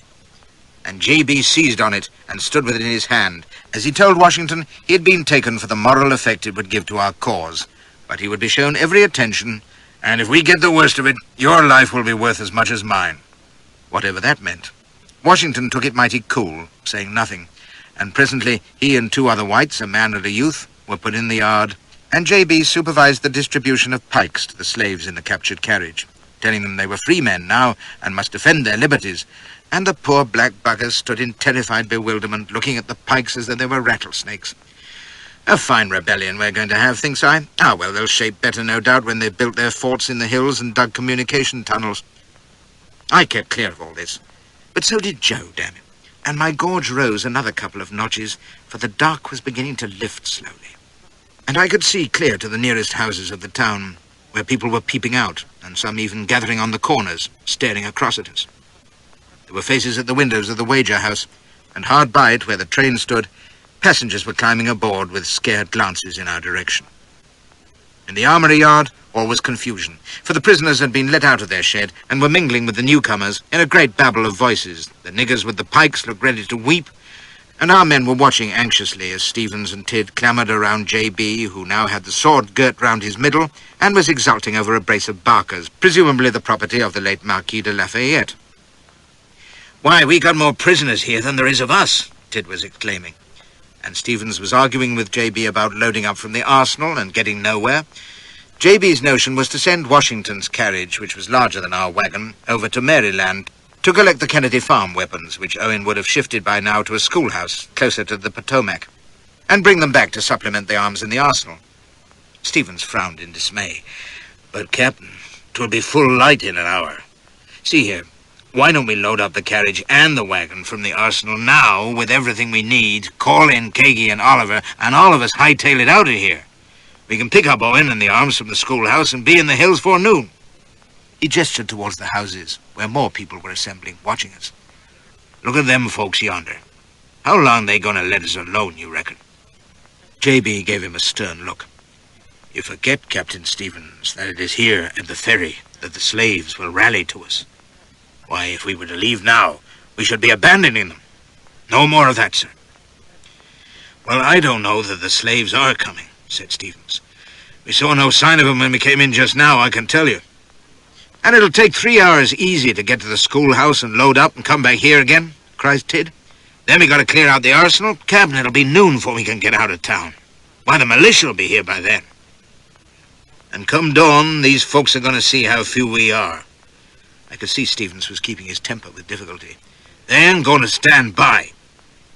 J.B. stilled them with a raised hand like a patient parent. "The hostages are our assurance of safety. The people will dare nothing against us for fear of harming them, and I will not desert the Negroes." He became peremptory. "Captain Tidd, you and Captains Lehman and Cook will take the carriage away and receive our pikes and rifles from Owen." "But they're 3 of our best men, sir." Stevens was near despair. "I beg you send but one and some of the slaves." But J.B. was deaf to all common sense, and presently the carriage rolled off over the Potomac Bridge, with Cook at the reins and Tidd and Lehman marching alongside, with a gaggle of the freed darkies in the back. Stevens pleaded with J.B. at least to start clearing the arsenal. "First I must keep my promise to the engineer," says J.B. And off he went to the train, his rifle cradled in his arm and his sword trailing in the mud, hollowing to the engineer that he might get up steam. The townsfolk across the way set up a murmur at the sight of his commanding figure striding towards the tracks, but he paid them no mind at all, and presently the train was chugging slowly onto the covered bridge, with the old man striding ahead of it, and the crowd before the wager house fallen silent. "By gad, he's cool," says Stevens to me. "Too damn cool. I tell you, Josh, we ain't got but a couple of hours before we'll have to shoot our way out. What ails him? He acts like we was in a town meeting." It was true, and everyone who was through Harper's Ferry will tell you the same. The chancier things got, the calmer grew J.B., as though he were in the grip of some soothing drug. Stevens swore through his teeth. "We got to get John Kagi down here. He'll take heed of Kagi." And pat on his words, there was a commotion at the wager house, and one of our niggers came running from under the trees, brandishing his sharps. The folk scattered to let him through, and he came panting up to tell us he was from the rifle works, and Cakey wanted to know when J.B. planned to retire from the town, because he'd seen a rider galloping along the Charlestown road. "Damnation, what'd I say?" cries Stevens. "It's but 8 miles off. 2-3 hours, we'll have the militia on us." The crack of a shot interrupted him, sending us scurrying behind the armory railings, and then came 2 more from somewhere in the town. There was a shrilling of women as the people gave back to their houses, except for one fool who made a dart across the street towards the arsenal. One of our men, the younger Thompson, I think, loosed a shot at him, and he threw up his hands and flopped down in the mud, to a chorus of screams and oaths from the wager house. A couple of men ran out, crouching, and hauled him away. Stevens bawled, "Stand to, men!" and every rifle was trained on the town. But now J.B. was striding towards us from the Potomac Bridge, coat flapping, calling to hold our fire. A man came hurrying from the wager house, waving his hands as though appealing for calm, and J.B. stopped to talk to him, and presently nodded and came on to us, while the others scampered back to safety. No further shots came, but our fellows stayed at the armory railings, and behind them the prisoners cowered down, all save old Washington, who stood his ground, arms akimbo. "Those were only squirrel rifles," says J.B., unconcerned. "There'll be no more of that. But be at the ready, men, and keep up a bold front." "Captain," says Stevens, "this won't do. We're in no case to fight, just a handful here and the rest spread all over." "There will be no call to fight," says J.B. "The prisoners are our security." "If you count on that, sir, you are in error." It was Washington, loud and steady, not stirring a foot. "Captain Brown, you must give over this madness. Either lay down your arms or avoid the town." Odd word to use, I remember thinking. "Look yonder, sir. You have put the people in fear. You have shot a man down. You hold us captive here, all to no purpose. Give it up, sir, before worse befalls." He was full of spunk and sense, the old soldier, both of which were wasted on our ragged Napoleon. He lifted a commanding hand to Washington. "Be silent, sir. I have my purpose, as you shall learn, you and all others who live by human bondage. Not another word, sir." He stood a long moment, glaring like the wrath of God, and then looked about him, taking a slow survey of the scene, turning on his heel, his rifle at the port. It was full light now, and all plain to see. Our men kneeling or standing behind the railings, pieces presented. Behind them, Washington, foursquare among the prisoners. Across the street to our right, the houses, with people peering out of the alleys in nervous silence. The arsenal, with Hazlitt and his chum in the doorway, rifles ready. The wager house with faces in every window and at least a score of folk on the porch, and others under the trees beyond, where Galt's saloon could be seen with a couple of fellows sitting on the roof. A few more by the railroad tracks. Hidden from our view by the wager house, Watson and Taylor were on guard at the Potomac Bridge. And not a sound, except for the distant wail of the train whistle far away on the Maryland shore. A light rain was falling again, pattering in the muddy puddles. Everyone just stood, waiting on that gnarled, bearded old scarecrow in his soiled coat and ragged hat, his ridiculous saber trailing at his side. He finished his survey and fixed Washington with a grim, burning stare. "If any are in fear, it is a judgment on the sins of their guilty land. If any die resisting a just cause, then they have brought it upon themselves. As to the purpose of your own captivity, I have told you it was a moral one, and also because, as aide to the governor of Virginia, you would have endeavored to perform your duty, and perhaps you would have been a troublesome customer to me." He thrust a finger like a handspike towards Washington. "I shall do my duty also, and to a higher power than a slave state. I shall be very particular to pay attention to you, sir, on my word." He paused, growling deep in his chest, and turned to Bill Thompson at the railing. "Captain Thompson, how many hostages are under guard?" 30, you say? So many. Why, that is twice our own number. Well, now, we must take account of that." He leaned his rifle against the gate and stood glowering at the prisoners, with his hands resting on his pistol butts, his lips moving as though in calculation, and I felt the hairs rise on my neck. "Sweet Jesus, what's he about?" gasped Stevens. "Is he crazy?" A rhetorical question, if ever I heard one, with the old death's head glaring like Dragfoot the hangman. And then he swung towards our group, hitching his sword hilt out of the way and fumbling in his pants pocket. He lugged out a handful of the eagles Merriam had given him, glancing at the wager house as he sorted the coins on his palm. "Joe Simmons," says he, "here is $15.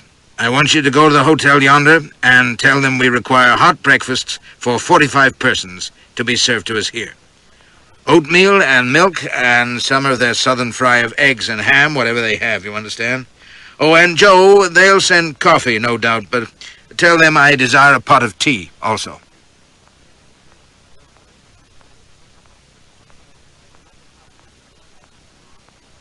I suppose Cardigan's walk, march, trot at Balaclava is the most memorable battlefield command I've ever heard, but J.B.'s order for breakfast at Harper's Ferry runs it close. For a moment I didn't believe it, and neither did Joe, for he stood gaping at the coins in J.B.'s hand, and then his glance flickered in my direction, and I knew at once what he was thinking, that if he went off to the wager house, who was going to keep an eye on slippery B.M. Kuma? For a second he hesitated, and then the clever beggar saw his way out. "Why, Captain, I can't do that," says he. "They won't pay no heed to a colored man, no, sir. They'll mind what Master Josh says, though, and I can go along and help carry, maybe." And some fools say they're not fit to vote. The hope that had leapt in my breast died in a smouldering inward rage as J.B. nodded and handed me the money, only to revive again at the thought that the crowded confusion of the wager house might give me the opportunity I'd been praying for. All I'd need was a split second to get out of reach and range of Joe, and then either try to flee the town or declare myself to some responsible citizen as a government agent. My God, that would be risky. They'd never believe me. J.B. broke in on my thoughts. "Leave your rifles and revolvers. They will offer you no violence, knowing that we hold their friends hostage." I didn't hesitate, but drew the 2 Colts from my hip holsters and passed them to Stevens, along with my sharps. Joe's eyes rolled and his ugly mouth tightened, but then he too passed over his pistols. J.B. said, "Remember the tea, Joshua." And we set off side by side across the open ground towards the wager house, one of us casting wary sidelong glances, the other with the reassuring pressure of the tranter tucked into the back of his waistband under his coat.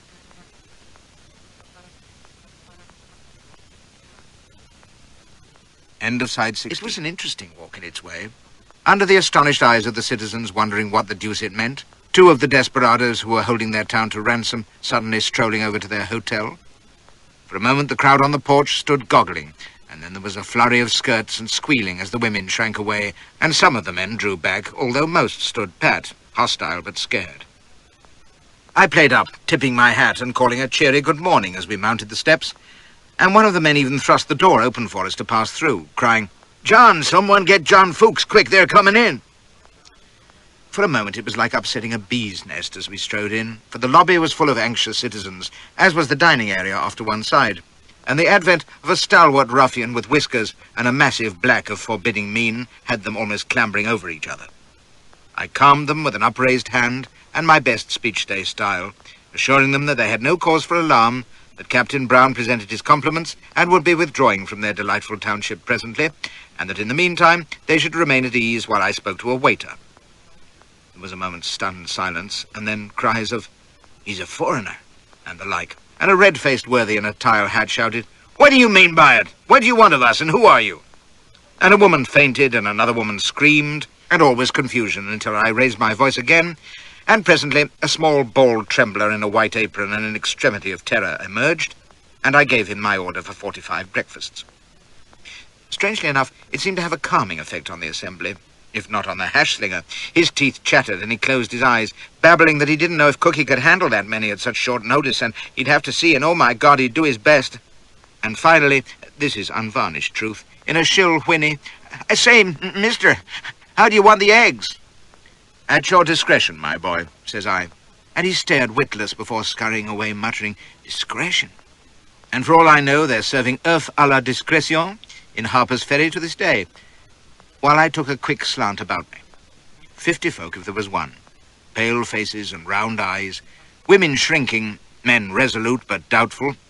Every head in the dining section turned to stare, whispers and scared murmurs. No other door off the lobby, but one behind the dining tables, obviously to the kitchen. Straight ahead of me, a big bar counter with gilt mirrors behind. a staircase leading to a balcony above the lobby, a young negress looking down over the rail. And here I paused in astonishment at the bizarre contrast of bottle-bright red hair tumbling about shining ebony cheeks, a plump black hand clutching a silk peignoir round a form which would have done credit to a Turkish wrestler, and bold protruding eyes regarding me with, unless I was mistaken, which I seldom am, awakening interest. I stared and received an unexpected dazzling beam of white teeth in return. "How many more of us you aiming to kill, you damned brigand?"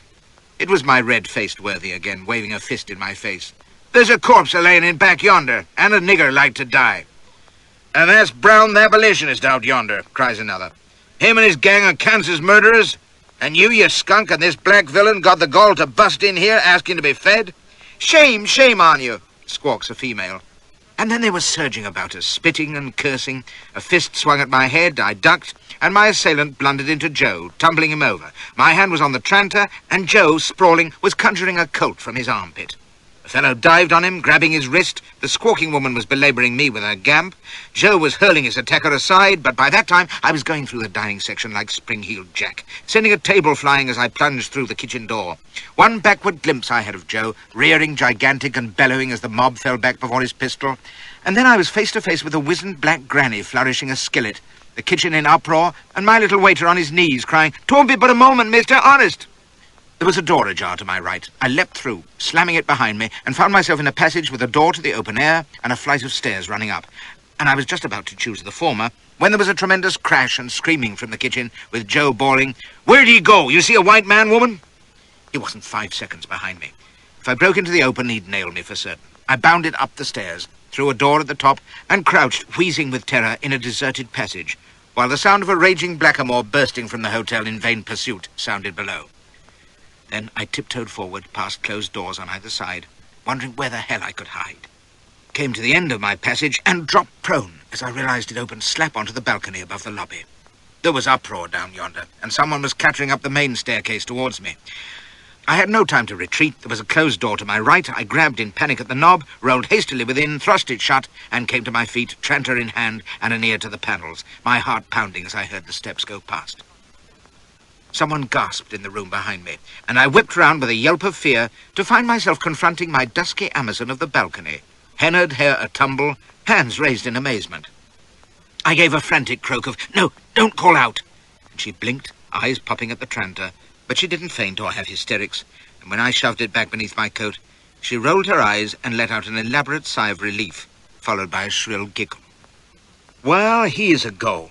Why can't you move around, though?" She raised a whimsical eyebrow. "You just passing through, or you kindly planning to stay? I hope." I'd no time to marvel at the presence of a gaudy and eccentric negress en déshabillé in a southern hotel, or the nonchalance with which she greeted an armed intruder. "Madam," cries I, "don't be alarmed, I beg. I mean no harm, I swear, but I'm in a slight pickle, you see. Hold on, do." I sped to the front window and peeped through the curtains. There, not 50 yards off, were the armory gates, with J.B. and Stevens in plain view, and the fellows at the railings. To the left was the arsenal, with the town houses beyond. There were a few citizens by the houses, and one bold spirit was shouting and shaking his fist in J.B.'s direction. "What in creation's happening out there?" demands the Queen of Sheba. "An election? Sounds like Sacramento on 4th July. Who you running from, handsome? The vigilantes?" I hopped to the room's other window, which overlooked the railroad tracks and the Potomac. It was a corner room, and started back as Joe suddenly appeared beneath, by the side of the hotel, colt in hand, staring about him. There was a knot of people by the tracks, scattering away from him as he turned and shouted, and I realized he must be addressing Watson at the bridge entrance behind the hotel. Then he set off for the armory gates, waving and shouting to J.B., no doubt asking him how he'd like his eggs. I crouched, watching, until a husky voice spoke reproachfully behind me. "Well, you sure know how to flatter a fine colored lady. Or is the view out there more pleasing than the one in here?" I turned, still breathless, to find her regarding me with a quizzy amusement that took me even more aback than her extravagant appearance. This was the South, mind, where darkies knew their place, but here was one, young, sassy, and black as your boot, who carried herself like a Dahomey duchess, and looked the white boss in the eye with cheerful insolence. She must have read my thought, for she tossed that astonishing fiery head. "I's free, case you wondering," says she tartly, "and I'm waiting." When in doubt, grovel. "I beg your pardon, ma'am. Believe me, I can explain. Those men yonder are abolitionist raiders." "So I've been told," says she coolly. "You likewise?" No, not at all. Oh, law. The fact is, I'm a government man. I was with them to observe them, you see, find out what they were up to." "You don't say. Well, think of that." Her eyes widened in mock wonder. "Government man, huh? Like a police detective." "It's true, I swear. I had to get away from them. But the people downstairs, they don't know what I am, you see, and they might not believe me. If they found me, I mean... Uh-huh. So you gotta lie low for a spell. Right here. That it?" A smile broadened, and I could have cried out in relief. Yes, exactly. I gave her my most appealing leer. "If I might stay for just a little while, I'd be most grateful, I assure you, ma'am." "Call me Hannah," chuckled she, "and just try to leave." She swayed majestically forward to lean on the four-poster in what I can only call a worldly attitude, teasing an amber tress between her fingers and pushing out her lower lip, and as I recovered my wind and appraised her at close quarters, inhaling a gust of sweet, heavy scent, and noting the ravenous glint in her eye, why, do you know, all of a sudden it was like coming back to life again, after months in another drab and dismal world, and my immediate terrors, and those of the past few hours, were dwindling away. By heaven, though, she was overwhelming. 16 magnificent stone if she was an ounce, but light on her feet as a dancer. Pug-faced pretty in an overblown way, and with a jolly sensuality in the thick purple lips and flaring nostrils spread across the fat, shiny cheeks. Not my vision of Venus, exactly, but it seemed as though centuries had passed since Mandeville. My randy imaginings of Elspeth were still fresh in mind, and as I contemplated those enormous endowments, fore and aft, the massive, shapely thigh thrust out of her peignoir, I came over all a tremble, pointing like a gun dog. Her languid smile became a hungry, complacent smirk.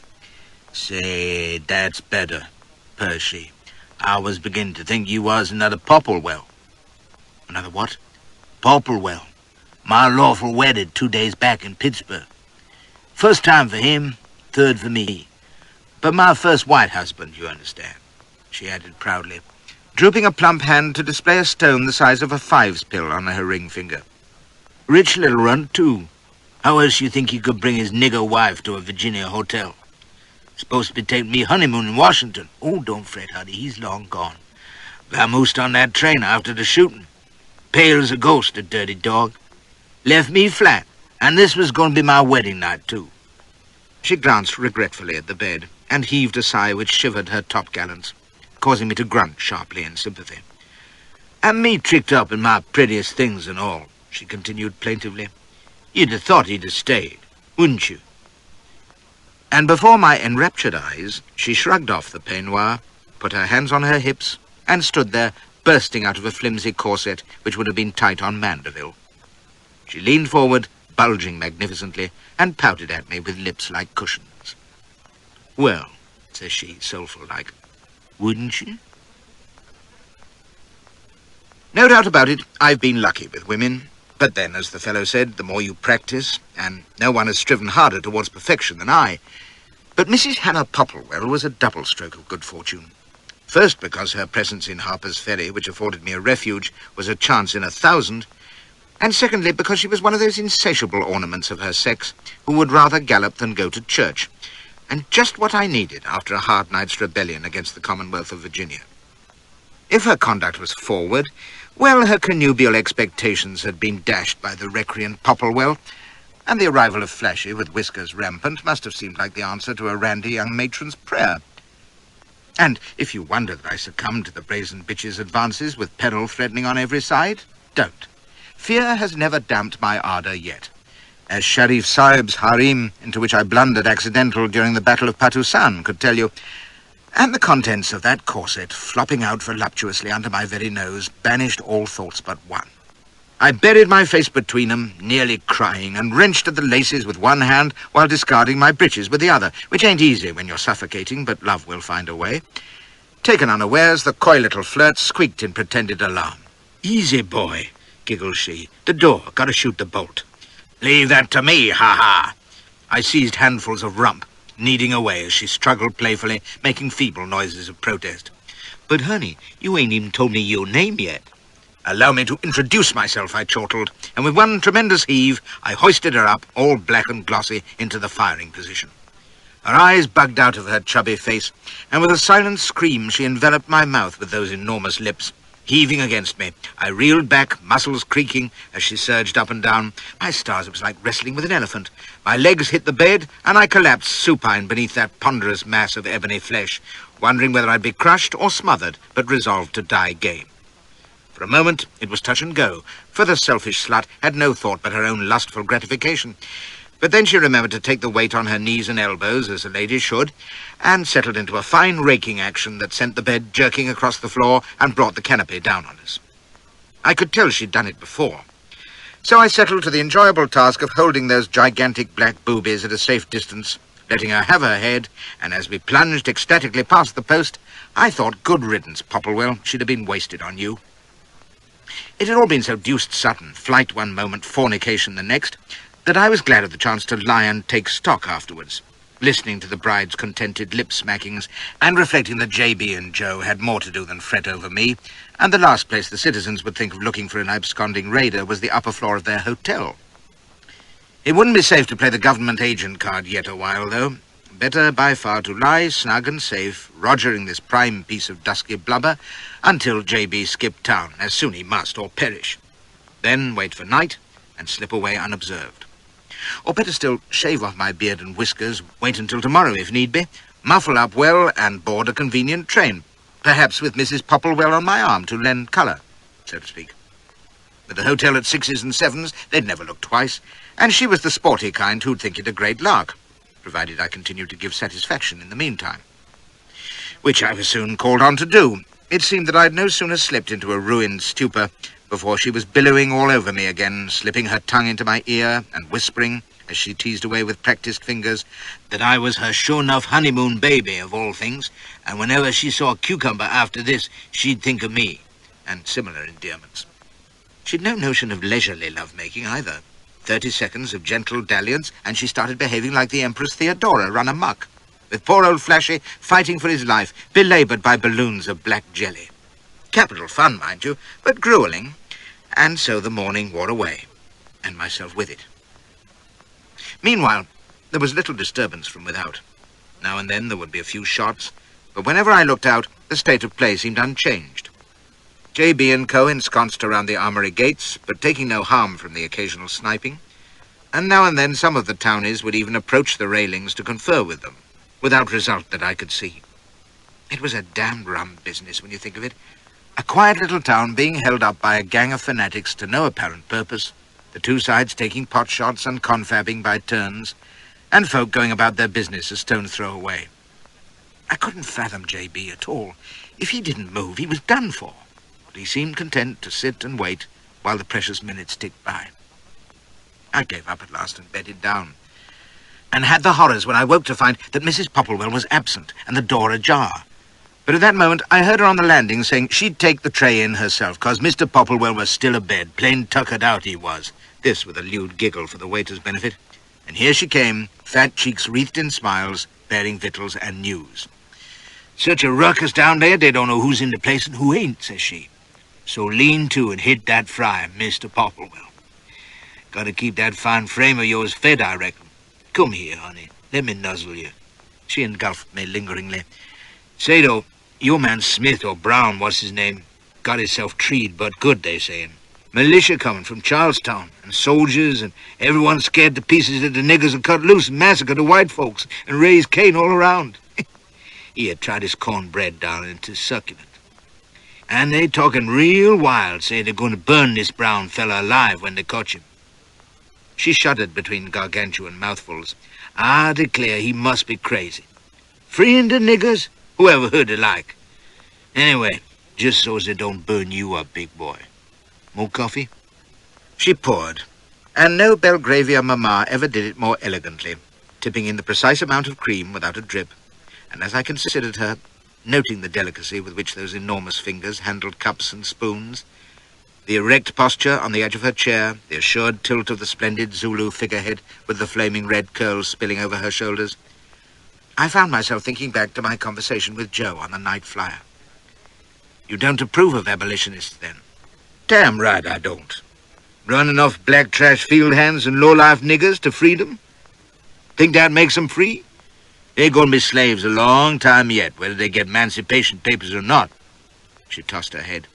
Your friend Smith, also Brown, must be a fool to think he can free him. No white man can. Only us niggers, in here. She tapped her brow. Like I did, long time ago. How was that, Hannah? Why, you know how. She slapped my hand, chuckling. Soon as I saw a white man look at me, 10 years back, when I was just 16, not as big as I is now, but well-fleshed, you know. And when they saw me shaking as I went by... She stood up and took a few steps, swaying with ponderous grace and rolling her eyes. I says to myself, Hannah, gal, you totin' your fortune around right here, and don't make no matter whether you black or white or sky blue pink. You just shake that meat and you never go hungry. More soberly, she added, sure, I's a gal. But every nigger, everybody, got something to take to market, if they got the spunk and gumption to make the most of theyselves. You is what you think you is, and that's why I'm a lady. She had determined to catch a wealthy husband, but I went mad for this colored gambling man in Frisco, and was wed and widowed inside a month. Yep, Billy shot 2 fellas in a Pharaoh school. One was a chink, so it didn't signify, but t'other was white, and a blacksmith, mighty valuable man, so Billy got hung. Left me nothing but his watch and $22. Then I married Homer, not older than me, Muletta gentleman he was, lent money to the colored folks, nice little business, but he up and died on me in bed. Happy Homer, thinks I, but no wonder. He left me a tolerable sum, but little Hannah see the only real money is white money, so I said me to coach some. She sipped at her cup complacently. Took time, a heap of patience, till I snagged Popplewell, owned shares in half the canals in Illinois. Bachelor gentleman, engaged me as housekeeper. I see right away he was crazy for black meat, wanted me to be his fancy woman, but no, sir. I says, you want a bed, you gotta wed. I can't marry a Negro, he hollers. Then you can go without, I says. She whooped with mirth, dealing me a playful slap that almost broke my leg. My land, how he went on, a-pleading and entreating, and I just kept shaking till he was fit to boil over. You must be mine, cries he, nigh weeping. So I says, why, whenever you please, Mr. Popplewell, sir, but you got to bid for my hand afore you gets the rest of me. So he did, last week, and we was wed in Pittsburgh, regular Episcopalian, and he still ain't had the rest of me. She giggled, admiring her ring with deep content. And the little juggins ran away on the train last night. Grease lightning off a shovel, says she cheerfully. I can't bide violence, says he, all tremblish. We must fly, my own, before worse befalls. I says, you can fly, Popplewell, but I's comfortable right here. And he flew. Meet me in Washington, dear creature, and here's $100, do not fail me. There was his parting words. So I'll meet him in my own sweet time. Meet his canal shares, too. But right now... She rose with a fine billowing of her peignoir, put her arms about my neck, and slid her splendid bulk onto my knee. I's real comfortable. The unworthy thought crossed my mind that her present misbehaviour rendered her eminently blackmailable where Popplewell was concerned, but it was a purely Pickwickian reflection, you understand. I'd not have dreamed, I'd not have dared, even given the chance, for I'd taken a liking to this hearty black trollop, a true kindred spirit, pleasuring her rump off at a moment's notice. Aye, and drumming up breakfast from a kitchen in Bedlam, gathering the news and preparing the way for my departure as Mr. Popplewell into the bargain. You don't find many like her, and I told her so. Well, now, suppose you just show me, says she, squirming on my lap and licking my lips. So I did, for the third and last time. For even as we buckled to, the curtain was rising on the final gruesome act at Harper's Ferry. 12 hours had passed since we'd crossed the Potomac Bridge, and all unknown to us, the alarm had been spreading since dawn, from village to town to city, clicking along the wire even to the White House. Already militia companies were tramping through the leafy Virginia lanes from Charlestown and mustering in Frederick and Winchester and Martinsburg and even eventually in Baltimore. That young beau sabreur, Lieutenant J.E.B. Stewart, who was in Washington trying to hawk his patent sword frog to the War Department, found himself ordered to ride for Arlington to summon Colonel Robert E. Lee of the 2nd Cavalry. Didn't old J.B. attract the big guns, eh? And within hours, the two of them were bound for the ferry in the wake of the U.S. Marines. The steel trap that Douglas had prophesied was closing, while J.B. mooned away his time, waiting for the slaves to rally to him, waiting for the arms to arrive from Owen, waiting because the poor old peasant didn't know what else to do. And Kagi kept sending frantic messages from the rifle works beseeching him to move. And the citizens of Harper's Ferry lost patience and began to gather in earnest. And well, you know what I was doing. And not a man in Virginia was better employed. And you may tell Mrs. Popplewell I said so. It came as sudden as a thunderclap. A deafening burst of shooting, and I was springing to the window, and all hell was breaking loose between the townhouses and the armory railings, with both sides blazing away. And the far bank of the Potomac was alive with armed men in civilian duds, the Charlestown militia, led by a man who knew his business, for he was cutting off J.B.'s line of retreat. From the side window, I saw them streaming down towards the Potomac Bridge, which was out of sight from where I was behind the hotel, so I didn't see them storming over the bridge, shouting and huzzahing, chasing Watson, Brown, and Taylor, who fled to the armory. I saw them run across from the tracks, firing back, and then the militia came into view below the hotel. Scores of men who looked like farmers on a rabbit hunt. They spread out along the track beneath my window and on the open ground, pouring fire at the armory gates, and I thought, "You're done, J.B.," for I expected them to rush the railings. But an officer bawled to them to take cover in the wager house, and I heard him ordering parties to Galt's saloon and the Shenandoah Bridge, where Oliver was stationed. Now it was pandemonium below stairs, and the building shook as about 50 clodhoppers surged in, hollering and crashing among the furniture and firing from the windows. Female shrieks arose, and a stentorian voice ordered all ladies to take refuge on the upper floor. There was a great pattering and squealing on the stairs, and I was in terror that we'd be invaded, but Mrs. P. put paid to that by showing herself in our doorway, bold, black, and bedizened. No respectable southern female was going to share a room with a nigger. Why, 'tis a scandal allowing such a creature in civilized lodgings. What is the world coming to? Suddenly there was uproar outside, a fusillade of shots, and from the front window I saw young Oliver racing across before the hotel, letting fly with his Colt at pursuing militiamen. He'd been driven from the Shenandoah Bridge and was going like a stag for the armory gates, with Bill Thompson at his heels, and hard behind them came the old black, dangerous newbie. Oliver and Thompson won clear, with shots kicking up the puddles around them, but newbie suddenly staggered, his head thrown back, and I saw that a shot had torn his neck horribly open. He stumbled sideways and sprawled on his back in the mud, and that was the first of John Brown's pet lambs gone. And as I stared down at the twitching body and the blood welling across the ground, I suddenly remembered him sobbing in a corner at Kennedy Farm over a letter from his wife, who was still in slavery, hoping that he'd be able to buy her and their children soon, and J.B. setting a hand on his shoulder saying, "They shall be free, newbie, depend upon it," and old Dangerous saying, "I know it, Captain, I know it." They didn't let him be. Now that the militia were on hand and the raiders' number was patently up, all sorts of ragged town heroes came to join in the fun, and in no time they were at the liquor, in the wager house and Galt's place. There was a fine drunken commotion beneath our feet, singing and cheering and guffawing, and great rage being voiced against J.B. and his gang. They were full of bile because Oliver and Thompson had escaped, and soon, when J.B. sent out a hostage with a white flag to hold some parley or other with the militia, half a dozen of the town vermin emerged from the hotel to take out their spite on Newby's corpse, kicking it and dragging it about with cries of, "There, you damn nigger, rot in hell and serve you right." One barefoot rascal dragged off the dead man's boots, and then Mrs. Popplewell, who was with me at the window, cried, "Oh, sweet Jesus," and turned away. For the rest of them were hurrahing round the corpse, egging on one who knelt and sawed at its head, and presently came running to the hotel, bellowing, "Who wanted a couple of abolitionist souvenirs, hey?" And I saw he was flourishing Newby's bloody ears aloft. His mates cheered and clapped him on the back. That was when the nightmare began. Shooting had broken out again, heavier than ever from the houses and the heights behind the town, and J.B.'s beleaguered party had to abandon the railings and take cover among the armory sheds. They had no way out now.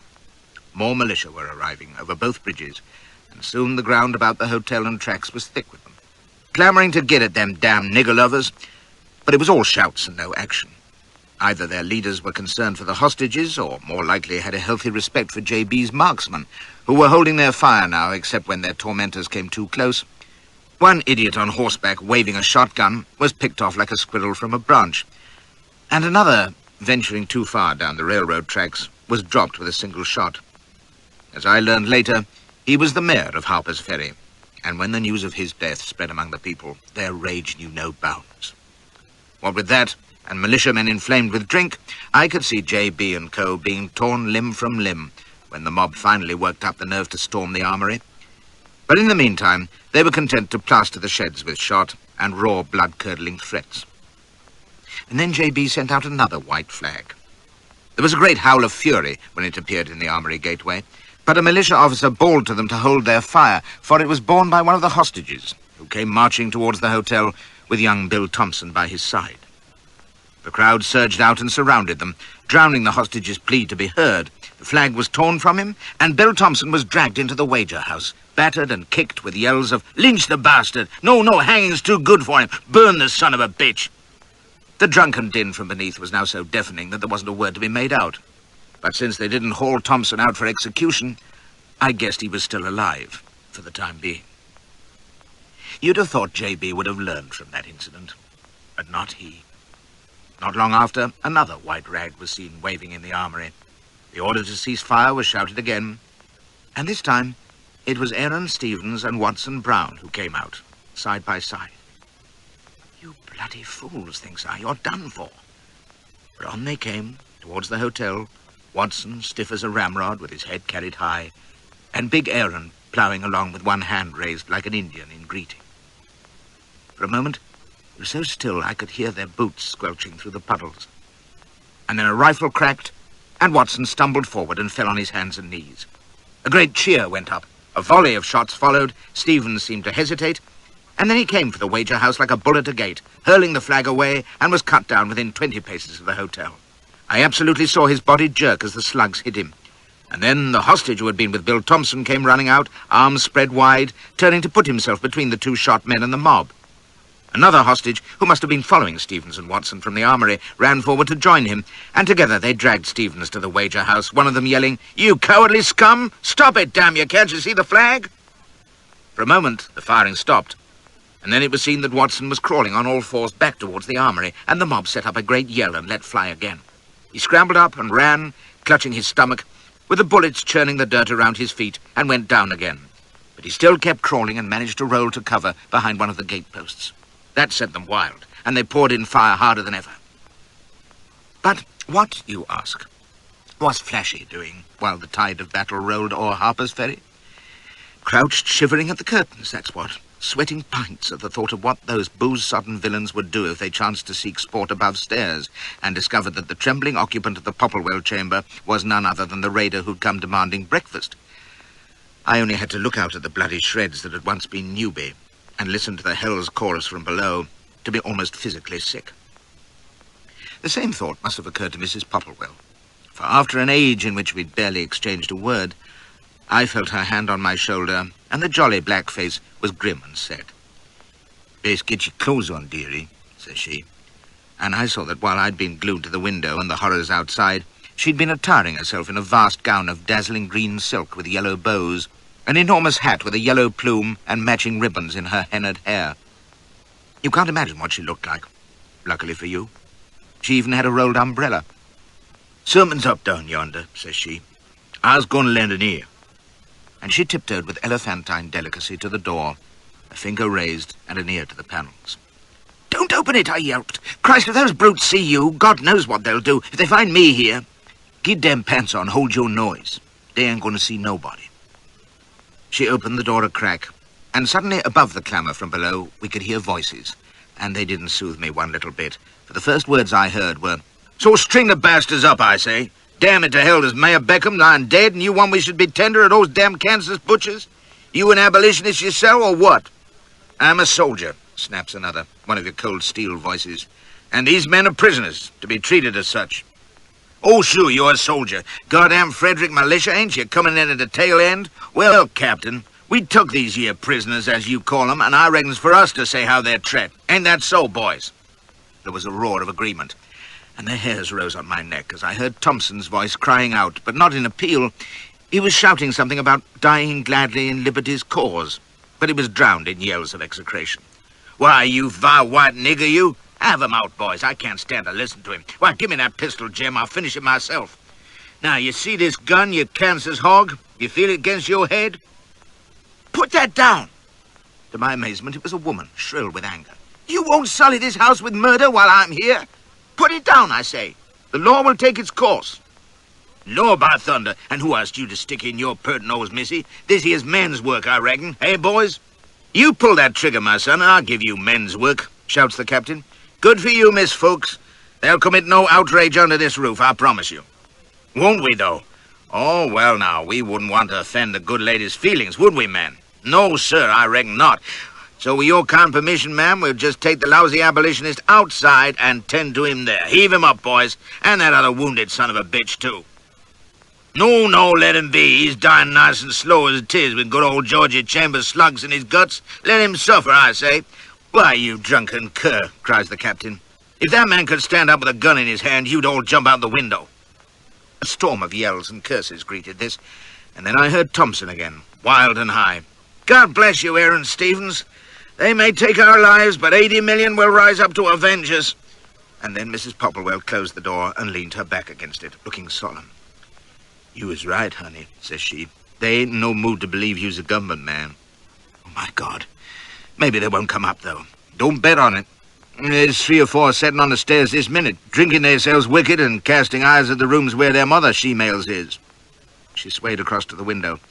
"It'll be dark in an hour or so. You best slide out then. Get yourself to one of they offices, or someone will listen to you." "Slide out through that? Christ, woman, every militiaman in America's out there. They'd tear me to pieces. No, I must hide.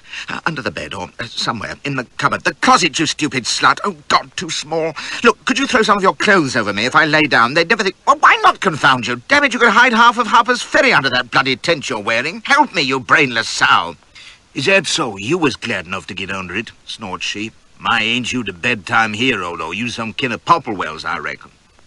And these infernal Yankee pothouses don't have chimneys, even." "They got attics," snapped she, pointing aloft, and there, praise be, was a trap in the ceiling, if you're so downright timid.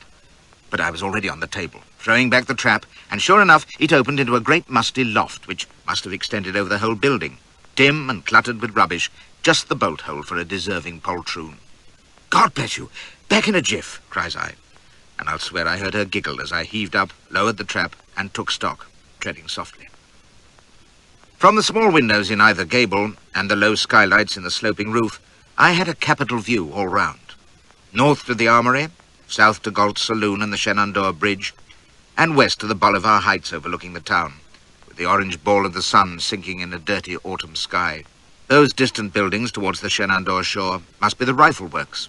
Was Kagi still there? Closer at hand, the Arsenal building seemed to be deserted. No sign of Hazlitt. The front of the town was crawling with men, keeping up a desultory fire on the Armory, and weighing up, I could see only one line of retreat for J.B., through the Armory proper and along the railroad between Bolivar Heights and the Potomac. But even as I looked, I saw movement in that direction. The figures of militia, a good 100 of them, skirmishing in to close on the Armory from the rear. So now he was ringed in on all sides. His revolution was dead, and he and his juvenile fanatics with it. They went piecemeal, did J.B.'s pet lambs, and I saw most of them go. Already there'd been Newby, Watson, and Stevens, and now, even as I prepared to tiptoe back to the trap, Bill Thompson.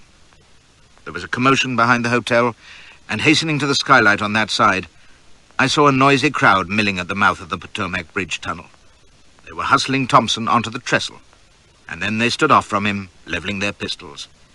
For a second, he was stock still, hands by his sides, and then they were blasting at him point blank, and he toppled over out of sight. The whole mob surged forward, shouting curses, and his body must have landed on the bank below, for they kept emptying their pieces downwards. And I found I was jerking with the shots, for it might have been me. I watched, sick and shuddering, until a fresh burst of firing came from the Shenandoah side, and from the other skylight, which was broken, I saw distant figures surging round the rifle works and heard guns popping like toys in the distance. With the setting sun in my eyes, I couldn't make out much, but a few moments later there was a great haw-hawing and laughter as a group of roughnecks and some militia came hurrying down towards Galt's saloon, shouting that was another couple of the bastards settled. One white, one nigger, and 'twould have been three, for there'd been another nigger they'd been going to lynch, but that cussed Sawbones wouldn't allow it, damn him, spoiling sport that away. Say, but if you boys wantin' some target practice, that abolitionist skunk's still a-layin' there. Sure, got him in the shallows, trying to swim for it. Too much hot lead in him for swimming, though, haw-haw. So, that was Kagi gone. JB's right arm, who'd sat under that signpost by Chambersburg, twiddling a flower between his fingers. He was the best of them, the Switzer. Consoling, ain't it, that it's always the good uns who stop the shot, while fellows like me slip out from under. Which reminded me that I'd some fair slipping to do yet, if I was to come out intact. It was beginning to grow dark.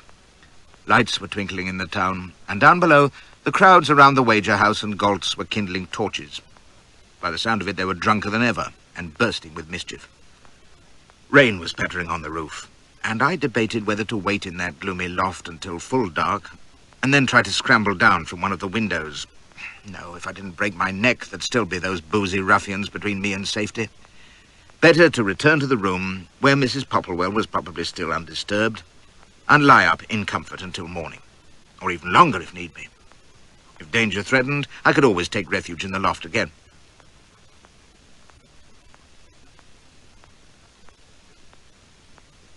End of side 17. I tiptoed to the trap and stopped short when I saw a chink of light showing. Of course, with dusk coming, she'd lit the lamp. I stooped to raise the trap and almost fell over in terror, for someone was talking in the room below. And it wasn't Black Beauty, unless her voice had broken in my absence. I crouched, quivering like an aspen, as a harsh bass growl came to my ears. Never see a nigger yet that didn't lie truth out of Dixie.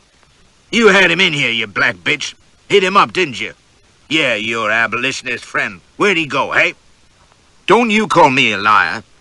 It was Mrs. Popplewell, no docile darky, she. I was a respectable woman and no white trash gonna bust in on me and give me his lip. You get out of here, all on you, leave me be. I don't know nothing about no abolitionist. White trash, strike me dumb, you hear that? I've a mind to haul you out and lash you good. You hold your noise. It was the captain who'd interceded for Thompson. See here, my girl, there was a man here, we know it. You told the waiter here he was your husband. What was his name? Popplewell? That right? That's it, Popplewell, the waiter babbling. But he got on the train, went out at dawn, and she brung up breakfast for 2 this morning like he was still here. At least I think that's what she said. There now. You hear him, girl? He's mistook. Mrs. Popplewell was standing firm. Said no such thing. And no man's been in here. What kind of a female do you think I am? Lying negro whore, that's what, bawls the ruffian voice. If you was alone, what do you need 2 breakfasts for? I's a large lady, retorts she with dignity, and I eats hearty. Leave that, 'tis by the way, says the captain impatiently. Now, see here, girl. How do you explain this? And there followed a breathless pause. What the devil could this be? Something damning, obviously, but you'd think a man in my plight could have restrained his curiosity, wouldn't you? After all, it didn't matter to me whether he was presenting his card or baring his buttocks. So before you could have said, "Don't, you damn fool," I had my eye to the gap at the edge of the trap, goggling down into the room. I could see only a portion of it, filled mostly by Mrs. Popplewell in the height of fashion, holding her brolly like a club, and 2 ugly scoundrels with beer bellies and beards crowding her either side. Of the captain, I could see only an outstretched hand, and on it lay my Tranter pistol, which I'd forgotten in my haste. Well, says he, what of this? My husband left it for my protection, cries she gamely. Did he now? Favours an English firearm, does he? You, waiter, didn't you say the abolitionist who bespoke 45 breakfasts spoke with a foreign accent? British, perhaps? I didn't stay for the answer. If I'd been a man of iron nerve, no doubt I'd have raised the trap, bade them a cheery good evening, and descended nonchalantly to explain myself to the captain, who was plainly a man of intelligence and sound judgment, and he might have believed me. Again, his raffish companions might have shot me on sight. We cannot tell, for what I absolutely did was to start to my feet in sudden alarm, hit my head a shattering crash on a sloping joist, lose my balance, and step heavily on the trap, which must have been rotten at the hinges, for it gave way with a rending of timber, and down I went into the room, like Lucifer descending. The table bursting beneath my weight, Mrs. Popplewell screaming, and her interrogators exclaiming in shocked surprise. The only one who spoke to the point was the waiter, who cried, "By cracky, that's him!" And call me hasty if you will, it seemed prudent to remove rather than offer explanations. I was afoot and would have been through the open door in an instant if one of the ruffians hadn't barred the way. I sank my knee in his essentials, blundered into Mrs. Popplewell, saw the other thug start towards me, and the captain beside him levelling the tranter, and knew in a split second that there was only one thing for it. Casting gallantry aside, I seized her amidships, swung her off her feet with a Herculean effort, and hurled her at them. And I'm here to tell you that 1/10 of a ton of well-nourished negress, point-blank and well-driven, is a damned effective missile.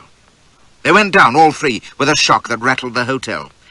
And I was out and bounding down the passage to the back stairs, missing my footing and going arse over tip to land with a sickening jar beside the kitchen door. The outer door stood open. I heaved myself up and went through it, bullet agate, into a torchlit twilight which seemed to be full of drunken, shouting rascals who stared in astonishment as I raced through them, heedless of direction. Behind me a voice cried, "Stop him! Halt or I fire!" It was the captain, no slouch in pursuit he, and then came the crack as he let fly with the tranter. I plunged on, dodging between trees, cannoning into bodies, knocking over a stand of piled rifles, with angry yells and pounding feet behind me, and no notion of where my terrified flight was taking me. Well, it wouldn't have made much odds if I had taken care.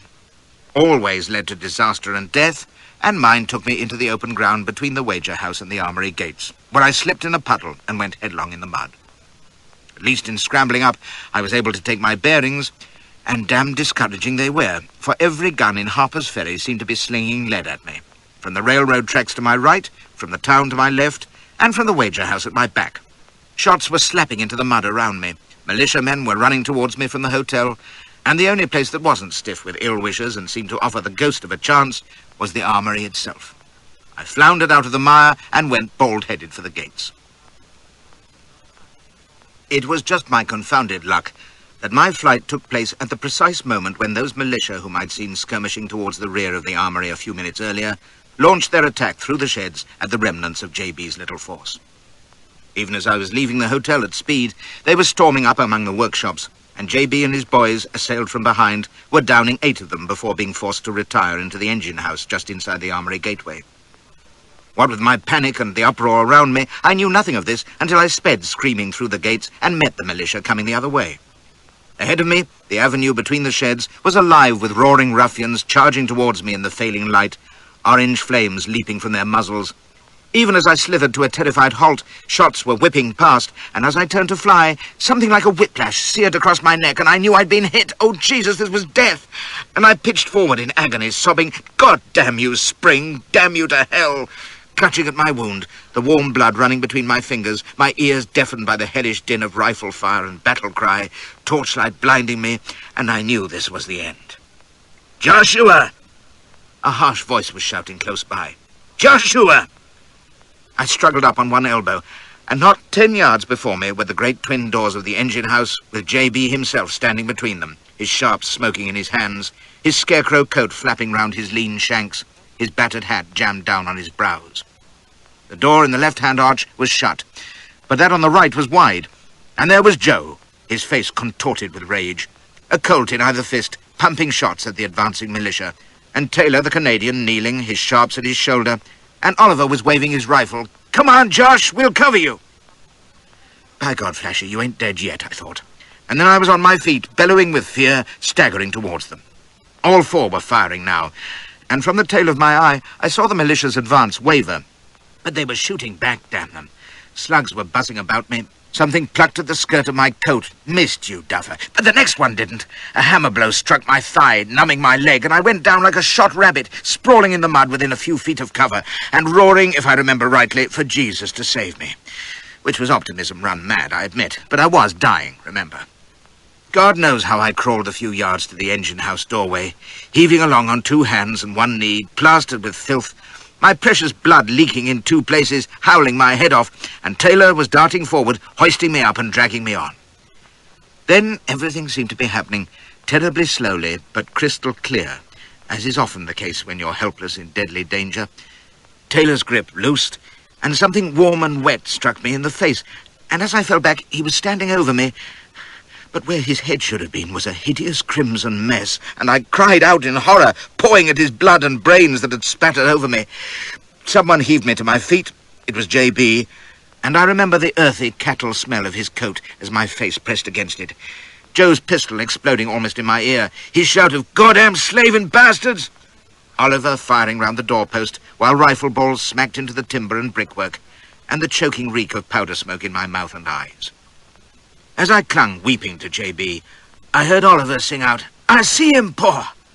And I can still see the eager grin on the pale, handsome face under the wide-awake hat. But as he whipped the sharps to his shoulder, he suddenly staggered with an odd, barking little cough, looking down at the bloody stain spreading on his shirt. He dropped the sharps and sat down heavily against the door, raising his head in surprise and exclaiming, "Oh, Pa, look!" And that's the last thing I remember before... Well, I could say something poetic about blackness enfolding me like a shroud, or a dark mist engulfing my senses, but the plain fact is that I fainted from pure funk.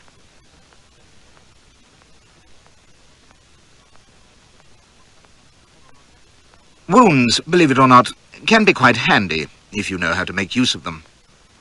I speak with authority, having taken over 20 in my time, from my broken thigh at Piper's Fort to the self-inflicted graze which enabled me to collapse artistically during the Boxer Rising. I was 78 at the time, an age at which you can get away with a lot. In between, I've been shot in the back, the breast, the arm, the leg, and the arse. Been blown up now and then, flogged, scalped, by my own son, if you please. Racked and roasted, had my shoulder opened by a chink hatchet, my cheek by a German Schlager, and my abdomen by a Turkish knitting needle. At least I believe she was Turkish. And still carry a scorch mark on my elbow from the hot metal of the cannon from which I was damn near blown at Gwalior. Not bad going for a thoroughbred coward and decamper, and those are only the ones I remember.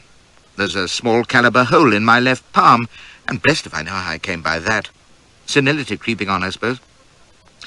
The point is that I've made capital out of my dishonourable scars by adhering to one golden rule. Flash's sufferance, I call it. Always convey, but never say, that your injury is a sight worse than it really is. It's elementary, really. In convalescence, this ensures sympathy if you play it properly. The barely perceptible wince, the sharp little intake of breath, the faint smile followed by the quick shake of the head, and never a word of complaint from the dear brave boy. But far more importantly, in the heat of battle, it enables you to feign mortal hurt and shirk any further part in the action. Not that I was faking when I keeled over, maiden-like, in the engine-house. I was convinced that the great peeler had his hand on my collar at last, and only when I came to and recalled that the pandemonium around me was not hell after all, did I discover that my wounds, while painful, were not fatal, or even serious. My shirt and coat were sticky with blood, but friends at inspection assured me that this came not from my jugular, but from a nasty nick near the shoulder. And my other hurt was quite a curiosity. The slug must have been almost spent, for it was only half embedded in my leg some way above the knee, like a currant on a cake. I pawed at it, weeping tears of gratitude that it hadn't struck home a few inches northeast, and the beastly thing fell out, leaving an ugly hole oozing gore. I subsided, whimpering with anguish and relief, clutching the affected parts and lying petrified as I took in the appalling scene. For the interior of that engine-house looked and sounded like the inferno gone wild. The building reverberated to the incessant din of rifle fire. Glass was shattering, timber splintering, men were screaming and cursing, and all in half-darkness, for there wasn't a light in the place bar the flashes from the guns, and only torch-glare outside. As I cowered down by the wall, half-choked by smoke and panic, I could just make out the shapes of bodies on the straw at my feet, and beyond them shadowy figures which crouched in the half-open doorway, shooting out, while answering shots crashed into the walls and the long, low fire carts which seemed to fill most of the great brick-built shed. One slug hit a fire bell with an ear-splitting clang, setting it swinging and pealing. All I could do was lie there, trying to staunch my neck wound with my sleeve, praying that I'd not be hit again. God, of all the cruel strokes of fate, after all my scheming and evasion and taking cover, at the 11th hour I'd leapt from the fire back into the frying pan. And now there was nowhere to run, even if I'd been able to. Only a yard away, Jerry Anderson was hacking at the bricks to make a loophole. Fragments rained down on me, and when I sang out, he dropped down beside me, eyes wild in a blood-streaked face. "My God, Josh," he cries, "are you done for?" "Brandy," croaks I, and he thrust his flask at me. I clutched at it, and as he jumped back to his loophole, I set my teeth and spilled half the contents on my neck, squalling to wake the dead at the burning agony of it. I clapped the mouth of the flask to my leg wound, writhing and whimpering, and had just enough strength to pour the rest down my throat. I was half fainting with pain, and I must have swooned again, for the next thing I knew, there was a blinding glare before my eyes. The shooting had ceased altogether, and there were voices talking close by. I raised my head and saw that the glare came from a storm lantern in the doorway, where J.B. seemed to be holding a parley with a couple of civilians, while Joe covered them with his 6 guns. The light fell on the faces of the bodies near my feet, and I shrank back horrified as I saw that they were Watson and Oliver, both apparently dead, and beyond them the shattered corpse of Taylor, sprawled on the blood-sodden straw. To my right, on the back wall behind the engines, young Ed Coppock and Emperor Green, the black, had their rifles at the ready through loopholes in the brick. And Jerry Anderson was at his post on the side wall, straddling Oliver's body. Dorfin Thompson, the pretty youth who looked like a girl, stood by the nearer engine, a rifle in his hands. My God, was this all that was left? 6 sound men, 3 corpses, and Flashy playing possum. Now one of the civilians was speaking, a tall, brisk chap with a trim moustache and goatee, my captain from the wager house. By George, he got about, though, didn't he? "You can only make it worse," cries he, pointing to the bodies. "Sakes alive, man, isn't that enough? You're surrounded by hundreds of militia and Colonel Lee's Marines. They're under orders from the President of the United States to demand your unconditional surrender, nothing less." He gestured about him. "Look at this. The end is certain, and resistance can mean only more bloodshed."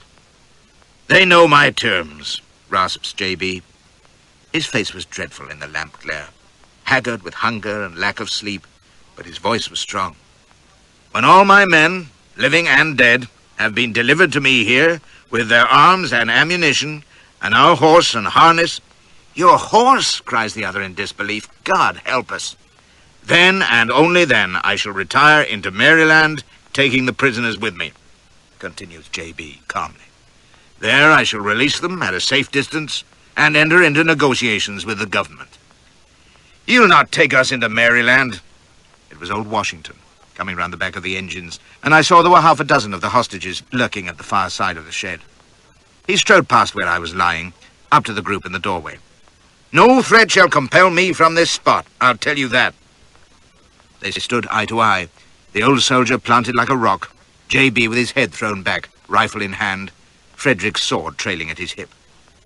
The goateed captain stepped between them, hands raised, forcing himself to speak quiet but firm. "It won't do, Captain Brown. Can't you see, sir, Colonel Lee cannot yield to those terms. The United States cannot." He took a deep breath. "Your position—" "Oh, come, sir, in the name of sense. What do you hope for?" J.B. turned on him, eyes flashing. "For honorable dealing, according to the usages of war, would you have me surrender to the creatures who shot down my men like dogs under a white flag? My own son, sir, dying there of wounds inflicted by those drunken cowards?" "That was the militia. Colonel Lee is a gallant gentleman and stone-cold sober," retorts the captain. "Oh, I'm sorry for your son. But, my God, when men take up arms in treason against their country, they can expect to be shot like dogs. What are the poor souls you killed this day?" He broke off with a helpless shrug. "Ah, where's the sense of it? I beg of you, sir, see reason and give up while you can. Colonel Lee will show you every consideration, and in the meantime," he gestured at the bodies, "at least let Dr. Taylor see that you're wounded."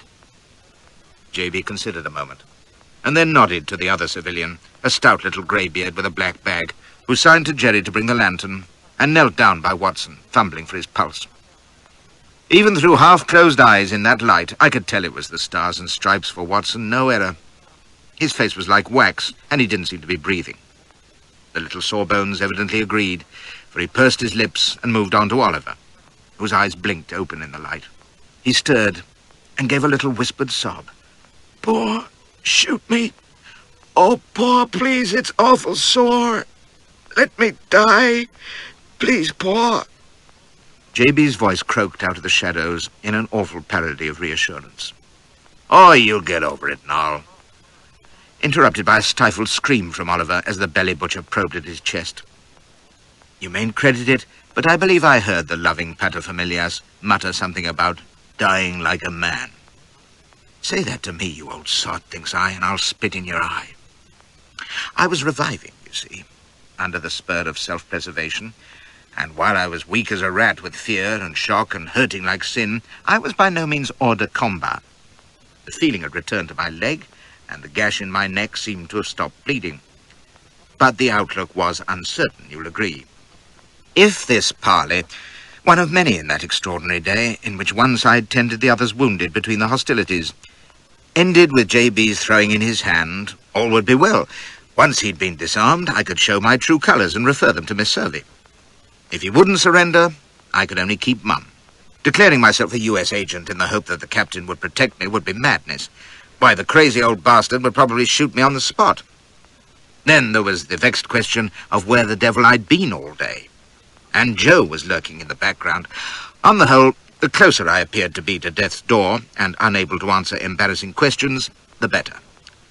So when the poultice walloper shook his head over Oliver and glanced towards me, lying there all blood-spattered and pathetic, I was ready with a feeble gesture to keep him at a distance. The last thing I wanted was the little bugger poking at me and exclaiming, "Why, this fellow's barely scratched. A spoonful of jalap and he'd be fitter than I am."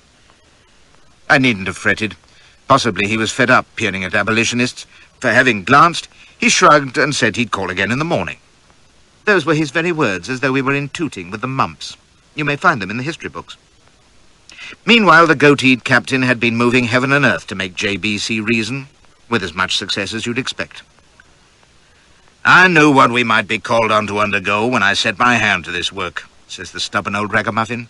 "I have weighed the responsibility and shall not shrink from it." "And your prisoners?" cries the captain.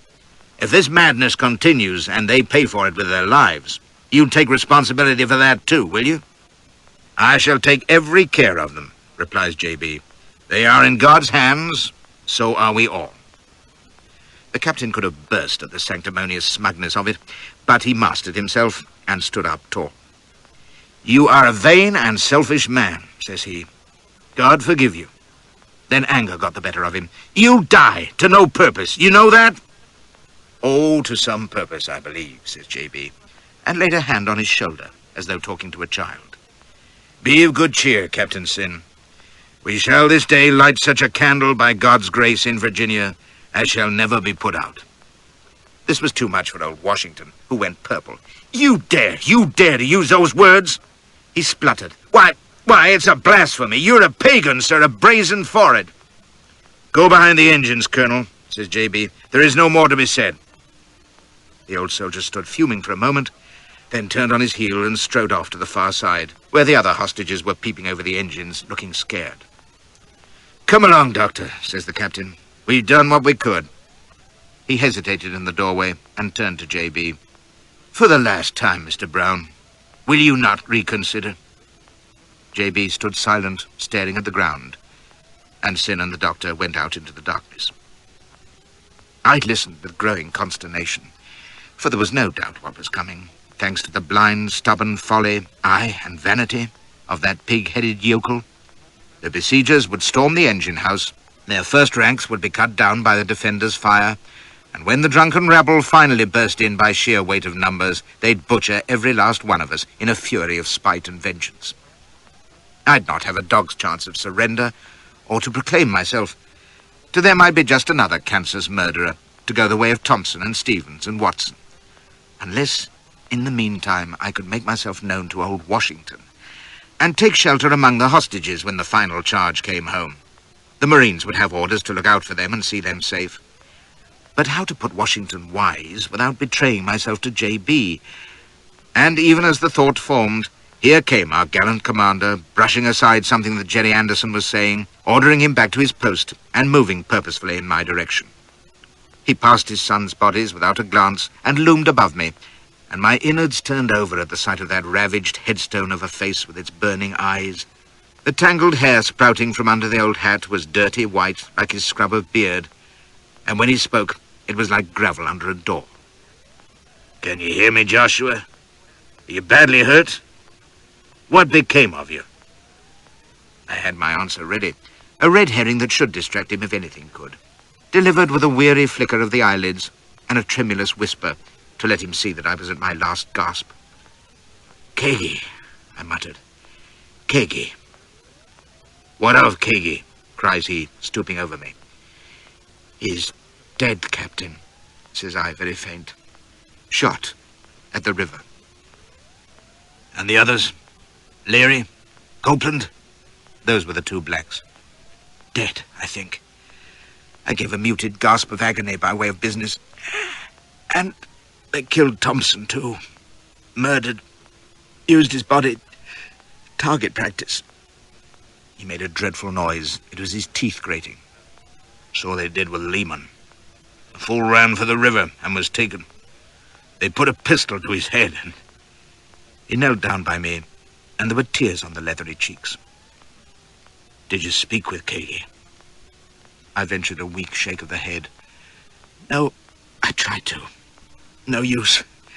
Too many of them. Ah, my leg!"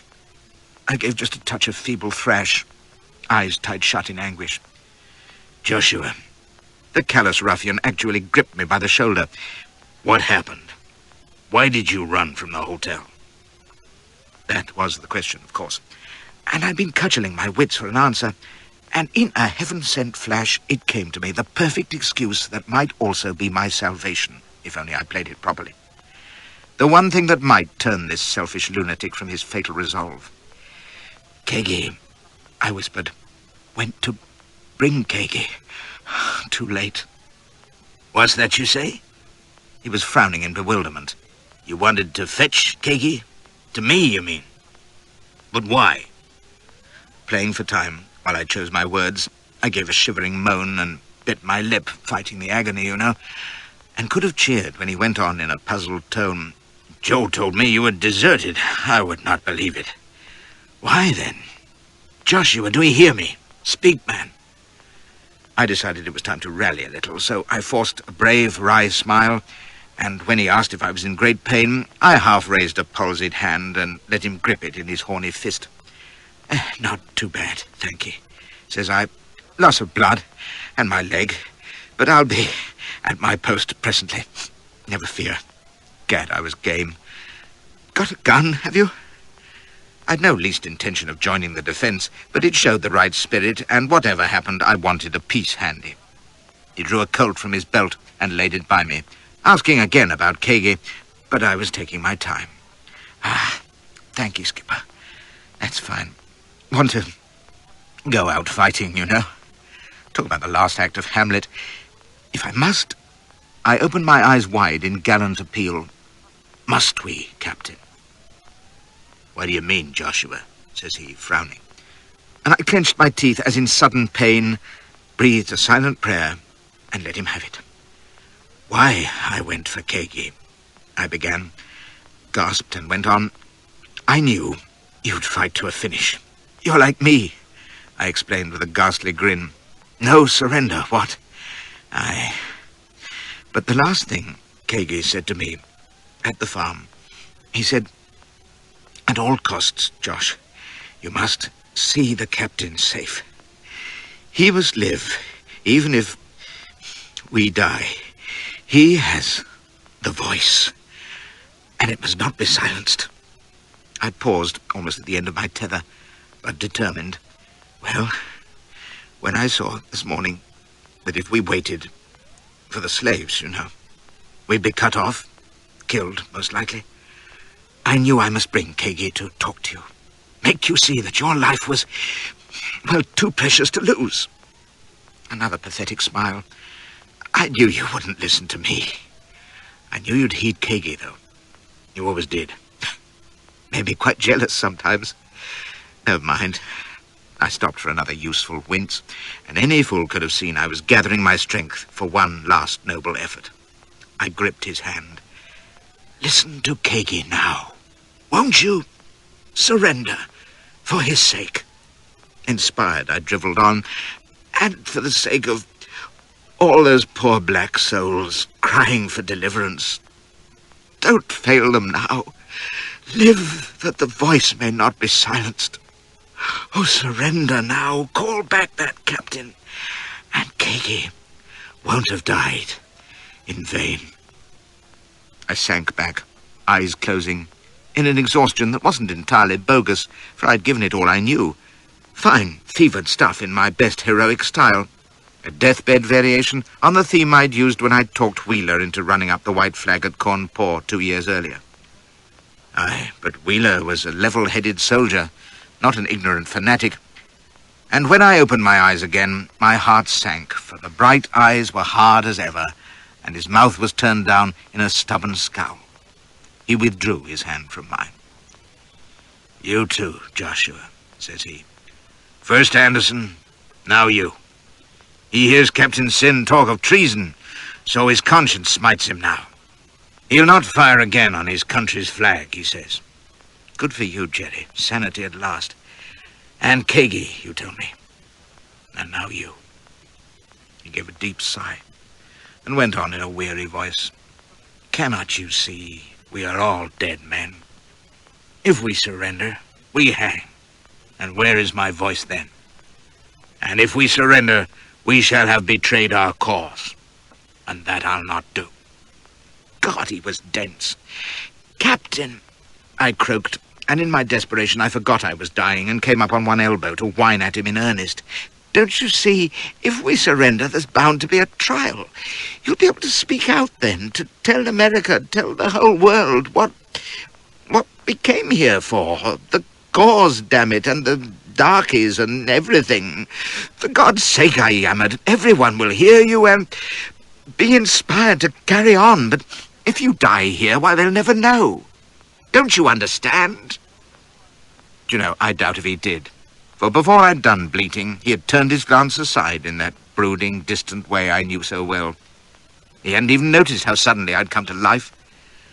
I could have wept, for I wanted to shout in his face, "Listen, you pudding-headed dotard, I'm showing you the finest soapbox your bloody cause could have. You'll speak your piece, and then you'll swing, and good riddance, but they'll have heard you from hell to Honolulu." And they did. That's the irony of it. And I'll be out of here, alive and safe, you selfish hound. But it would have done no good. I knew that from the grim, dull set of the lined Puritan face. He'd fixed what he called his mind, and that was that. He stood up, moving stiffly, and brushed the straw from his ragged breeches. "I have stated my terms," says he, "and I believe them to be honorable. If they will not accept them, for the sake of the prisoners—" He paused, frowning. And I wondered, did he still have some wild hope that he could bluff his way out, or even that the slaves would rise to his rescue? He was daft enough. He stood there a moment, a gaunt, tattered figure silhouetted by the lamp that still burnt near the doorway. The outline of his stark profile like that of some great bird of prey, and looked slowly around the engine house, half in shadow, the light glinting on the metal of the long fire carts. Maybe he was reviewing what was left of his pet lambs. Joe on guard at the half-opened door, Ed Coppock at the side loophole, the cherubic Dauphin Thompson at the rear wall, Emperor Green stretched half asleep on the straw, his lips moving in an inaudible mutter. Jerry Anderson dozing with his back to an engine, mouth open and fair hair tousled. Beyond the engines, I could hear the hostages stirring on the straw. That and the occasional uneasy gasp and groan from Oliver were the only sounds in that big, gloomy shed. From the dark outside came the distant sound of singing and laughing from the wager house and golfs, and the dull, incessant murmur of the surrounding troops. "No, I'll not go back on my word." It was J.B., calm and quiet now, as though he were talking to himself. "I came to this place of a purpose, to set free the slaves, and until that is done, I'll not lay down my arms. I came in no vindictive spirit, seeking no man's blood, but only to liberate those held cruelly in bondage. To that end, we have fought, a handful of us against a great multitude. To surrender now would be to deny our cause, and to abandon those we fought for. We have kept the faith with them and with our fallen comrades, and I'll not break it at the last." He raised his head and looked about him again, eyes bright and far away, and just the glimmer of a smile on the old face. "It doesn't end here," says he. "It begins." They left us alone all night, and you may well wonder why. There were more than 1,000 men ringed about that dingy building by the armory gates, besieging half a dozen. Very well, most of them were green militia and drunken louts, but there were near 100 of America's crack regiment, too, the vaunted leathernecks from the halls of Montezuma. Why the devil didn't they walk in on our pathetic rabble then and there? I've heard it asked since, at a safe distance, by the usual valiant know-alls, and the answer is, because my old chief Robert Lee knew his business, that's why, and wasn't about to waste lives and risk the hostages by brawling in the dark when he could wait until daylight, and until the spirits of those in the engine house were that much lower and possibly open to reason. So he waited, canny, imperturbable Lee, and if that long, cold night did nothing to weaken the resolve of the idiot-in-chief of our ridiculous garrison, it played havoc with the yellow belly of the chief of staff, cowering in his corner in despair. I'm not at my best, wounded and in the dark, with corpses at my feet and not even a ray of hope visible, for I had quite given up the notion of making myself known to old Washington. I doubted if he'd believe me. He never came within whispering distance anyway, and I didn't dare try to attract his attention, what with J.B. prowling about armed to the teeth, and Joe turning every now and then to view my recumbent form with scowling suspicion. I'd half expected him to be at my throat over my desertion at the wager house, but of course he wasn't. There was nothing he could say or do. However much he mistrusted me, we were both sailing under false colours with J.B., and he couldn't expose me without exposing himself. But I can't pretend to know what was passing in that strange black mind. I knew that from having been a loyal agent of the Q-Class and devoted to Atropos, he'd apparently found his road to Damascus in the months at Kennedy Farm and become a worshipper of J.B. and a fervent enemy of slavery. Or at least so he said, and the glimpse I'd had of him during the retreat to the engine house bore him out, for he'd been fighting like a Ghazi, blasting away and damning the militia.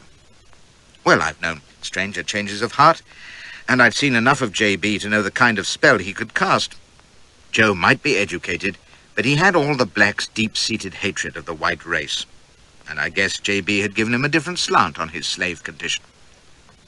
Again, he may simply have been as mad as a hatter. Many people are, you know. He was certainly in the grip of some kind of brainstorm on that last night in the engine house. Violent action does that to some folk. Faced with death, they lose all sense of habit and ingrained conduct, and their primitive nature, hidden under years of custom and training, comes raging out. Why, even I, in extremity, have been moved to belligerence against chaps bigger than I am, and run risks that I go weak to think of afterwards. Mind you, in my case, the madness don't last above a split second. Not with Joe. His derangement was permanent. And it took the oddest form, a growing anger against J.B. If that astonishes you, and it did me, I can only illustrate it by telling you what I heard passing between them in the long watches of that awful night. I never slept, you see, what with distress of mind and body, and there was nothing to do but lie and quake in the dark, for the lamp burned out after an hour, leaving us in pitch black, so no one moved about much. Old Washington came round to talk with J.B. at one time, but I couldn't hear what they were saying. It wasn't a quarrel, though, for their voices never rose. I heard Jerry Anderson and Emperor Green croaking that they'd never understood that what they were doing was treason. A fine time to realize the error of their ways, you may think.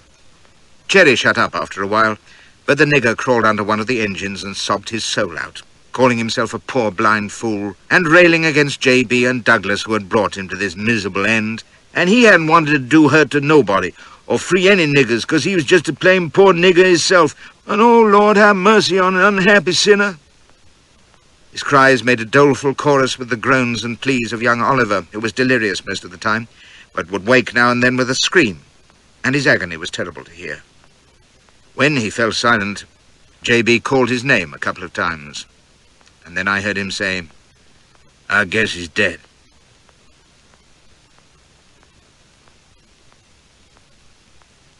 End of side 80. It was after this that Joe pitched in his 2 penn'orth. I may have dozed, for I was suddenly aware that he was nearby, whispering angrily, and J.B. was snapping back at him. Indeed, the first words I heard were J.B. growling to him to keep his place and mind who he was talking to. Mind my place? And what place is that, hey? That was when I realized we had a new Joe on our hands. He'd never have dreamed of taking that tone with J.B. at the farm. I tell you, John Brown, it's right here waiting to get killed when I should have been in the hills this minute. That's where my place should have been. You forget yourself, Joseph. J.B. sounded more shocked than angry. Get to your post, my boy, and no more of this. I ain't forgetting nothing. You the ones forgetting how we was going to free the niggers, make an army in the hills. Where is they? All them slaves that you was going to free, that was going to come into us. You never looked near 'em. You didn't try to rouse 'em. All you roused was hostages and that damn toy sword you wearing. Call this a rebellion? Getting ourselves caged in here like damn runaways in the bottom? Getting shot down? Hold your tongue, barks J.B. You dare raise your voice to me. Are you mad? Or in fear of your life? Ain't feared nothing. It's a lie. And not only one you told neither. You say we was going to clear out the arsenal and hightail. Well, you didn't. Just sit here, doing nothing. And Stevens telling you to get out, and Kagi sending messages, and you didn't pay no heed. And they guess themselves killed 'cause of your fooling and playing with your damn sword and pistols. J.B. was making outraged noises, but Joe swept on. Why didn't you get while we could? Even that rat Coomer had told you we dasn't stay here. Why, you goddamn old fool, you destroyed us. And worse, you betrayed us, and the colored folks and all, with your fine talk and promises, and getting us trapped and all get killed 'cause high and mighty John Brown ain't got the brains of a buzzard. And didn't need to. Could have been in the hills right now, rousing the niggers to tear up you white slaving bastards. You just listened. The oily double click of a Colt hammer stopped him dead, and I knew J.B. was covering him. Get to your post, Joe. His voice was firm, but almost gentle. I might shoot you for mutiny, but you are not in your right mind, so I have not heard you. Now, go. It was a long moment in which I held my breath in sudden excitement. For J.B. didn't know what he was dealing with, the blinding speed with which Joe could unlimber and fire. Suppose he blew the old man to blazes, we might win clear yet, arrange a surrender. No, Joe himself would never allow that. He'd likely try to shoot his way clear. Go, says J.B. again, while I strained my eyes uselessly against the darkness. And then there was the shuffle of the straw as Joe turned away and went to the open doorway. I saw his outline for a moment against the night sky, glowing faintly with the torches of the besiegers. Then he crouched down in the shadow. I could picture the black face contorted with anger, glaring out into the night. Who'd have thought it, eh? Joe, of all people, to tell J.B. the truth to his face. Much good it would do now. Oh, Lord, why hadn't I lain doggo in the hotel loft instead of barging about like a headless fowl? I might have been snug and warm and larruping Mrs. Popplewell this minute. Why hadn't I bolted from the farm or jumped out of the train to Hagerstown or dived down an alley in New York? Why, for that matter, had I let myself be lured into that Washington hotel by the designing dwarf Mandeville and gone like a lustful lamb to the slaughter with Spring's diabolical daughter, or slavered after that dough-faced heifer in Calcutta? That had been less than a year ago, and here I was like a rat in a pit awaiting the terriers. And around me, the blackness was fading to grey. Figures and objects were coming into view in the dim interior of the engine house, and in the distance a cock was crowing. There was a stirring in the surrounding host, a whistle blowing, shouts of command, and the clatter of equipment. The militia were standing too. A kettle drum began to beat in a sharp staccato roll, followed by the tramp of marching feet. Washington stood up beyond the engines, listening with his grey head to one side, signing to the other hostages to be still. J.B. was already on his feet. He put down his sharps, carefully examined the cylinder of his pistol, and finally drew Frederick's sword with a slow, grating noise that had every head turning towards him. "Stand to your arms, men," says he. "Be ready for a sudden rush." I picked up the pistol he'd given me and checked the loads with trembling fingers. God alone knew what I was going to do with it, but I wanted it ready. God knew what I was going to do about anything if it came to that. Wait and fight back my fear and hope for some miracle. I eased myself up against the wall, moving my wounded leg. I'd flexed and tested it in the darkness and knew it would bear my weight. The flesh around the bloody pock caused by the slug was one great black bruise, and it ached abominably, but that mattered less than the stiffness in my joints. could I run if need be. I hauled myself up by the wall, leaned on the limb, and almost came a cropper. Jesus, I'd be lucky if I could manage a hobble. I clung to the rough brick for support, the sweat running off me for all that it was bitter cold.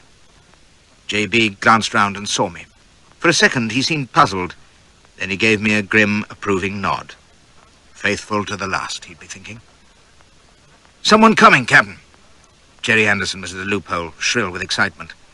"2 officers, and they ain't armed. Oh, Captain, don't shoot 'em. We don't want to fight no more."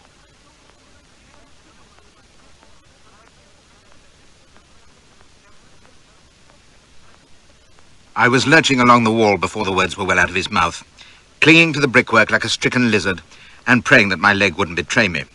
For the news he'd shouted could mean only one thing, another parley before the storm, and I was going to be in on it, if I had to crawl every inch of the way. Pain stabbed through my knee, and I'd have fallen if I hadn't wrenched Jerry's carbine from his hand and thrust it into the ground as a crutch. It was too short by half, and I tottered there like Long John Silver in drink, roaring for assistance, until Emperor, who had emerged from under the engine where he'd been weeping, gave me a shoulder. J.B. was already at the doorway, cocking his rifle, motioning Joe to stand aside, when I arrived at a stumbling run, grabbing at the closed side of the door. J.B. shot me a startled look, so I gave him a glaring grin, a hand on the colt in my waistband to let him see I was at his side, ready to sell my life dearly. He said nothing, and we both turned our eyes to the crack of the door. 2 men were walking towards us. A tall, black-avised fellow striding like a guardsman, and a smaller chap in the dark and light blue of the U.S. Marines. But what took my eye was the dense throng of people watching, hardly more than a long stone's throw away. There were hundreds of them, among the armory sheds, and outside the gates on the open ground towards the railroad tracks, militia mostly, but many townsmen, and women and children too, all spellbound in a strange silence broken only by the steady tread of the 2 approaching officers. They stopped about 20 yards off, conferring. Then the Marine turned and marched back, and the big fellow came on alone, more slowly. He wore what looked like a cavalry cloak and uniform cap, an erect, soldierly figure, and I was wondering where I'd seen him before, when it dawned. He was devilish like me. Not a double, perhaps, and lacking a couple of inches of my height, but like enough, what with his handsome head, broad shoulders, and damn-you-my-lad carriage. He walked up to the door, and J.B. shoved out his carbine and demanded his business. "James Stewart, Lieutenant, 1st Cavalry," says he, in a pleasant southern voice. "My address is Mr. Smith?" J.B. pushed the door wider, and Stewart surveyed him a moment with keen blue eyes. Mine are brown, by the way. Before glancing briefly at me, propped panting against the timber and looking like the last survivor of Fort Despair, I don't doubt. He pulled a paper from his breast and offered it to J.B. "I have a communication from my superiors, Colonel Lee, commanding the troops, and Mr. Messervy of the Treasury Department," he added, his eyes averted from me. And as I caught his slight emphasis on the second name and realized what it meant, I almost cried out. He knew who I was and was letting me know it. Of course, he must have had my description from Miss Servey himself, and had recognized me under all the blood and filth, the alert, resourceful subaltern. I was to form a good opinion of Jeb Stewart in later years, but I never held him in higher esteem than at that moment. For whatever happened now, even if J.B. refused to chuck in the towel and it came to a final storming party, the attackers would be looking out for me, and I'd be immune, and safe at last. Even as Stewart, at J.B.'s request, began to read the letter aloud, I was warily scanning the distant spectators. The militia, the Marines, a group of officers apart, a regimental-looking buffer in civilian duds, astride a horse by the trees. Lee himself, as it turned out. And sure enough, a tall, graceful figure pacing leisurely to and fro by his stirrup. Miss Servey, all careless elegance at 6 in the morning. People were crowding behind us to hear the message. Washington, a couple of other hostages, Jerry, and Joe absolutely breathing down my neck. It was a plain demand for surrender, promising that we'd be held, pending orders from President Buchanan, but that if we resisted, Lee couldn't answer for our safety. J.B. listened in grim silence, and if you'd been there and seen that huge crowd hemming us in, and the militia standing to their arms, and out before them the navy frocks and sky blue pants and white belts of the Marines drawn up at attention, well, you'd have known he must give in at last. damn me, if he didn't come straight back at Stuart with his own impudent demand that we be allowed to march out unmolested and given time to get clear away. Stuart said politely that there could be no terms but Lee's. And still the stubborn jackass went at him, sounding ever so calm and reasonable, never raising his voice, but keeping his carbine trained on Stuart's midriff and refusing to budge. Let us go, or we'd fight to the end. How long these futile exchanges lasted, I don't know.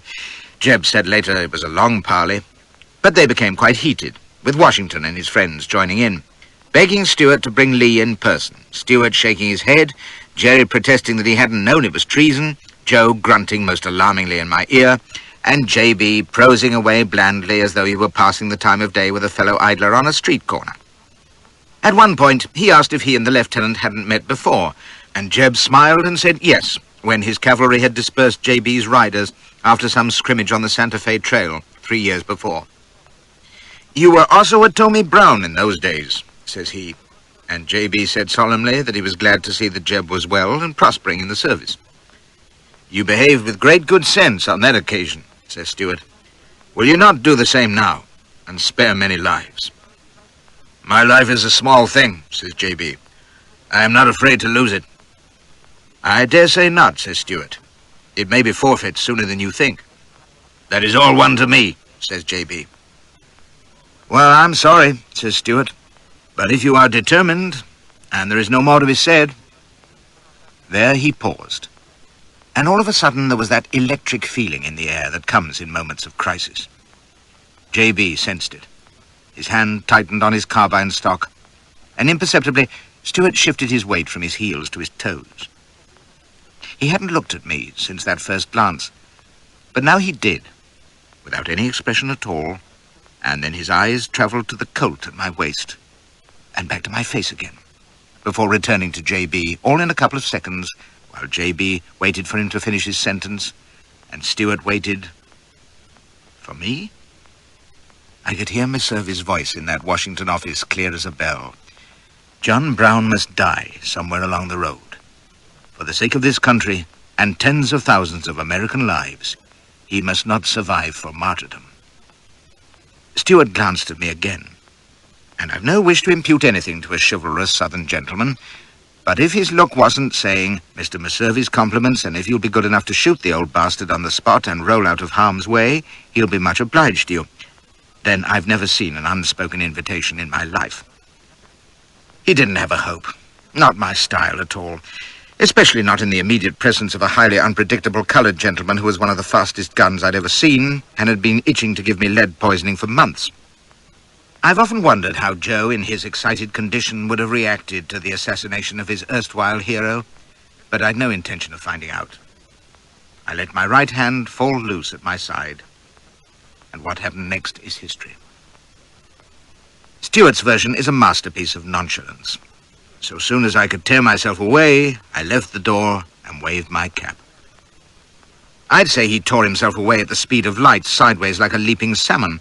But I didn't see him wave, because even as he sprang, the Marines were charging forward from 50 yards away, bayonets fixed, with the little officer brandishing his sword, and J.B. was letting fly a shot and slamming the door too, all in one movement.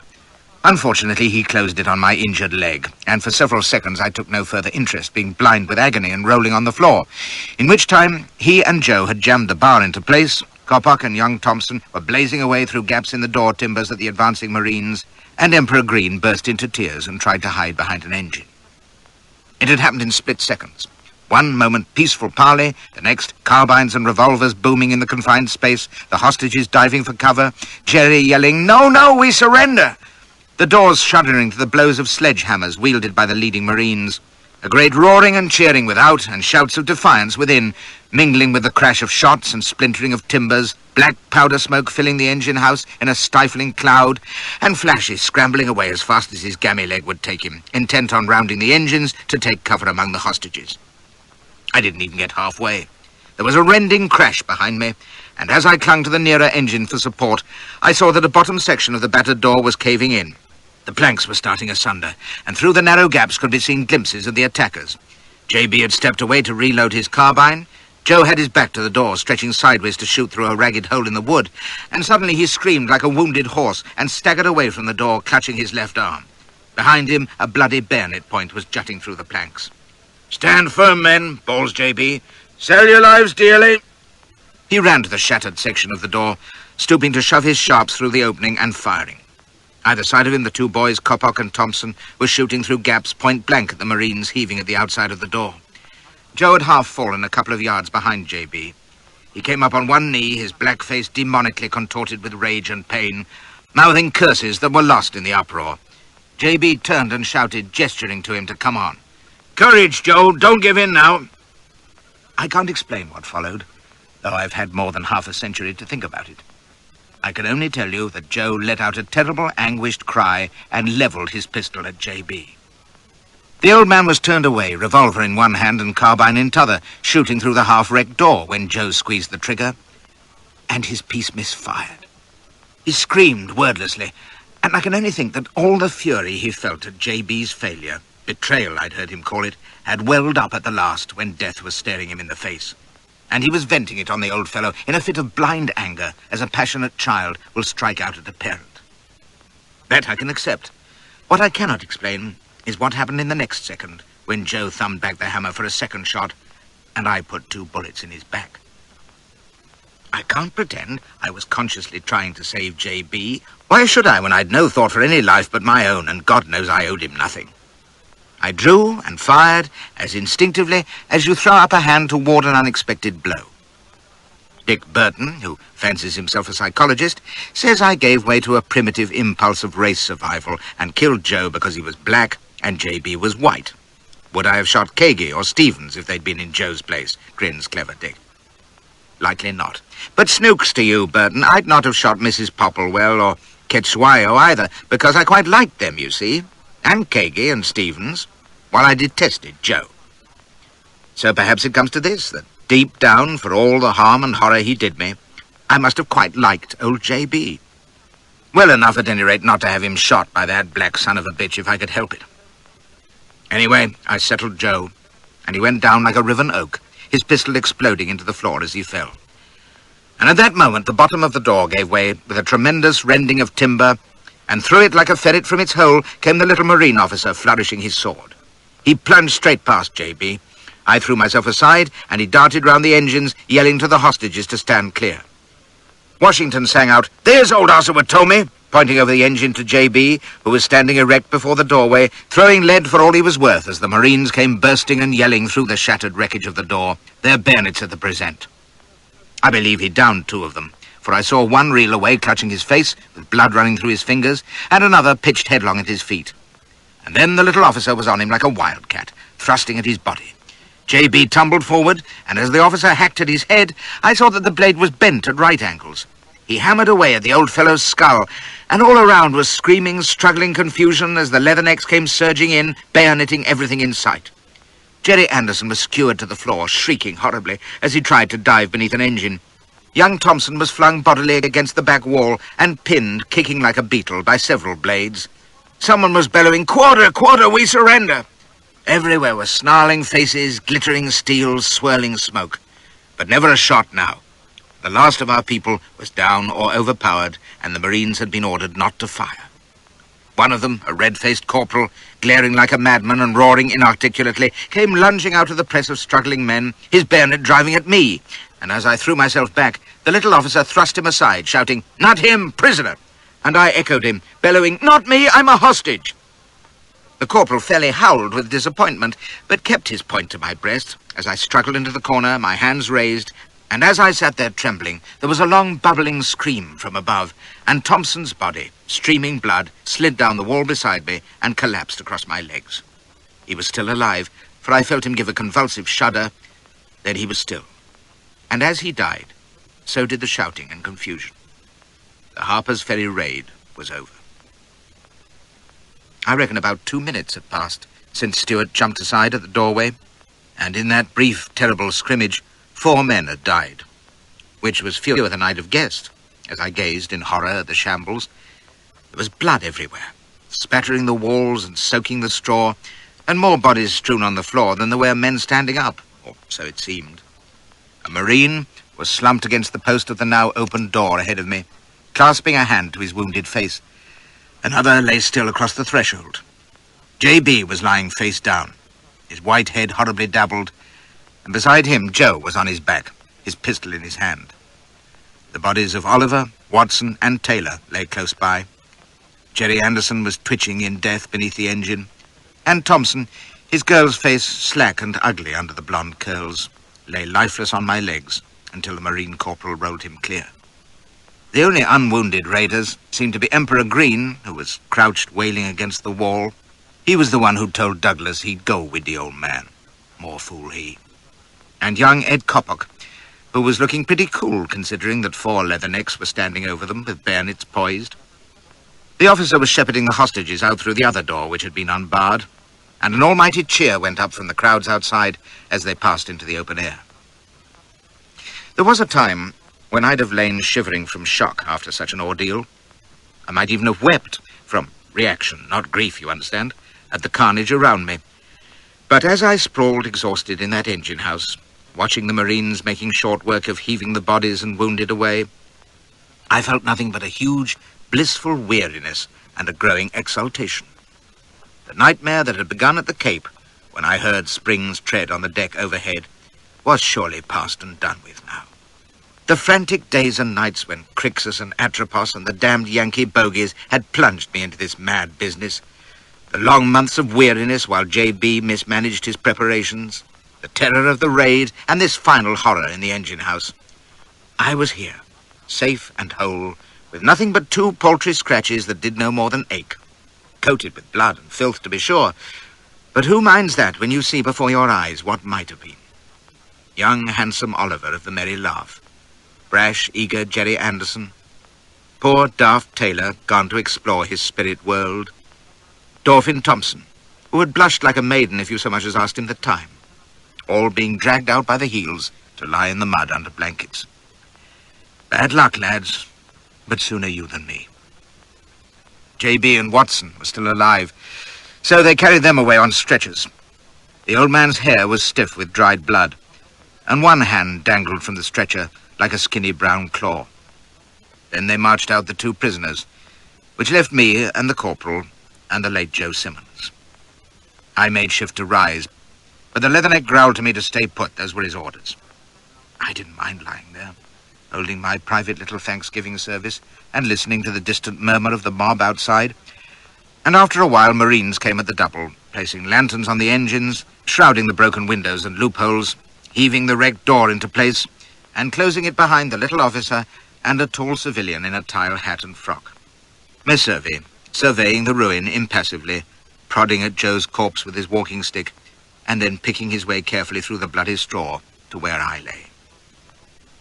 He looked down at me, stroking his moustache with a gloved finger, the long-jawed Yankee Corinthian as ever was, and just the sight of him, looking so cool and civilized, cheered me up even further.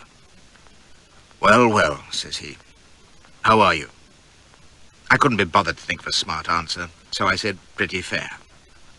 He asked if I was wounded, and when I told him, he sighed, removed his hat and gloves, looked for a place to put them, declined the corporal's offer to hold them, and finally set them down on the engine. Then he stooped to examine my neck and knee. "Nothing that soap and water won't cure," says he. "Mr. Green, would you be good enough to bring them yourself with bandages, a towel, some spirits, and a marine cloak and cap?" He rose, smoothing his coat, and resumed his hat and gloves. "Now, I want a marine guard round this building. No one to be allowed closer than 20 yards. That," he indicated Joe's body, "is to be removed after dark and buried away from the town, and the burial party are then to forget all about it. This gentleman," he turned to me, "never existed. You'll not mention him, and if questions are asked by anyone, you never heard of him. Is that clear?" Green nodded, looking keen. "Corporal, you understand?" "What gentleman you referring to, sir?" asks the leatherneck, staring to his front. Messervy gave a faint smile. "I beg your pardon. I should have said sergeant. Shouldn't I, Mr. Green?" "Yes, sir," beams Green. "I'll see to it." "Capital. Now, I'll be leaving here presently with someone in a marine coat and cap. We are to be ignored, and I trust by that time you will have dispersed any gaping sightseers. The soap and water now, if you please." They were all I needed to complete my restoration, and when Green had brought them and left us alone, I sluiced away the filth with a will. I felt as though I was cleansing myself of Harper's Ferry and John Brown and the whole disgusting business. The wounds looked clean enough, and when I'd clapped on the dressings, Miss Hervey helped me with the bandages, talking to the point as usual. Brown is not only alive, but surprisingly well, and damn talkative, which, as you know, is the last thing we wanted. The old brute must be made of leather. Run through the kidneys, the doctor tells me, and has lost any amount of blood, though you'd not know it to hear him. Conversing like a politician, which I suspect he is. He knotted my neck bandage and stepped back. Pity you didn't shoot him. 'Twould have saved a few lives today, and who knows how many hereafter. Well, mine wouldn't have been one of them, says I. Not with Joe crowding me in that doorway. Ah, yes, Joe. He glanced at the body. Your work, I take it. The Marines had orders not to shoot. Settling a score, were you? Accident. He got in the way when I was sighting on Brown.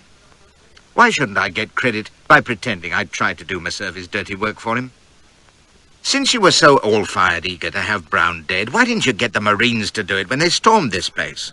Or have someone shoot him yesterday? Hang it, he was walking around town as large as life. Why don't you slip something in his dinner now? And don't tell me it ain't your style. Unofficial death warrants have a habit of recoiling, says he coolly. My countrymen have one great failing. They talk too much. Aye, so you Shanghai some poor bloody foreigner to do the job. Well, I didn't have the ghost of a chance until today. And I'll tell you, Miss Hervey, I ain't apologizing. I served your turn because that damned little squirt Seward put a pistol to my head. But why the hell should I murder for you? Tell me that. He shrugged, leaning against the engine and stirring the straw with his cane. It would have been convenient. Now the law must take its course. God only knows where that will lead. Still, that's not your affair. I guess you did what you could to keep Brown out of Virginia. You're damned right. A pity your own people didn't do as much. I still can't fathom it. You knew what he intended, where he was, who his backers were, what men and money he had. Confound it, you knew the very bloody place here.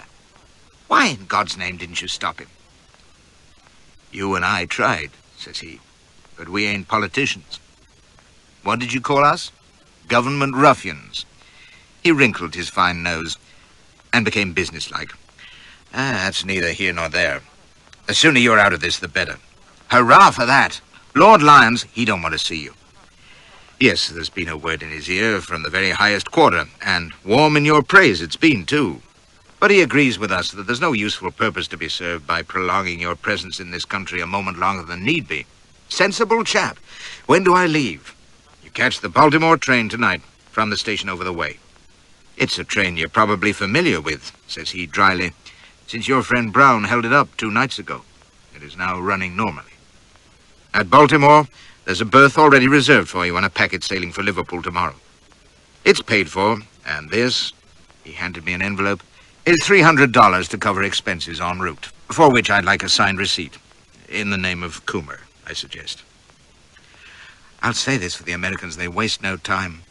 Why, by tomorrow night I'd be at sea, with all this horror behind me. A couple of weeks and I'd be in England. Home, with Elspeth, and my Indian honors thick upon me, and warm praise conveyed by diplomatic channels. It was too good to be true. And standing there in that beastly blood-stained shed, with the reek of powder smoke and the stench of death, I felt the tears start to my eyes and absolutely had to turn away. Miss Hervey brought me back to earth. I've arranged quarters here where you can wait unobserved until the train comes in tonight. Go straight aboard, keep to your cabin until you reach Baltimore, then take a cab directly to the dock and the ship. All your tickets and directions are in the envelope with the money. In the meantime, you can shave off your beard, and I'll furnish you with some decent clothes. Keep your collar up and your hat down. No sense in taking risks. That's a word that always makes me raise an eyebrow. What risk, I asked, and received one of his ironic looks. Well, now, I don't suppose you'd want to run into anyone from the Underground Railroad or the Q-Cross on the street, would you? Not that you haven't served their turn admirably. John Brown has run his raid, which is what they both wanted, And while Crixus will go into deep mourning when he hears the result, I'd say Atropos will be drinking your health with 3 times 3. Still, it's better not to renew their acquaintance, don't you think? At the mention of their names, I'd started like the dear gazelle. I hadn't given them a thought since the raid began, but now... I'll telegraph to have someone keep an eye open in Baltimore anyway, he reassured me. Those Q-class operators are still in the tombs, by the way, and if Atropos set other men to watch you, what of it? He shrugged. He certainly has no reason to wish you harm after this splendid debauch. He doesn't know about that. He pointed his cane at Joe's body, and he never will. No, right now he'll be congratulating himself on $5,000 well spent. He can keep it for me, says I, and meant it. You're right, though. Why, he'll think I've done him proud. Which you have, says he dryly. Prouder than you did Crixus, or the U.S. government. Not that your efforts aren't appreciated. He was peering through a crack in the makeshift door. I think we might venture out now. The citizens seem to have lost interest in the sight of Marines guarding a dilapidated firehouse, though I dare say the souvenir seekers will be stripping it bare shortly. What, you don't care to take a brick as a memento? There was still a number of folk idling beyond the armory gates, staring hopefully through the railings, but our way led into the armory proper, where Messervy had commandeered an office, guarded by 2 beefy civilians in hard hats. One of them brought me an enormous fry from the wager house with a jug of coffee, and I smiled to think what the little waiter would have said if he'd known who the customer was. From that I turned inevitably to fond memories of the generous Mrs. Popplewell. Gad, she'd been an unexpected windfall. Splendidly equipped, if you like abundance, which I must say I do after a long abstinence. Resourceful lass, too, finding me a bolt hole. And loyal, the way she'd answered back those ruffians who'd been threatening her. Aye, she'd served her turn, in more ways than one. Bless her black bounties. There was a cot in the office, but I was too excited to sleep, so I followed Messervy's advice and removed my face furniture. All but the moustache and whiskers, of course. It's a great delight to see your chin again after a hard slog in the field. Reminds you that there are finer things in life, like England, and home, and sleeping sound, and strolling down Piccadilly with your hat on 3 hairs, and women, and drink, and Elspeth. I was grinning at myself in the mirror when Messervy bowled in and told me to put on my cap and coat double quick and to muffle up well. He had something to show me.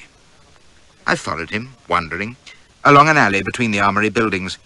He stopped at a door and told me to pull my cap well down over my brows. "Stay close behind me," says he softly, and led the way. There was an open inner door ahead, with men's backs turned to us. Messervy went right up behind them, and I followed, peering over his shoulder. The little room was crowded with people, standing and sitting, all intent on a man lying propped up on a pallet against the far wall, and I bit back a gasp. It was J.B. He'd never been a happy sight, but now he looked like the proceeds of a grave robbery. They'd washed the blood out of his hair and beard and given him a clean shirt, but his face was gaunt and pallid, tight over the bones, and there were dark stains under the sunken eyes. But they were burning still with that same grim fire, and his voice was harsh and strong as ever. For he was croaking away on the old line about how he'd come to free the slaves, and for no other purpose. No one had sent him here but God and J.B., or the devil, if that was how they chose to view it, and he could have got clear away, but had been concerned for his hostages, and the fears of their wives and daughters in tears, if you please, and had wanted to reassure anyone who thought he was only there to burn and kill. Someone cried out that he had killed people going quietly about the streets. J.B. replied that he didn't know about that, and had done his best to save lives. He'd been fired on repeatedly without shooting back. "That's not so," cries another. "Why, you killed an unarmed man by the tracks. Yes, and another one." J.B. turned his head with an effort and pointed a talon at the speaker. "See here, my friend, it's useless to contradict your own people who were my prisoners. They will tell you otherwise." There was a babble of protests and questions, and I saw that 2 fellows sitting close to him had pencils and notebooks. Newspaper reporters, if you'll credit it. The rest of them were sober citizens. Lee was there, and a dignified cove who I believe was the governor, and Jeb Stewart with a face like thunder, and all crying out and badgering away at the old beggar, and him with a hole clear through to his kidneys and his head cut to bits. My first thought was, why, you bloody vandals. I don't shock easy, and have no more of the milk of human kindness than you'd put in a cup of tea. I'll taunt and gloat over a fallen foe any day, and put a boot in his ribs if he sat his back. But I'm a brute and a bully. These were your upstanding pillars of society, bursting with Christian piety and love thy neighbour, and here they were, shaking their sanctimonious heads as they harassed and goaded a seemingly dying man, aye, and feasted their eyes on him as though he were a beast in a circus, when you'd have thought that decency, on which I'm an authority, as you know, demanded that he be let alone. They even had the effrontery to argue and hector him, now that he was beat and helpless. I'd have liked to see him argue with him 8 hours back when he was standing up with his guns on. Why, Flashy, you ask? This ain't pity or sentiment, surely. Not a bit of it. Don't mistake disgust and contempt for the tormentor with compassion for the victim. I didn't pity J.B. one jot, but I was enraged at first sight by those worthy ghouls enjoying the sensation. Say, don't talk to me about John Brown. Why, I sat as close to him as I am to you this minute. Spoke to him, too, and told him, yes, sir. And as I watched him, old and stricken and frail, answering so calm and courteous, well, I couldn't help thinking, good for you, J.B., that's your sort. And then it dawned on me that the old bugger was fairly revelling in it. He'd got his audience at last, hadn't he just? The first of that worldwide congregation who would revere his name and sing his song and enshrine him in history forever. I'll swear he knew it. Lee had asked him if he'd like the mob excluded, but J.B. wouldn't hear of it. Come one, come all was his style, so that he could preach to as many as possible.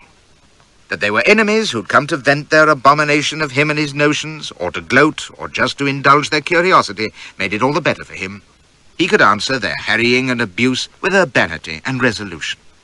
And that's where the legend was born, believe me, in that shabby little paymaster's office. For in whatever spirit they came, they left it in something like awe and admiration. "Gamest man I ever saw," the governor said. And Jeb Stewart, who was bloody rude to him at the time, I may say, remarked to me years later that without men like J.B., there wouldn't be an America. You see, like so many legends, it was true. He deserved their respect, and didn't he know how to make the most of it, the vain old show-off? Here were his enemies, the ungodly oppressors of the enslaved, against whom he'd struggled for years, who'd cursed him for a border cutthroat and nothing more, and now they were hanging on his words, recognizing him in dead earnest, with wonder and no little fear. Ironic, ain't it? He'd failed and found his triumph. Wounded and doomed, he was a man uplifted, and he laid it off to them with his matchless mixture of deep sincerity and sheer damned humbug. You can read all 3 hours of it in the New York papers of the time, and it's an education. I heard only some of the words, but they should be enough to give you the tune, which was truly extraordinary. There he was, wounded in 6 places, too weak to stand, fagged out and facing certain death, and talking as easily and pleasantly as though he were in a drawing room, answering their questions like a kindly old professor dealing with backward students.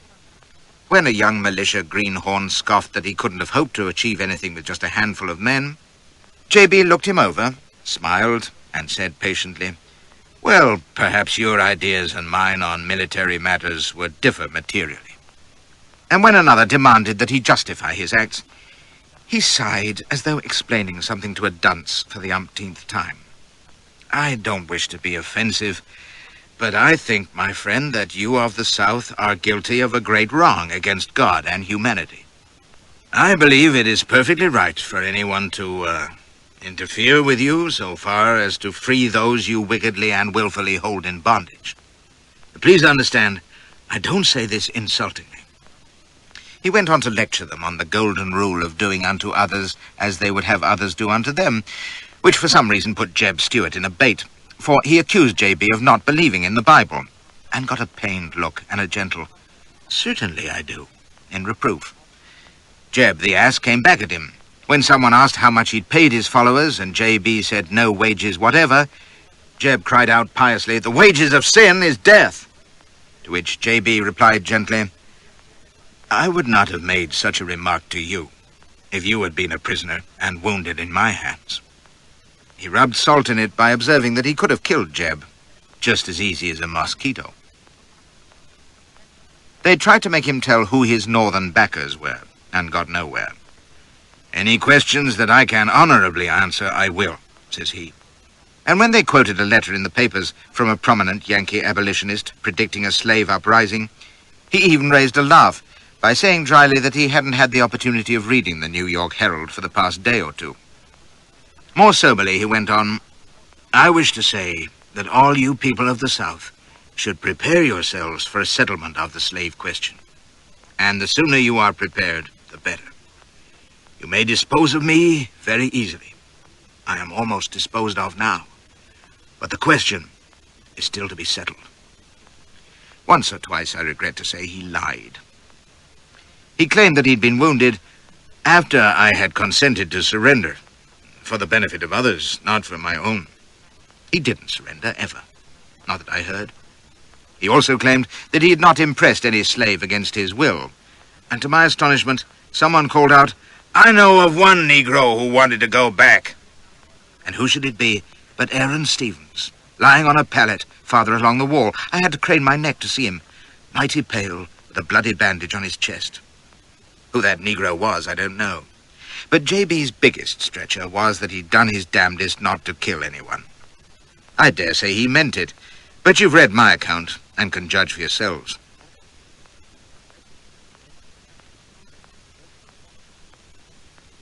End of side 90. When someone called him a fanatic, he bristled up and said they were the fanatics, not he, at which the governor weighed into him, telling him his silver head was red with crime, and he'd do well to start thinking of eternity. J.B. put him down in his best style. "Governor," says he cheerfully, "judging by appearances, I have about 15 or 20 years' start on you in the journey to that eternity of which you so kindly warned me. 15 years or 15 hours, I'm ready to go. The difference between your tenure of life and mine is only a trifle, and I tell you to be prepared. All you who hold slaves have more need to be prepared than I." "It's going to be worse than I feared," says Messervy, when we were back in my quarters. "Far worse.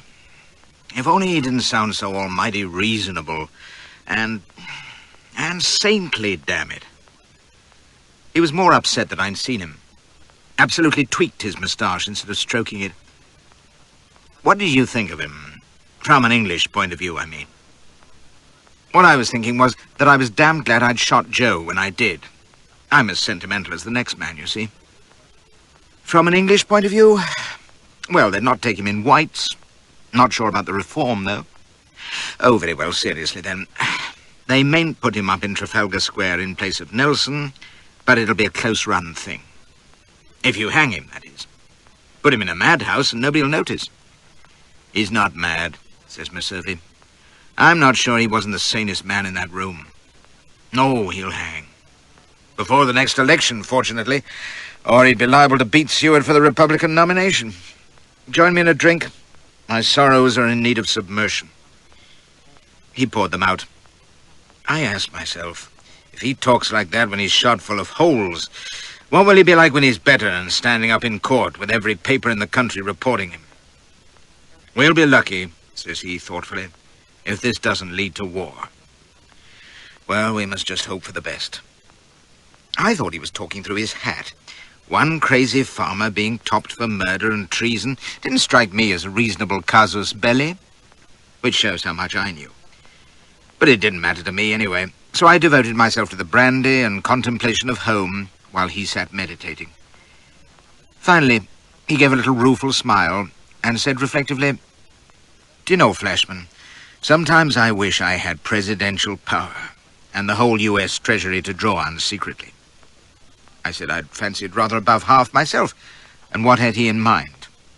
At this moment, I'll tell you. I'd consider very seriously paying you and Pinkerton a fortune to rescue John Brown from the clutches of the law and spirit him to Canada. 'Twould be an international scandal, I dare say, and a great rattling of sabers, but I've no doubt Buchanan and Palmerston could settle it without too much fuss. Possibly with the assistance of Prince Albert and our northern liberals. Interesting idea, don't you think? Highly diverting. What good would that do? Apart from sparing us a martyr, It would unite North and South as nothing else could. Perfidious Albion, meddling in our most sacred private quarrel. Even the die-hard abolitionists would be up in arms against you. You could have him shot trying to escape, says cynical Flashy. Too late now, says he, and closed his eyes. If only he could have stopped a bullet in that engine house.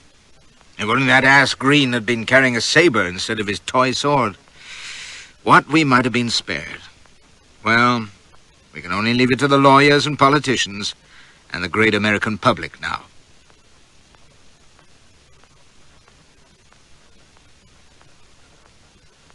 We've come to the parting of the trails, JB's and mine. And high time, too, if you ask me. He was to take the high road to the gallows and immortal fame, and I the low road to... Well, I'll come to that in a moment.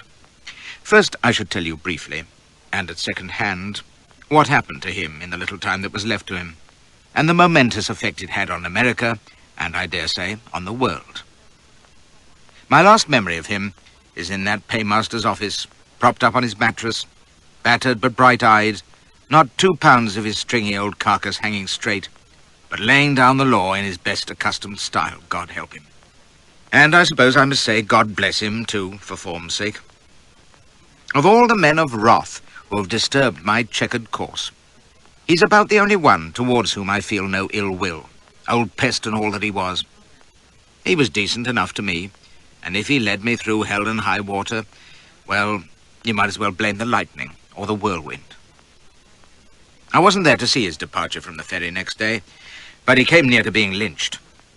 There was a great crowd full of drink and fury when they put him on the train to Charlestown. He and Stevens had to be carried through the throng, baying for their blood, in panic as well as rage, for the wildest rumors were flying, that the raid had been only the prelude to a general invasion, that the slaves were on the brink of rebellion, that a great conspiracy was brewing in the north. It was even reported that a family in a village just a few miles from the ferry had been massacred. But when Lee went galloping to the scene, he found everyone safe in bed and the slaves tranquil. The fact was that not a single slave had joined in the raid, other than those taken by Stevens from Washington's farm and places nearby, and most of them had slipped off home as soon as they could, or been passive altogether. But the mischief was done. Great thrill of fear ran through the South. Virginia was preparing for war. Some places were under martial law. Dixie suspected, quite mistakenly, that he was sitting on a black powder keg ready to explode. And the storm that broke in the newspapers only added to the hysteria. One of Lee's first acts had been to send Jeb Stuart to the Kennedy farm, where they found all JB's papers and correspondence with the names of his northern supporters, which the brilliant old conspirator had left behind in a carpet bag. And once the Democrats and pro-slavery journals got hold of the names, the fat was in the fire. The black Republicans, the Secret Six, and even moderate abolitionists became the villains of the day, plotting to wreak havoc in the South. And among those who came in for special vilification and serve him right was William H. Seward, the cigar-chewing blighter who'd blackmailed me into the business in New York. He was the arch-agitator who is responsible for this insurrection, and for all I know, this may have cost him the presidency. It did no good for him and other Northerners, including Lincoln, to condemn the raid. All the South could hear was the growing peal of admiration for Brown, the champion of liberty, which came even from those who deplored what Brown the raider had done. You can see the South's point of view. He was a murderous old brigand who was out to overthrow them. And you can see the North's. He was a fearless crusader who wanted only to set black men free. Both views were true. And one can't blame the Southerners for believing that he represented the North in its true colors, or the North for believing, as one speaker put it, that whether his acts had been right or wrong, J.B. himself was right. The truth was that he'd fueled the passions of the wildest elements on both sides, and convinced even sensible and moderate people that the only answer was disunion or war. His trial, which began only a week after the raid, fulfilled Messervy's glummest fears. Here was the poor old hero, so weak and wounded that he had to be toted into court on a cot, submitting to his fate with Christian patience. In fact, he wasn't as poorly as he looked and could walk when he had to. And he put on the performance of his life, telling them he'd never asked for quarter, and if they wanted his blood, they could have it there and then, without the mockery of a trial. As to his defense, he was utterly unable to attend to it. My memory don't serve me. My health is insufficient, although improving. I am ready for my fate. I'll bet there wasn't a dry eye from Cape Cod to Cincinnati. The trial was a formality, or a farce, if you like. Much was made of the speed with which it took place, but if they'd given him until 1870, it would have made no difference, for there could be no question of his guilt or the penalty. His lawyers would have had him plead insanity. Half his ancestors were balmy, you know, but the old fox wouldn't hear of it. And, you know, if I'd been called to testify on the point, I'd have had to back him up. I know that in these pages I frequently called him mad and lunatic and suggested his rightful place was in a padded cell, but that's just flashy talking. We all say such things without meaning that the object of our censure is seriously deranged. No, he wasn't mad. Read his letters, his speeches, the things he said to reporters, and take the word of one who knew him well. A fanatic, yes. A man driven by one burning idea, certainly. A fool in some things, perhaps, but never a madman. It wasn't a long trial, but seems to have had some interesting features. One of the prosecutors was too drunk to plead, they say, and t'other was the father of one of the men who'd murdered Bill Thompson on the bridge, which I'd have thought made for a nice conflict of interest, but I'm no lawyer. None of that, or the legal wrangling about jurisdiction and delays, was of the least importance. Only one thing mattered, and that was the bearing of the accused. That's what the world remembers. The brave old border soldier, calm, dignified and unflinching, rising gamely to speak with a chap supporting him either side, lying patiently on his cot as sentence of death was passed, closing his eyes in unconcern and pulling the blankets up beneath his chin. Even the most hard-bitten pro-slavers couldn't but admire the conscientiousness, the honor, and the supreme bravery of the man. You may imagine what the good ladies of Concord and Boston thought, and the fervor with which they wept and prayed for him. They made the mistake of giving him a month's grace before he was topped, which meant that all America could picture the gallant, lonely old martyr in his cell, worn with struggle but wonderfully cheerful, waiting with quiet courage for the end.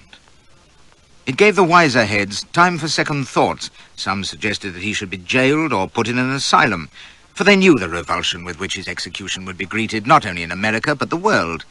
They knew that his martyrdom would only harden the resolve of the North to carry on his campaign and the determination of the South to resist. On the other hand, there were those who hoped that his death would hasten the rupture between North and South, which they regarded as inevitable. Miss Hervey's notion of a rescue occurred to others, by the way. There was a plot, but when J.B. heard of it, he wanted no part of it. He wanted to die, I'm sure of that, because, like the wiser heads, he could see clearly what it would lead to. The last note he wrote, on the morning of his execution, put it plain. I, John Brown, am now quite certain that the crimes of this guilty land will never be purged away, but with blood. I had, as I now think, vainly flattered myself that without very much bloodshed, it might be done. They hanged him outside Charlestown, Virginia, on December the 2nd, before a great host of troops, among whom were John Wilkes Booth, who murdered Lincoln 6 years later, and Stonewall Jackson. He didn't kiss a little black child on his way to the gallows, as the sentimentalists like to believe, but as he rode on his coffin across the meadow, he looked around and said, "This is a beautiful country. I never had the pleasure of seeing it before." When they asked if he wanted to signal before they dropped him, he said it didn't matter, but he didn't want to be kept waiting. His admirers, of course, treasure such details, but what struck me peculiar when I read about it, and made me think, yes, that's my old J.B., was that he was hanged in his carpet slippers. They rang the bells for him in the North, and there was talk of statues and memorials, and such an outpouring of eulogy and grief and noble sentiment as would have done credit to Joan of Arc and Lord Nelson together. I doubt if any man in the history of the United States was more deeply or sincerely mourned, and I ain't forgetting friend Abraham either. He was even more detested in Dixie than J.B., and he was just a politician, while J.B. was a fighting man and a rebel, a combination which no American can resist. Even in the South, they respected him for his courage. I remember the verdict delivered to me during the Civil War of a grizzled Alabama veteran, crimson with booze and chewing on his wheeling Toby. "All that's what told me? Well, now, sir, I reckon he lived like a skunk and died like a lion. I'm not arguing. You know my views on bravery, and by now you should know 'em on J.B. He was a bit of a crook and a lot of a humbug, and he put me through the mangle. And there's a case to be made for saying he was the most evil influence ever let loose in North America. 750,000 is a powerful lot of dead men, to say nothing of wounded and crippled and bereaved. You may say their great war would have happened anyway, but he's bound to bear some of the blame. Maybe he would have thought it a price worth paying for the destruction of slavery, but I say slavery would have ended anyway, without the war and without him. But that's no business of mine. I came through Harper's Ferry and the war that followed, so he did me no lasting damage, though he scared the innards out of me and took a year out of my life. I can tolerate him at my time of life, and when I hear the Grandlings singing the old song, I can look back, if not with pride, at least with a curious satisfaction, as the young faces pass by in memory. Kagi, Stevens, Oliver, Watson, Lehman, Cook, Taylor, Ed Coppock, the Thompsons, dear old dangerous Newby, and all the other ghosts, white and black, whose features have faded. And last of all, the grizzled old Ironside with his eagle face and burning eyes. No doubt my satisfaction is because I'm still here, and they're all long gone, one way or another. Watson died of his wounds. Coppock and Green, who'd survived the engine house fight, were hanged 2 weeks after J.B. As was Cook, who got himself captured in Maryland, the duffer. Stevens survived the 4 bullets they took out of him, but was hanged in the spring of '60, with Hazlitt, who'd escaped from the ferry but was caught later. The black who was with him in the arsenal got clear away, and so did the fellows whom J.B. sent back with the wagon to collect arms, and the men who'd been left behind at the farm. Miriam, who'd brought the $600, and Tid, and another of the young men, and Owen Brown. All those who escaped served in the Civil War. 2 of them died in it, except Owen, who lived to a ripe old age. Like your humble obedient. As I say, I take no pride in my part in Harper's Ferry, and was a damned unwilling actor, but, well, I was one of John Brown's pet lambs, after all, and dine out on it regular, and am redeemed, very slightly, in the eyes of such as Miss Prentice and others of the elect, who figure that an old man, however deplorable, must have some good in him if he stood at Armageddon and battled for the poor downtrodden darkies. They don't know about Joe, of course. Which brings me back, at last, to the point where the trails parted, and I went my separate way from Harper's Ferry, rejoicing, en route for Baltimore and home. I spent the day resting in the office which Messervy had made my quarters. He was out and prowling about most of the time, like a good little civil servant, and when we dined together in the evening, he told me what he'd seen and heard. I could see he was depressed and agitated, for he frowned at least twice, stroked his moustache both sides. What was disturbing him was that Stewart, as I told you a moment ago, had found all J.B.'s letters at the Kennedy farm, and the wager house was agog with rage and alarm at the proof they appeared to contain of diabolical Yankee designs. That stupid oaf Wise, this was the Virginia governor, has been reading them aloud to the drunken rabble over yonder, and you may guess the effect. By this time tomorrow, half the South will have heard of them, and be convinced that a Northern army is on the march, with the Republican Party in the van, intent on rousing the slaves to butcher their masters and burn every plantation between here and Texas. What immutable law, he went on, decrees that the obtuser the politician, the higher he will rise? I suppose it takes a peculiar combination of the imbecile, the toady, and the braggart to run for office in the first place. Can't Wise see the harm he's doing? Or can he, I wonder? I looked intelligent, and he explained that Wise was a former secessionist who might be out to make mischief. He's put them in a rare frenzy, I can tell you. Packs of drunken ruffians are out nigger hunting this minute, and at least 2 fools have been arrested who claim to be John Brown raiders. Harper's Ferry will be lucky if it's still standing in the morning. I've put you on an earlier train, by the way. No sense lingering in this madhouse. So it was about midnight that I wrapped a scarf round my chin, pulled my hat down, and made the short walk to the station, with Messervy at my arm and the beefy bird striding ahead. As we passed the engine house, shuttered and silent, with the marine sentries on guard, I wondered about Joe. And Miss Irving must have read my thought, for he remarked, "They buried him down on the river a couple of hours ago. Lord love me, is that ass wise still at his folly? I believe he won't rest until he has the whole state in an uproar." It was like Mafeking night between the armory gates and the station. The wager house was blazing light at every window and shaking to the uproar within. There were groups of staggering merrymakers everywhere, militiamen and roughnecks, some discharging their pieces in the air, others forming raucous glee clubs, and in two places thronging round tub thumpers on makeshift platforms who were working themselves and their listeners into a riotous frenzy. Their themes seemed to be the necessity of lynching John Brown, closing ranks against the murderous Yankees, and putting every black in the state under lock and key, or lynching them too if they felt like it. Our escort shouldered away through the torchlit confusion of milling figures and flushed, yelling faces to the comparative quiet of the station, where the train stood.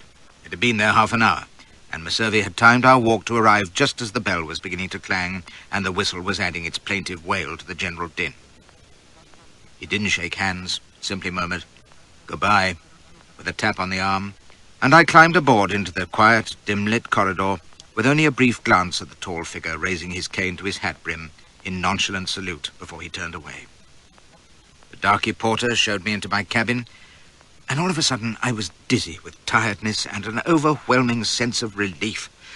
As I sank onto the cot, the train jolted and clanked into motion, and a moment later was booming and rumbling over the trestles of the Potomac Bridge, across which I'd come running, rifle in hand and heart in mouth, only 48 hours before.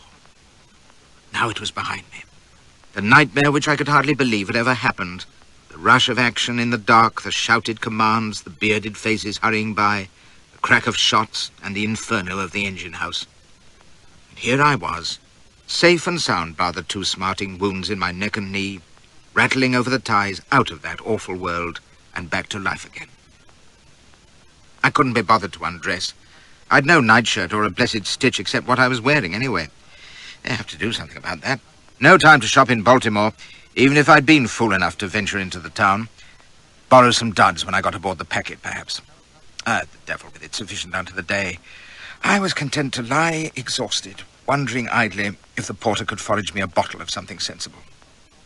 Pat on the thought, there was a soft knock on the door, and his beaming black face appeared. "Your pudding, sir," says he. "The party in the next cabin acts as if you kindly like to partake of some refreshment before you settles to rest." He chuckled with a knowing look. "Says if you're sociably inclined, be honoured to make your acquaintance over a little glass or two."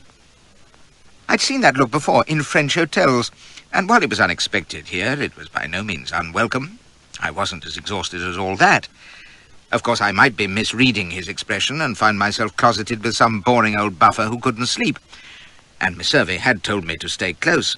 But what the blazes, it was only next door, and the darky was positively leering. "That's most civil of the gentleman," says I, and he tittered behind his hand in a way that settled my doubts and brought me off the cot, smoothing my hair and glancing in the glass. He effaced himself, and I slipped out and knuckled the timber adjoining. No reply, so I turned the handle and found myself in an empty but well-lit cabin. It was one with an alcove bunk with the curtains drawn. Eureka, thinks I, twitching the curtains aside, and, "Well, hello yourself, handsome," says Mrs. Popplewell. I stood rooted in astonishment, partly from the shock of seeing her, of all people, when I'd expected some railroad rattler, partly because she was reclining languidly on one elbow like that continental tart in the painting, you know, the one bare buff except for a ribbon round her neck and a nigger maid in the background. Mrs. Popplewell wasn't wearing even a ribbon. She lay there all black and glossy in the lamplight, smiling a welcome and extending a plump hand, and if I hadn't been so dumbfounded, I dare say I'd have pressed it to my lips on the spot, if you know what I mean. "Seen you coming to the train," says she, in answer to my incoherent inquiry. "Couldn't hardly believe my eyes. Why, I made sure you was gone in that awful fighting last night and this morning. Never see such doings, shooting and killing." She seized my nerveless hand and dragged me into a sitting position beside her. "Well, don't just gape like a fish out of water. Tell me what happened and where you been, and how you come to be here. Unless—" She grinned hugely and transferred her hand from my wrist to my breeches. "Unless you can think of something better to do first. Oh, my, I should think you can." She was right, you know. The babble of questions that rose to my lips became a muted howl as she fondled with one hand and hauled me down with the other. I seized hold, marvelling at my luck, and fairly wallowed, partaking of refreshment as the porter had advised, and I must say the party in the next cabin was sociably inclined to the point of delirium. It was a wonder that the train didn't jump the tracks, and only when she'd subsided moaning and I'd got my breath back did we resume the conversation, with mutual expressions of bewilderment before all was explained. Explained on my side, that is, for she brushed aside my demands to know how she had fared with Sin and the ruffians who had been interrogating her. I'd have thought that my sudden descent from the skylight and my precipitate departure thereafter would have compromised her altogether, but apparently not. She had been able to satisfy Sin of her innocence, she said, and $10 apiece from her purse had been enough for the others. They ain't used to black ladies with money. Took the starch right out of 'em, she chuckled. But that don't matter. I's here, ain't I? But how'd you get out of that scrape? Why, honey, I never thought I'd see you live again. Now, you just tell Hannah, 'cause she's dying to hear. Say, but let me kiss you first, you dear big loving machine. There, now, you just play gentle while you tell me. But don't talk too long, will you? 'Cause we got a deal of pleasuring to do before we gets to Baltimore. So I spun her, at greater length, the yarn I'd told her at first acquaintance, that I was in the employ of the U.S. government and had enlisted in J.B.'s band as a spy, even to the length of taking part in their raid. All of which was true enough, as was my explanation of why I'd taken refuge with her until such time as it was safe for me to reveal myself to someone in authority. You saw what it was like, all the confusion and shooting with those drunk madmen who'd have killed me on sight. It was only after I got away from your room, and I say I'm awfully sorry I had to mishandle you so roughly. You mishandle me any old way you like, darling, she purred, toying lazily in a most distracting fashion. Go on, honey. Tell me more. But keep right on mishandling. Well, I managed to get away, and by great good luck, the Marines had arrived, and I was able to make myself known to Colonel Lee. Dad, the fine soldier with the mustache I saw this afternoon? Came to the hotel with Governor Wise and the other people. Say, there was one real fine man there, big and handsome. Kind of like you, but not near as lovesome. Made me all shivery, though, just to look at him. My, but I just love men with black beards and whiskers. Like you best with just your whiskers, though. Gives me something to bite at. And she nibbled my chin. Yes, well, when I'd spoken to Lee, of course, everything was all right. You know what happened after that. The Marines caught Brown and the others, and that was the end of it. And now I'm on my way to Baltimore, as you see, to report to my superiors. You sure are one lucky man, says she, stroking my whiskers. And I'm one lucky gal. Why, when I saw you coming to the train with that tall gentleman... Say, he's a right pretty fellow, too. He's a friend of yours? What? Who? Oh, that fellow. No, I don't know who he is. He's one of the governor's people, I think. Why, I don't know. I felt the less I said about Miss Irvy, the better. The handsome man you saw with Colonel Lee, by the way, was probably Lieutenant Stewart. Fancied him, did you? Do you know what, Hannah? I've a notion you fancy all men, don't you? You bet, darling, says she, pushing her tongue into my mouth. That's my weakness. But I just fancy them one at a time. Now, hold on there. You must be dry after all that talking. She slipped from my grasp and got out to fill 2 glasses at the buffet. I put mine down at a gulp, while she sipped hers standing. Then she put down her glass and vibrated her gleaming bulk in the lamplight, looking down at me and hefting her huge pounce in her hands, smiling wickedly at my reaction. I reckon you 'bout ready now, says she. And once again, she was right, absolutely. Well, now, says she afterwards, that was what I calls pleasure. She shivered, sitting astride, and stretched luxuriously, her arms above her head. Then she sighed regretfully, and removed her massive weight from my creaking thighs, climbing out and donning her peignoir. I'm real sorry 'tis over. Shouldn't have done it. Not once, let alone twice. But I got to tell you, darling, you are the screwingest man I ever did see. That's my excuse. She sighed again. Anyway, that was pleasure. And now, business. She sat down carefully on the chair across the cabin and asked mildly, what happened to Joe Simmons? I gave a start that almost brought the cot loose from its moorings, but I couldn't speak for shock. And she went on, you know Joe now. He was with you when you first came to the hotel, first time I saw you. Mr. LaForce's man who brought you up to New York and then to Concord, and so on after. She fluttered her fingers, and even in my stunned bewilderment, I realized that the broad Dixie Negro voice had modulated into soft southern tones. We know he was in that engine house, but he never came out with the others. What happened to him? We? It was all I could say. Sure. The Q-Clos. The plump pug face beamed in a smile. Didn't Atropos tell you we'd be watching you and Joe all the way? Sure he did. Oh, we lost you in New York for a spell when the police took those 3 fellas who were shadowing you and Miss Mandeville. Mr. LaForce was real grieved about her. Thought she was true to him, never suspected she was operating for the government. Till you and she showed up in company with Miss Servey. You see, we have a man watching him permanent. Those 3 men of Hermes' in New York, they weren't the only ones we got up there. I found I was shaking in every limb as I lay there stark on the cot. Instinctively, I jerked the sheets over myself, and her big lips twitched in a smile. Don't do that, sweetheart. I just love looking at you. My, but you are the finest. Now then, tell me about Joe. I don't know what you mean. If he was in the engine house, well, he must have been killed or captured. If he was in there, you know he was. You were in there your own self. We saw you come out this morning with Miss Hervey. You? You saw? Not me. One of my boys. I have 2 of them. They're at the ferry right now, watching the engine house, waiting to see what happened to Joe. She was regarding me almost amiably, shaking her head. But you're all confused, so I'd better tell you. I'm Medusa. You know Mr. LaForce likes to give us those old names. I've been in these parts all summer, having you watched at the farm and so forth. Oh, Joe didn't know about that. Didn't know about me even being a lot lower down in the Q-Class than I am. All he had to do was watch you. See you did as Mr. LaForce desired. You know, the raid. She smiled approvingly. You did that right well, too, didn't you? Leastways it happened, which is what we wanted. Mr. LaForce be right pleased with you. Maybe give you the $10,000 you asked for, if you feel like collecting. Do you? She was watching me closely now, as I sat palpitating, too shaken to think, let alone speak. I felt as though I'd been struck by a thunderbolt. It was incredible, too much to take in. We didn't mind you working for the government, or pretending to work for them, whichever it was. As things were, you didn't have a choice, did you? What did they want you to do, anyway? Stop Brown making the raid, or help him to make it? Mr. LaForce couldn't make up his mind about that. My belief is... oh, well, it don't matter what I believe. The raid went in. That's what matters. She rose from the chair, took my glass, and refilled it.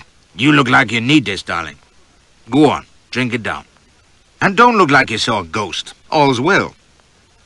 Except for Joe. We have to know what happened to him in that engine house. He was quite a pet of Mr. LaForce's, you know. He'd be real grieved if anything bad's happened to Joe. She swayed ponderously back to her seat. So there's 2 questions to answer. What happened to Joe? And why didn't he cut loose and run at the hotel when you did? When I watched the 2 of you from my window, coming to the hotel yesterday morning, I thought clever fellas had done their work. Now the raid's happened, they're getting away from Brown.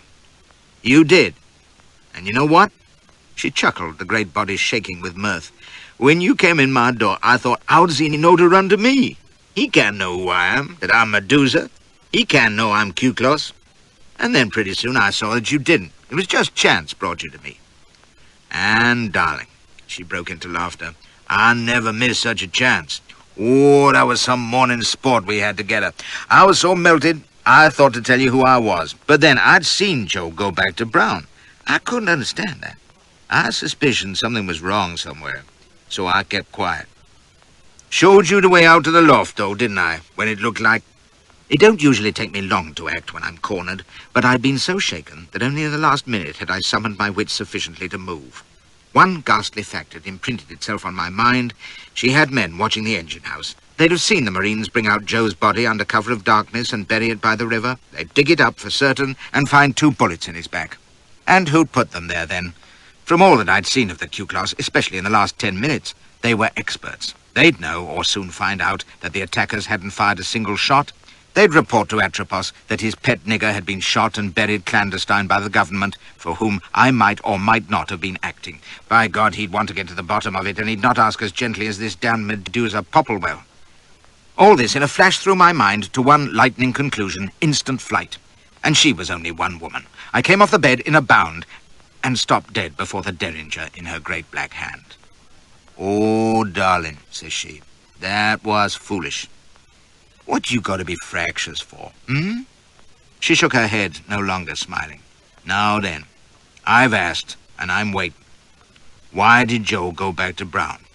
And what happened to him afterwards?" Well, I could answer the first question at least. He went back to Brown because he was betraying you. It's the truth. He went over to Brown's side. I don't know why, but well, Brown convinced him at the farm that the raid would lead to a slave rebellion, and that it would succeed, and that they'd all win their freedom. Joe believed him, I tell you. He changed sides. He told me so. I swear to God it's true. She didn't move a muscle. The plump black features were without expression. The derringer stayed trained on my midriff. "And what happened in the engine house?" "I don't know. I never saw him after the attack. I don't know, I tell you. Maybe he was killed or captured." "You didn't like him, did you? Fact is, you couldn't bide him. So Mr. LaForce figured. He thought it was real amusing. Figured you and Joe were rivals for the favors of Miss Mandeville. Were you?" When I didn't reply, she shrugged. "It don't matter. She ain't around anymore. Mr. LaForce can't abide traitors." "Well, Joe was a traitor. I swear he was. I don't disbelieve you, darling. I wouldn't trust a nigger an inch myself." She sat there, black and placid, as she said it. "Did you kill Joe?" "No, for God's sake. Why should I?" "Maybe because you hated him? Maybe for the U.S. government? Maybe even because you telling true when you say Joe went over to Brown, and you killed him out of loyalty to Mr. LaForce and that $5,000 he promised you?" "Honey, I don't mind." She leaned forward, smiling almost wistfully, but the derringer was steady as a rock. "What's one black buck more or less? If you killed him, fine. It don't matter to Hannah." "I didn't, I swear to God." "Dearest, you don't need to. Not to me. It's what you swear to Mr. LaForce that signifies, and whether he believes you. And I truly do doubt whether he'll believe Joe betrayed him.